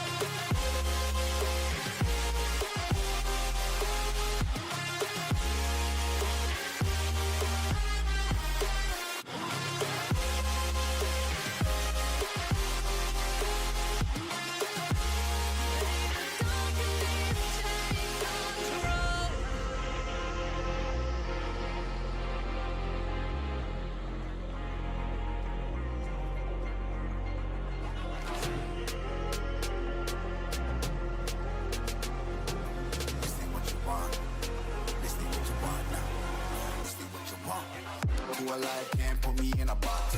I redefine any definition you got. I am the tiger, I'm making steps to the top. The flames, I whip it up, you just gotta hand me the rock. Take a seat, you cannot stand it. All I know, the flow harder than a Scotch bunny.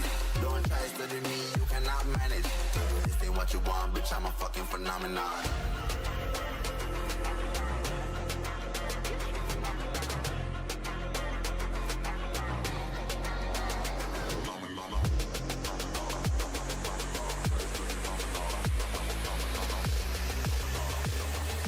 This ain't what you want, bitch, I'm a fucking phenomenon.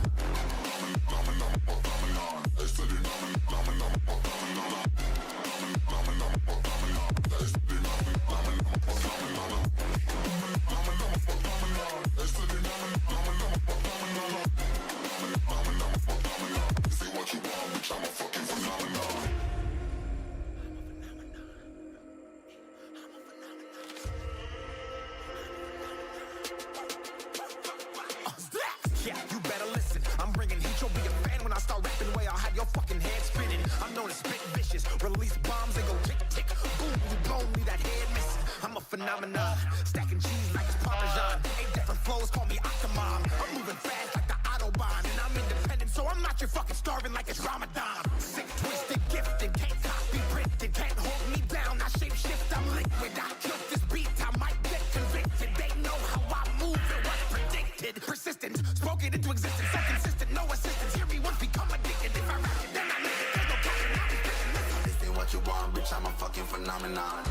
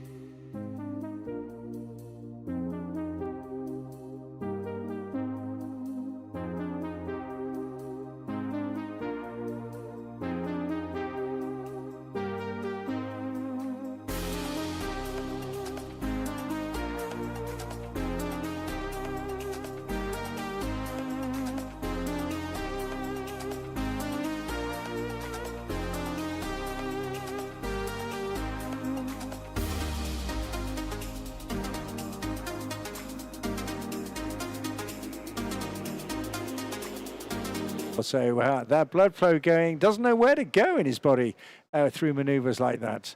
Stunning stuff.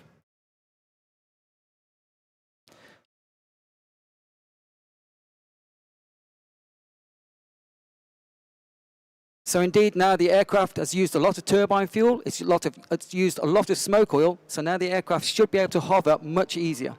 Okay. Again, his familiar knife edge pass. This is something he does, cutting ribbons, limbo dancing. He's even cut ribbons between a couple of hot air balloons as well.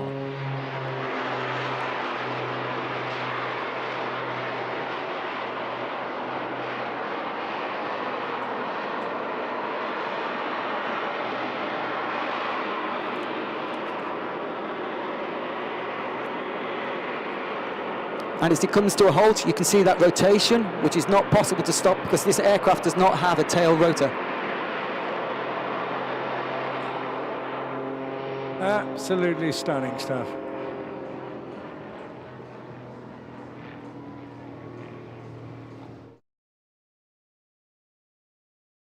Well, he'll need a good cool down by the end of this. Can he get out of those ratcheted straps on his own, or do you have to do it? No, or one slight pull. The aircraft is fitted with parachute and so on and an injectable canopy, so if he wants to get out, he can get out. Yeah. Well, that's good to know.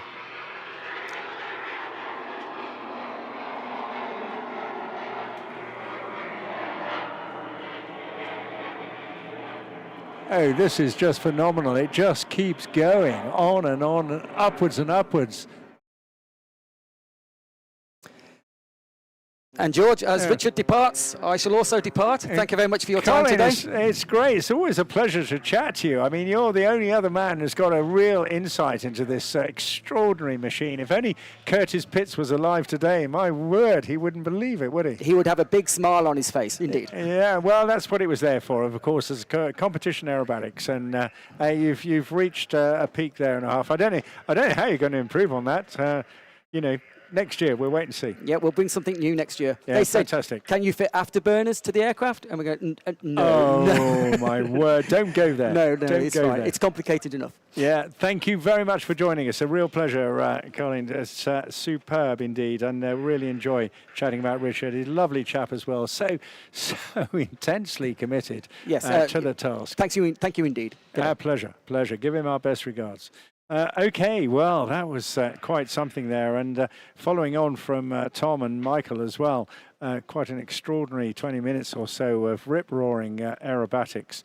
We're going to something completely different now, though, because we're going back to rotary aviation, and I hear a lot of chit-chat going on behind me in the background, and that is because next up we're going to see the 4 Gazelles from the Gazelle Squadron performing, and all well-known guys to us in the aviation business, and it'd be a real pleasure to see them. Doing a little bit more on the circuit now, which is always welcome. Led today by Tim Gray. And I hear them checking in a delightfully mixed bag of coloured gazelles as well, representing a wide range of military and civilian endeavours, embracing both RAF, VIP and Royal Navy and civilian flying.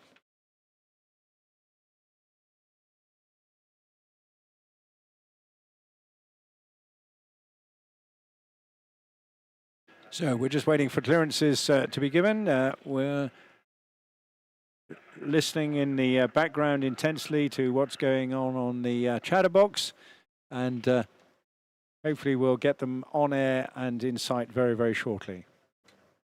Don't forget, once the flying finishes at about 5:20, we're just taking really a bit of a break, getting ready for night air tonight. Still to come. Before then, we have, of course, the FGR4, the Typhoon, and then we have another 2 Spitfires for you, a nice Spitfire duo to wind out this afternoon. Then at 8 tonight, please do join us back for Night Air, sponsored by the Air Festival patrons. Turbo will be back with a Typhoon. The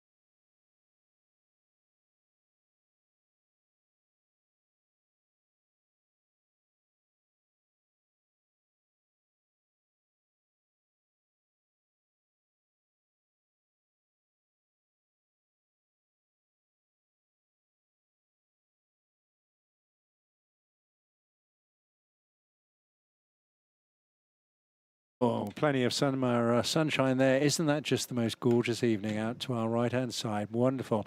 Now we're talking dusk. Yeah. And that's great. It's just perfect timing for Alex, who's going to be coming up in just a couple of minutes. And, of course, this is quite a famous chopper. If you get up close to it, you see it's got two big bulging eyes, Otto.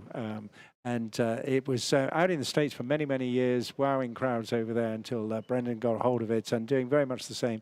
Very typical of his genre. You know, he's the same guy that landed aircraft, little Piper Cub on the back of a truck. Yes. And chasing cars and doing all sorts of things like that. But as soon as we got into night air, I remember the very first evening, Pete Wells in a Twister aircraft here in 2010. Yes. He only got the authorization literally early that afternoon. Got the aircraft together, got it tanked up, got it down here, and Bournemouth was right there, first night show in the United Kingdom. And I think, you know, a trailblazer for the world, because when I've been to different countries that have got air shows, I haven't seen it, and it's just started to really creep in the last 3 or 4 years. It's big in the States, has Right, been, yeah, okay. where they do proper night shows there, you know, but with a lot of jets as well. They've got Yeah. a huge inventory over there, of course. It's right on the doorstep, and that is one of the attractions. Yeah, a lot of you know, fast jets doing night shows, and they've got a massive inventory on the private market as well. A huge number of collectors. But we're just resetting the stage now, and I think coming in, I can see him now on the left-hand side. This is Alex Garman in the Schweitzer, known as Otto, for a really splendid. Well, I always keep my fingers crossed because, you know, things do ignite at different times. But let's just sit back and enjoy what Alex has got to offer, shall we?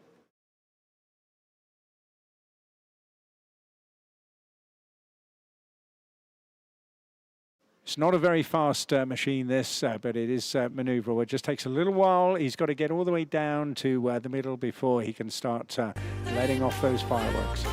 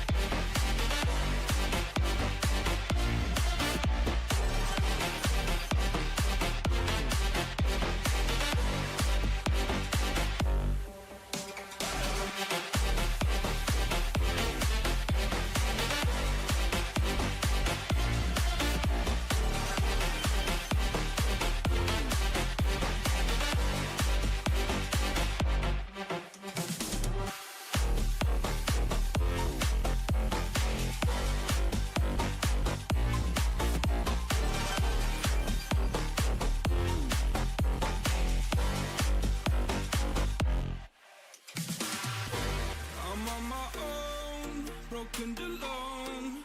I feel the rain crashing down all around this.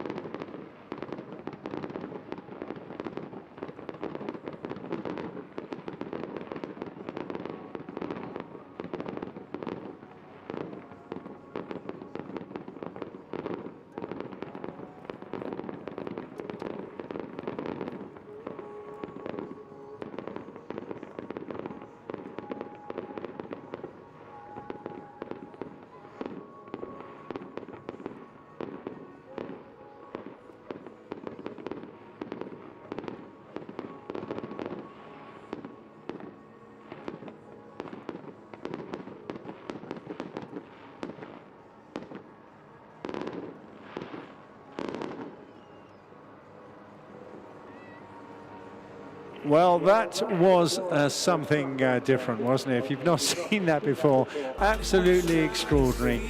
Literally over 1,000 single individual ignitions there. And what is amazing is that so many of them go forward. Yes. When you're flying into your own fireworks. I just wouldn't want to do that. If you search for Otto on YouTube, you'll see the footage from Alex and Brendan from inside the cockpit, and that is something else. I couldn't run that number of fireworks in my back garden, and they managed to do it on a helicopter. It's just utterly fantastic. So well done. I mean, we'll pass on. Do give him a wave and a shout and everything else. Maybe flash your torches again. He's a really lovely guy, and he's done so well. And actually, I think that's a fairly courageous thing to do as well. I remember all those years ago chatting to Pete Wells, and of course, I said, "What was it like when you went?" He said he was just extraordinary. I mean, he was flying it. He just said the sky just went from like really dark to just stunningly bright. It's just a terrific form of entertainment, and all safe as houses, so they say. But there we go. And so not our only fireworks tonight. We have, of course, the famous Friday night fireworks for Bournemouth at 10 o'clock this evening. That's something for everyone to stay around and look forward to. Looking forward to that. Tomorrow morning. At 9 o'clock tomorrow, if you get down early, from 9 till 6 p.m. on the East Overcliff, we have a fantastic selection of vintage cars, and they really are stunning. They're so well maintained and displayed, and that's tomorrow. Really looking forward to it. Fantastic. Okay, well, once again, we're just waiting for Alex there to clear the display area so that we can move on to our finale this evening, which again was pretty spectacular and will be this evening. Just waiting for the heads up. Not sure we're ready to go just yet, so stay right where you are.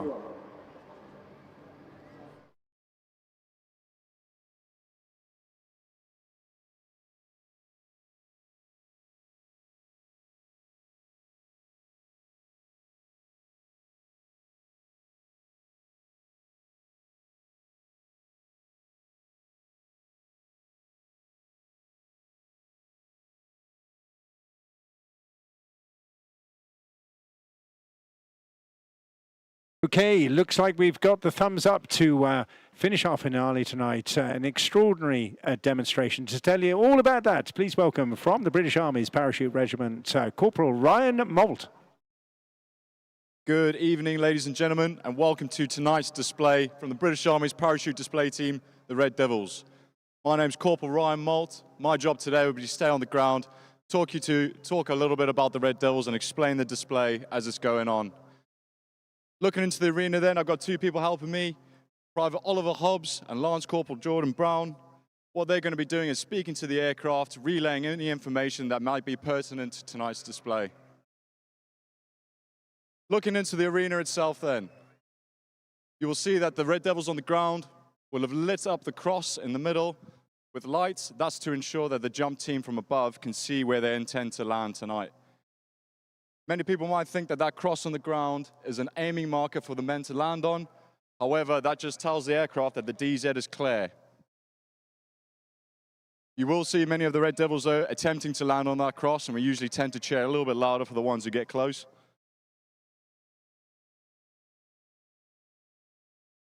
You would have seen the ground party set off a bit of pyrotechnics there. That allows every man in the airplane to look out the window, seeing down at the landing area. We have quite a bit of ambient light on the ground, but I can assure you from up there, visibility will be very low. At this time then, the aircraft is climbing up to altitude. Every member of the team will be looking out the window, assessing the winds and where they're going to be setting up their points to come in and land.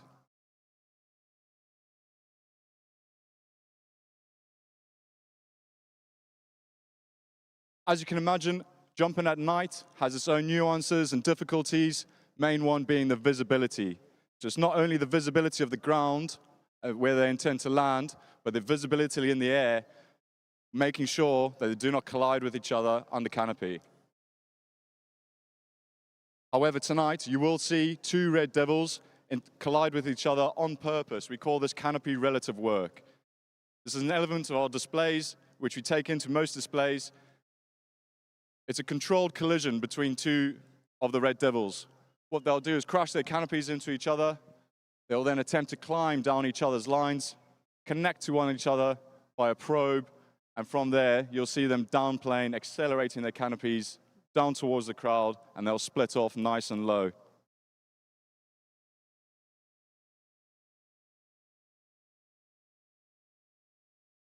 Every member of the team is a serving paratrooper, so they will join the parachute regiment, and if they intend to join the Red Devils, they will have to spend at least 3 years in a parachute battalion. Most members of the team have served operationally overseas, and those who have, many have done multiple tours before they joined the team. To become a Red Devil, you will need already to be a skydiver. From there, you'll go on team selection, which is 2 weeks, where you'll be assessed on your parachuting ability, your ability to take on information.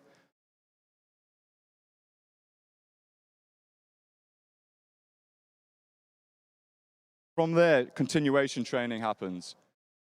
Every year, the Red Devils escape the British winter and head out to the States.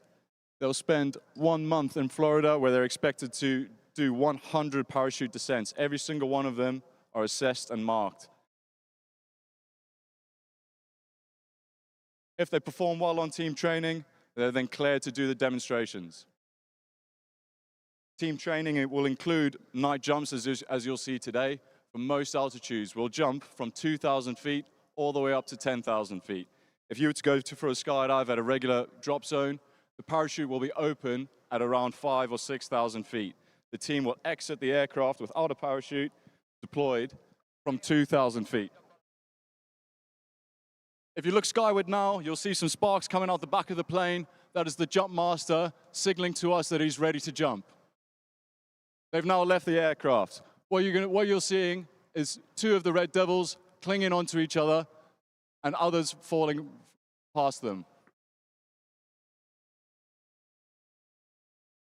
Their bodies are now accelerating through the sky at 120 miles an hour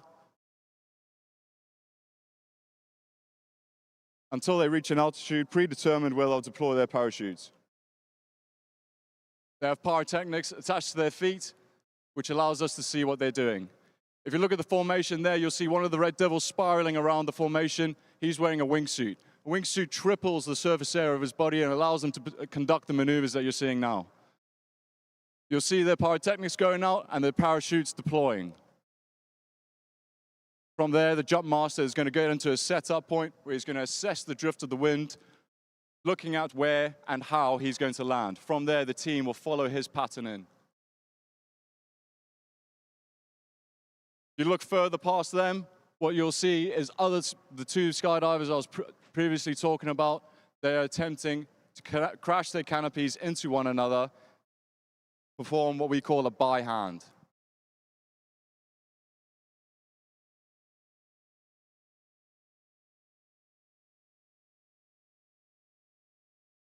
What you see now is the team jump master, Lance Corporal Oliver Goss, setting up for his landing. You'll see him build up speed by pulling down on his front risers, accelerating towards the ground before turning in and landing nice and safely in the center of the arena. As he's coming in then, ladies and gentlemen, one big round of applause for our jump master today, Lance Corporal Oliver Goss.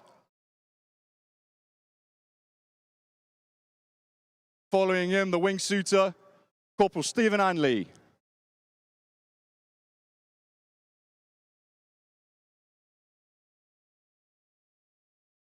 Above him, you'll see with his suit lighting up, he's now setting up in his setup point, assessing the drift of the wind before he makes his final turn into the arena. Ladies and gentlemen, if you look up skyward, you'll see one of the Red Devils below him has a chain of pyrotechnics. This is a lanyard about 30 feet long with a 10-kilogram weight hanging off it. From there, several chains of pyrotechnics are hanging from it. This is a world first into a display. It takes great skill to fly the canopy with that much fire coming out from underneath it. Looking at the top, you'll see the 2 Red Devils there connected by the probe with the smoke trailing behind them. What you're going to see next is they'll dive their canopies towards the ground, splitting nice and low.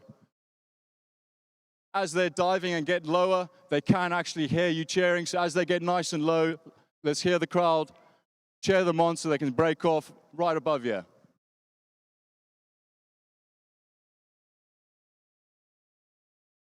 The stack pilot, Cameron Clark, now, so he's setting up in a point where he's happy for the team to dive down so that when they break apart, they'll still be able to land in the arena safely.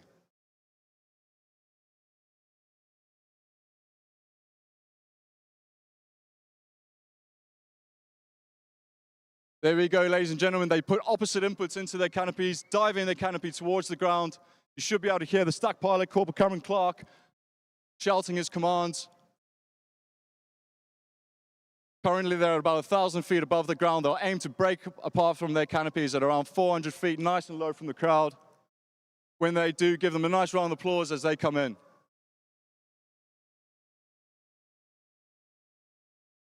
In his setup point then, diving his canopy towards the ground, tonight's stack pilot, Lance Corporal Cameron Clark. Coming in behind him from the 2nd Battalion, the Parachute Regiment, Corporal Richard Kingston.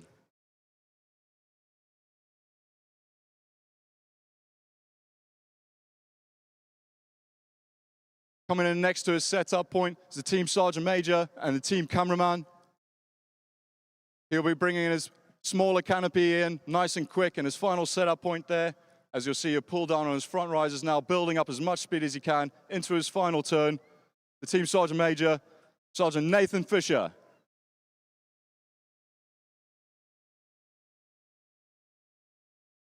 Last but not least, the Red Devil flying in the chain of pyrotechnics for the first time into a display, Lance Corporal Lewis Cuddy.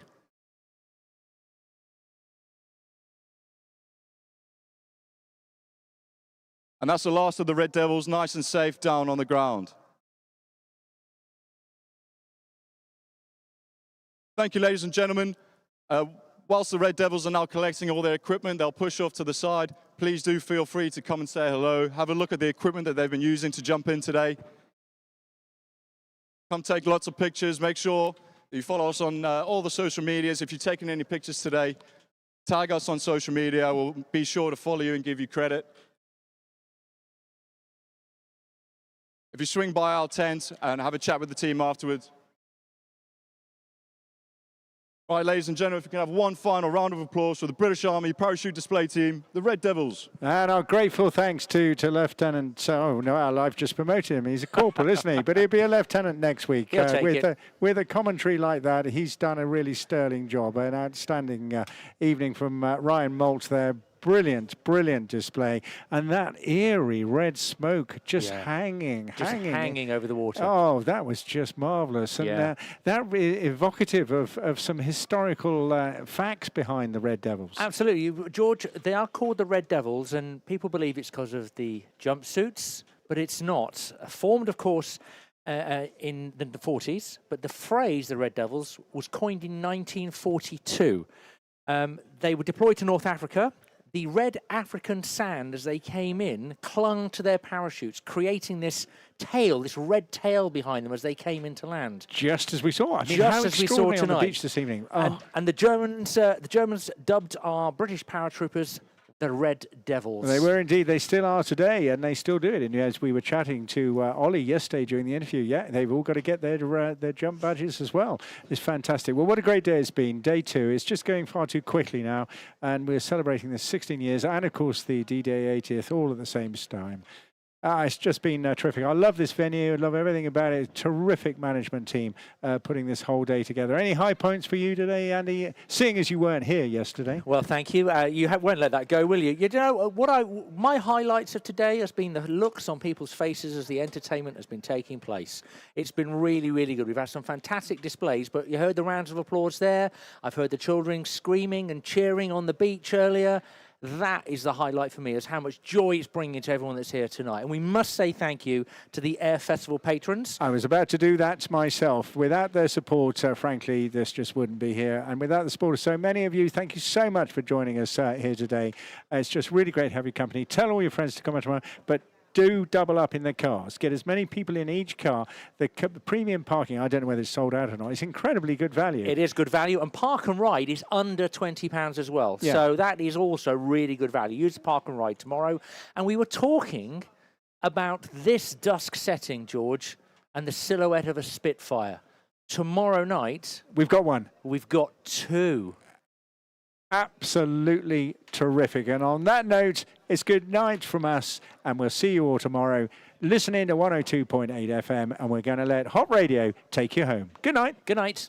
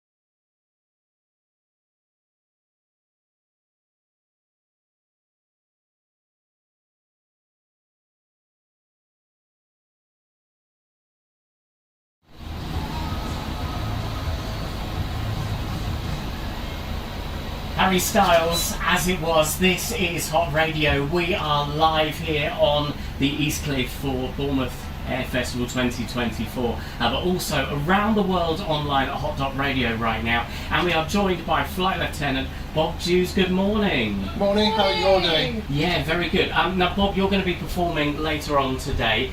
Tell us, what do you do? What are you going to be flying? Okay, I fly the Royal Air Force Tutor. It's a training aircraft, and it's the aircraft that Air Training Corps cadets and University Air Squadron students will fly when they first join their organisations.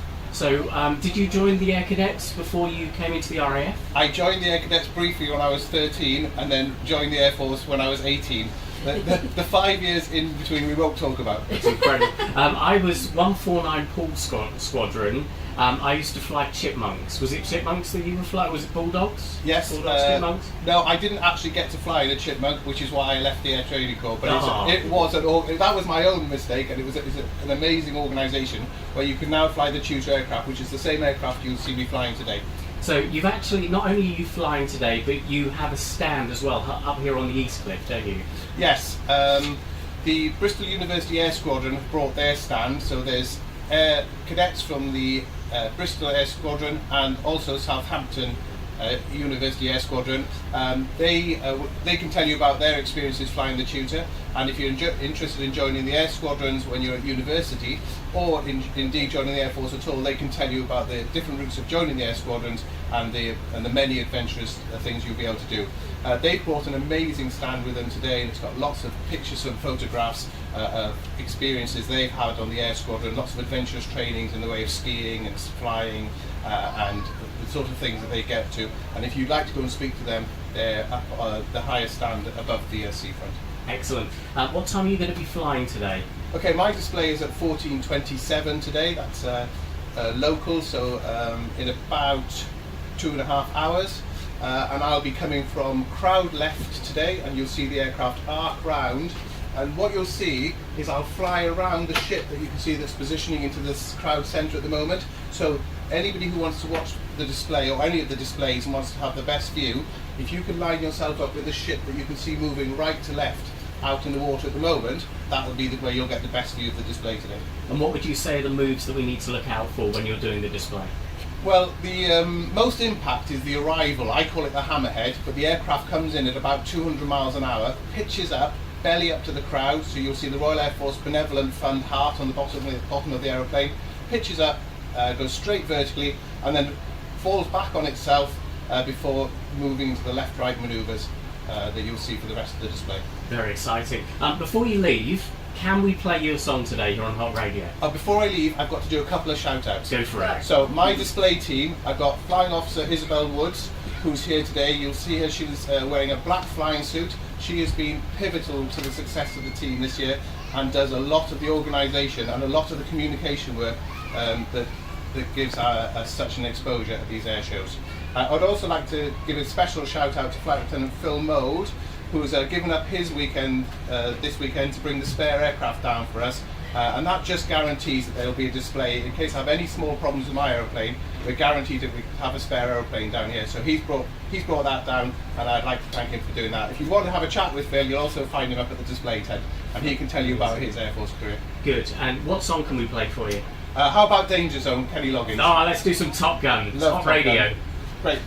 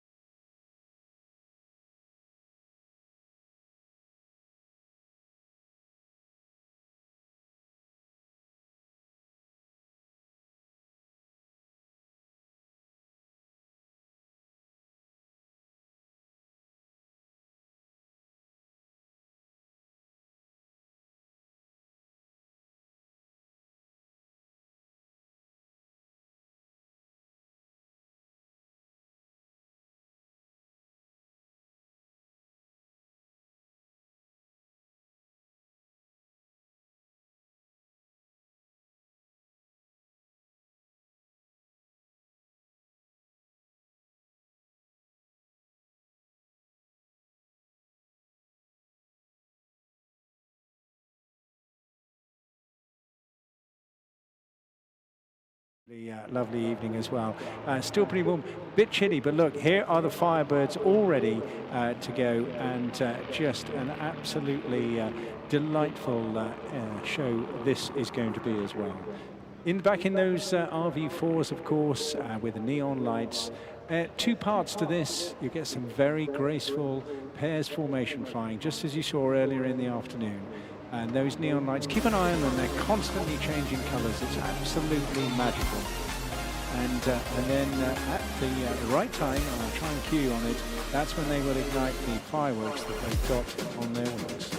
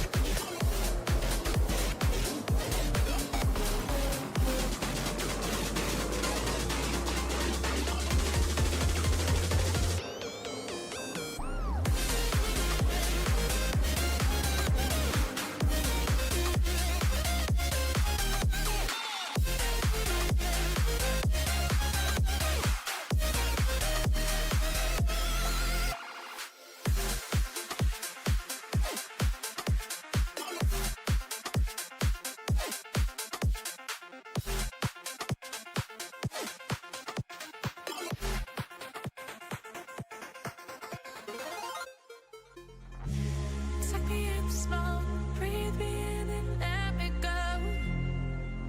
Filling the lungs inside you. In the blackened eyes, make my way into your mind. Just to know what you knew. Restless every time we start locking eyes up. Lost control.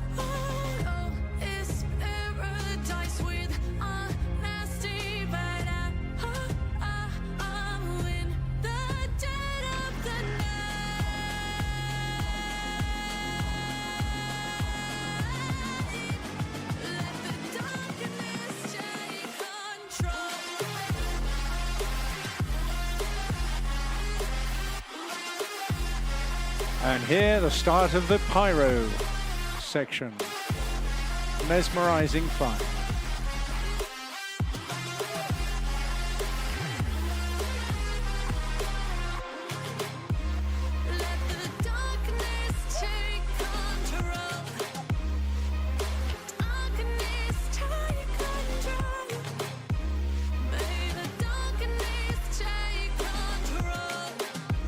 Now, I don't know if you saw the social media footage we put out today across most of the channels of these guys last night, but that is just to warn you off. We want your cooperation at the end of this particular sequence as well. I'll tell you when, and of course that involves using all your telephone torches right along the beach.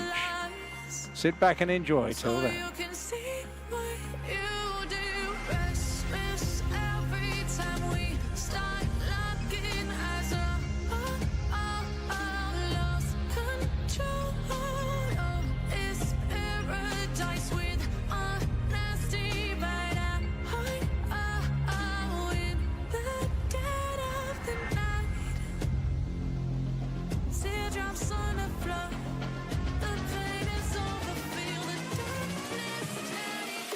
Control.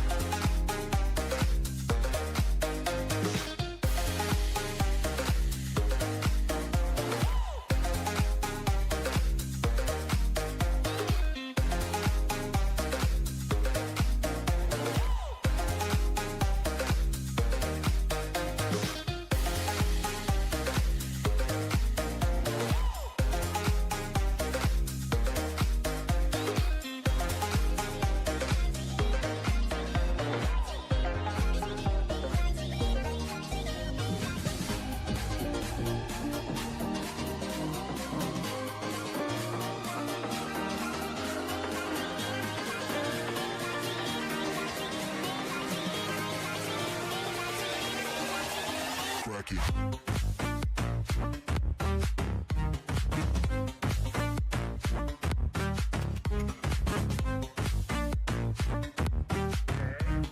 here's a moment just for you to capture. Time to think of your loved one, whoever that may be, wherever they are. The Firebird's heart.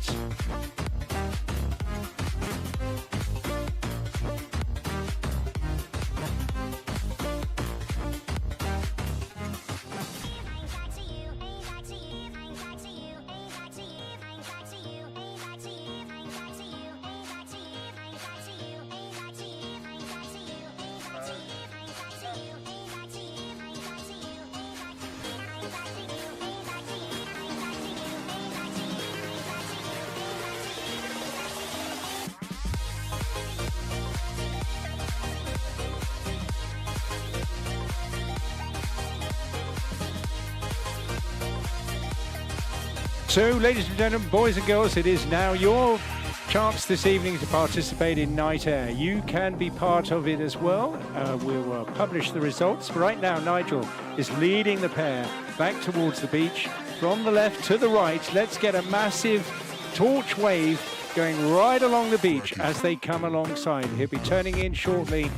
As soon as he does turn that corner, get those torch lights on, and he will film it from the cockpit, and we'll also film it from up here as well. You've been watching the Firebirds.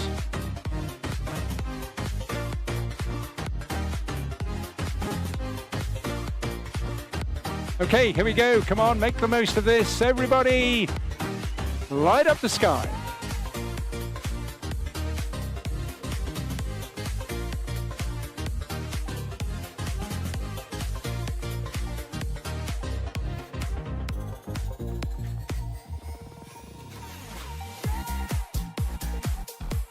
And what a beautiful end to that display, into the sky.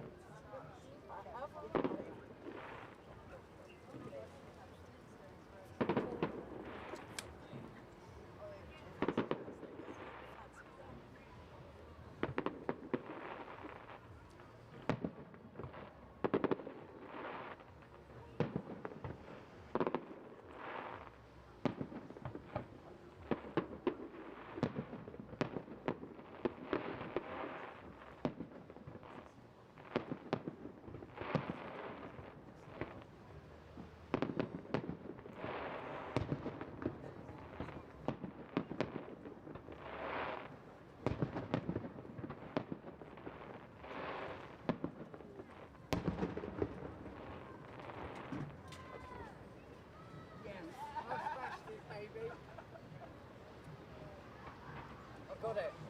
Spot on, 7-second delay. Quick back, man's not on. Just put the apples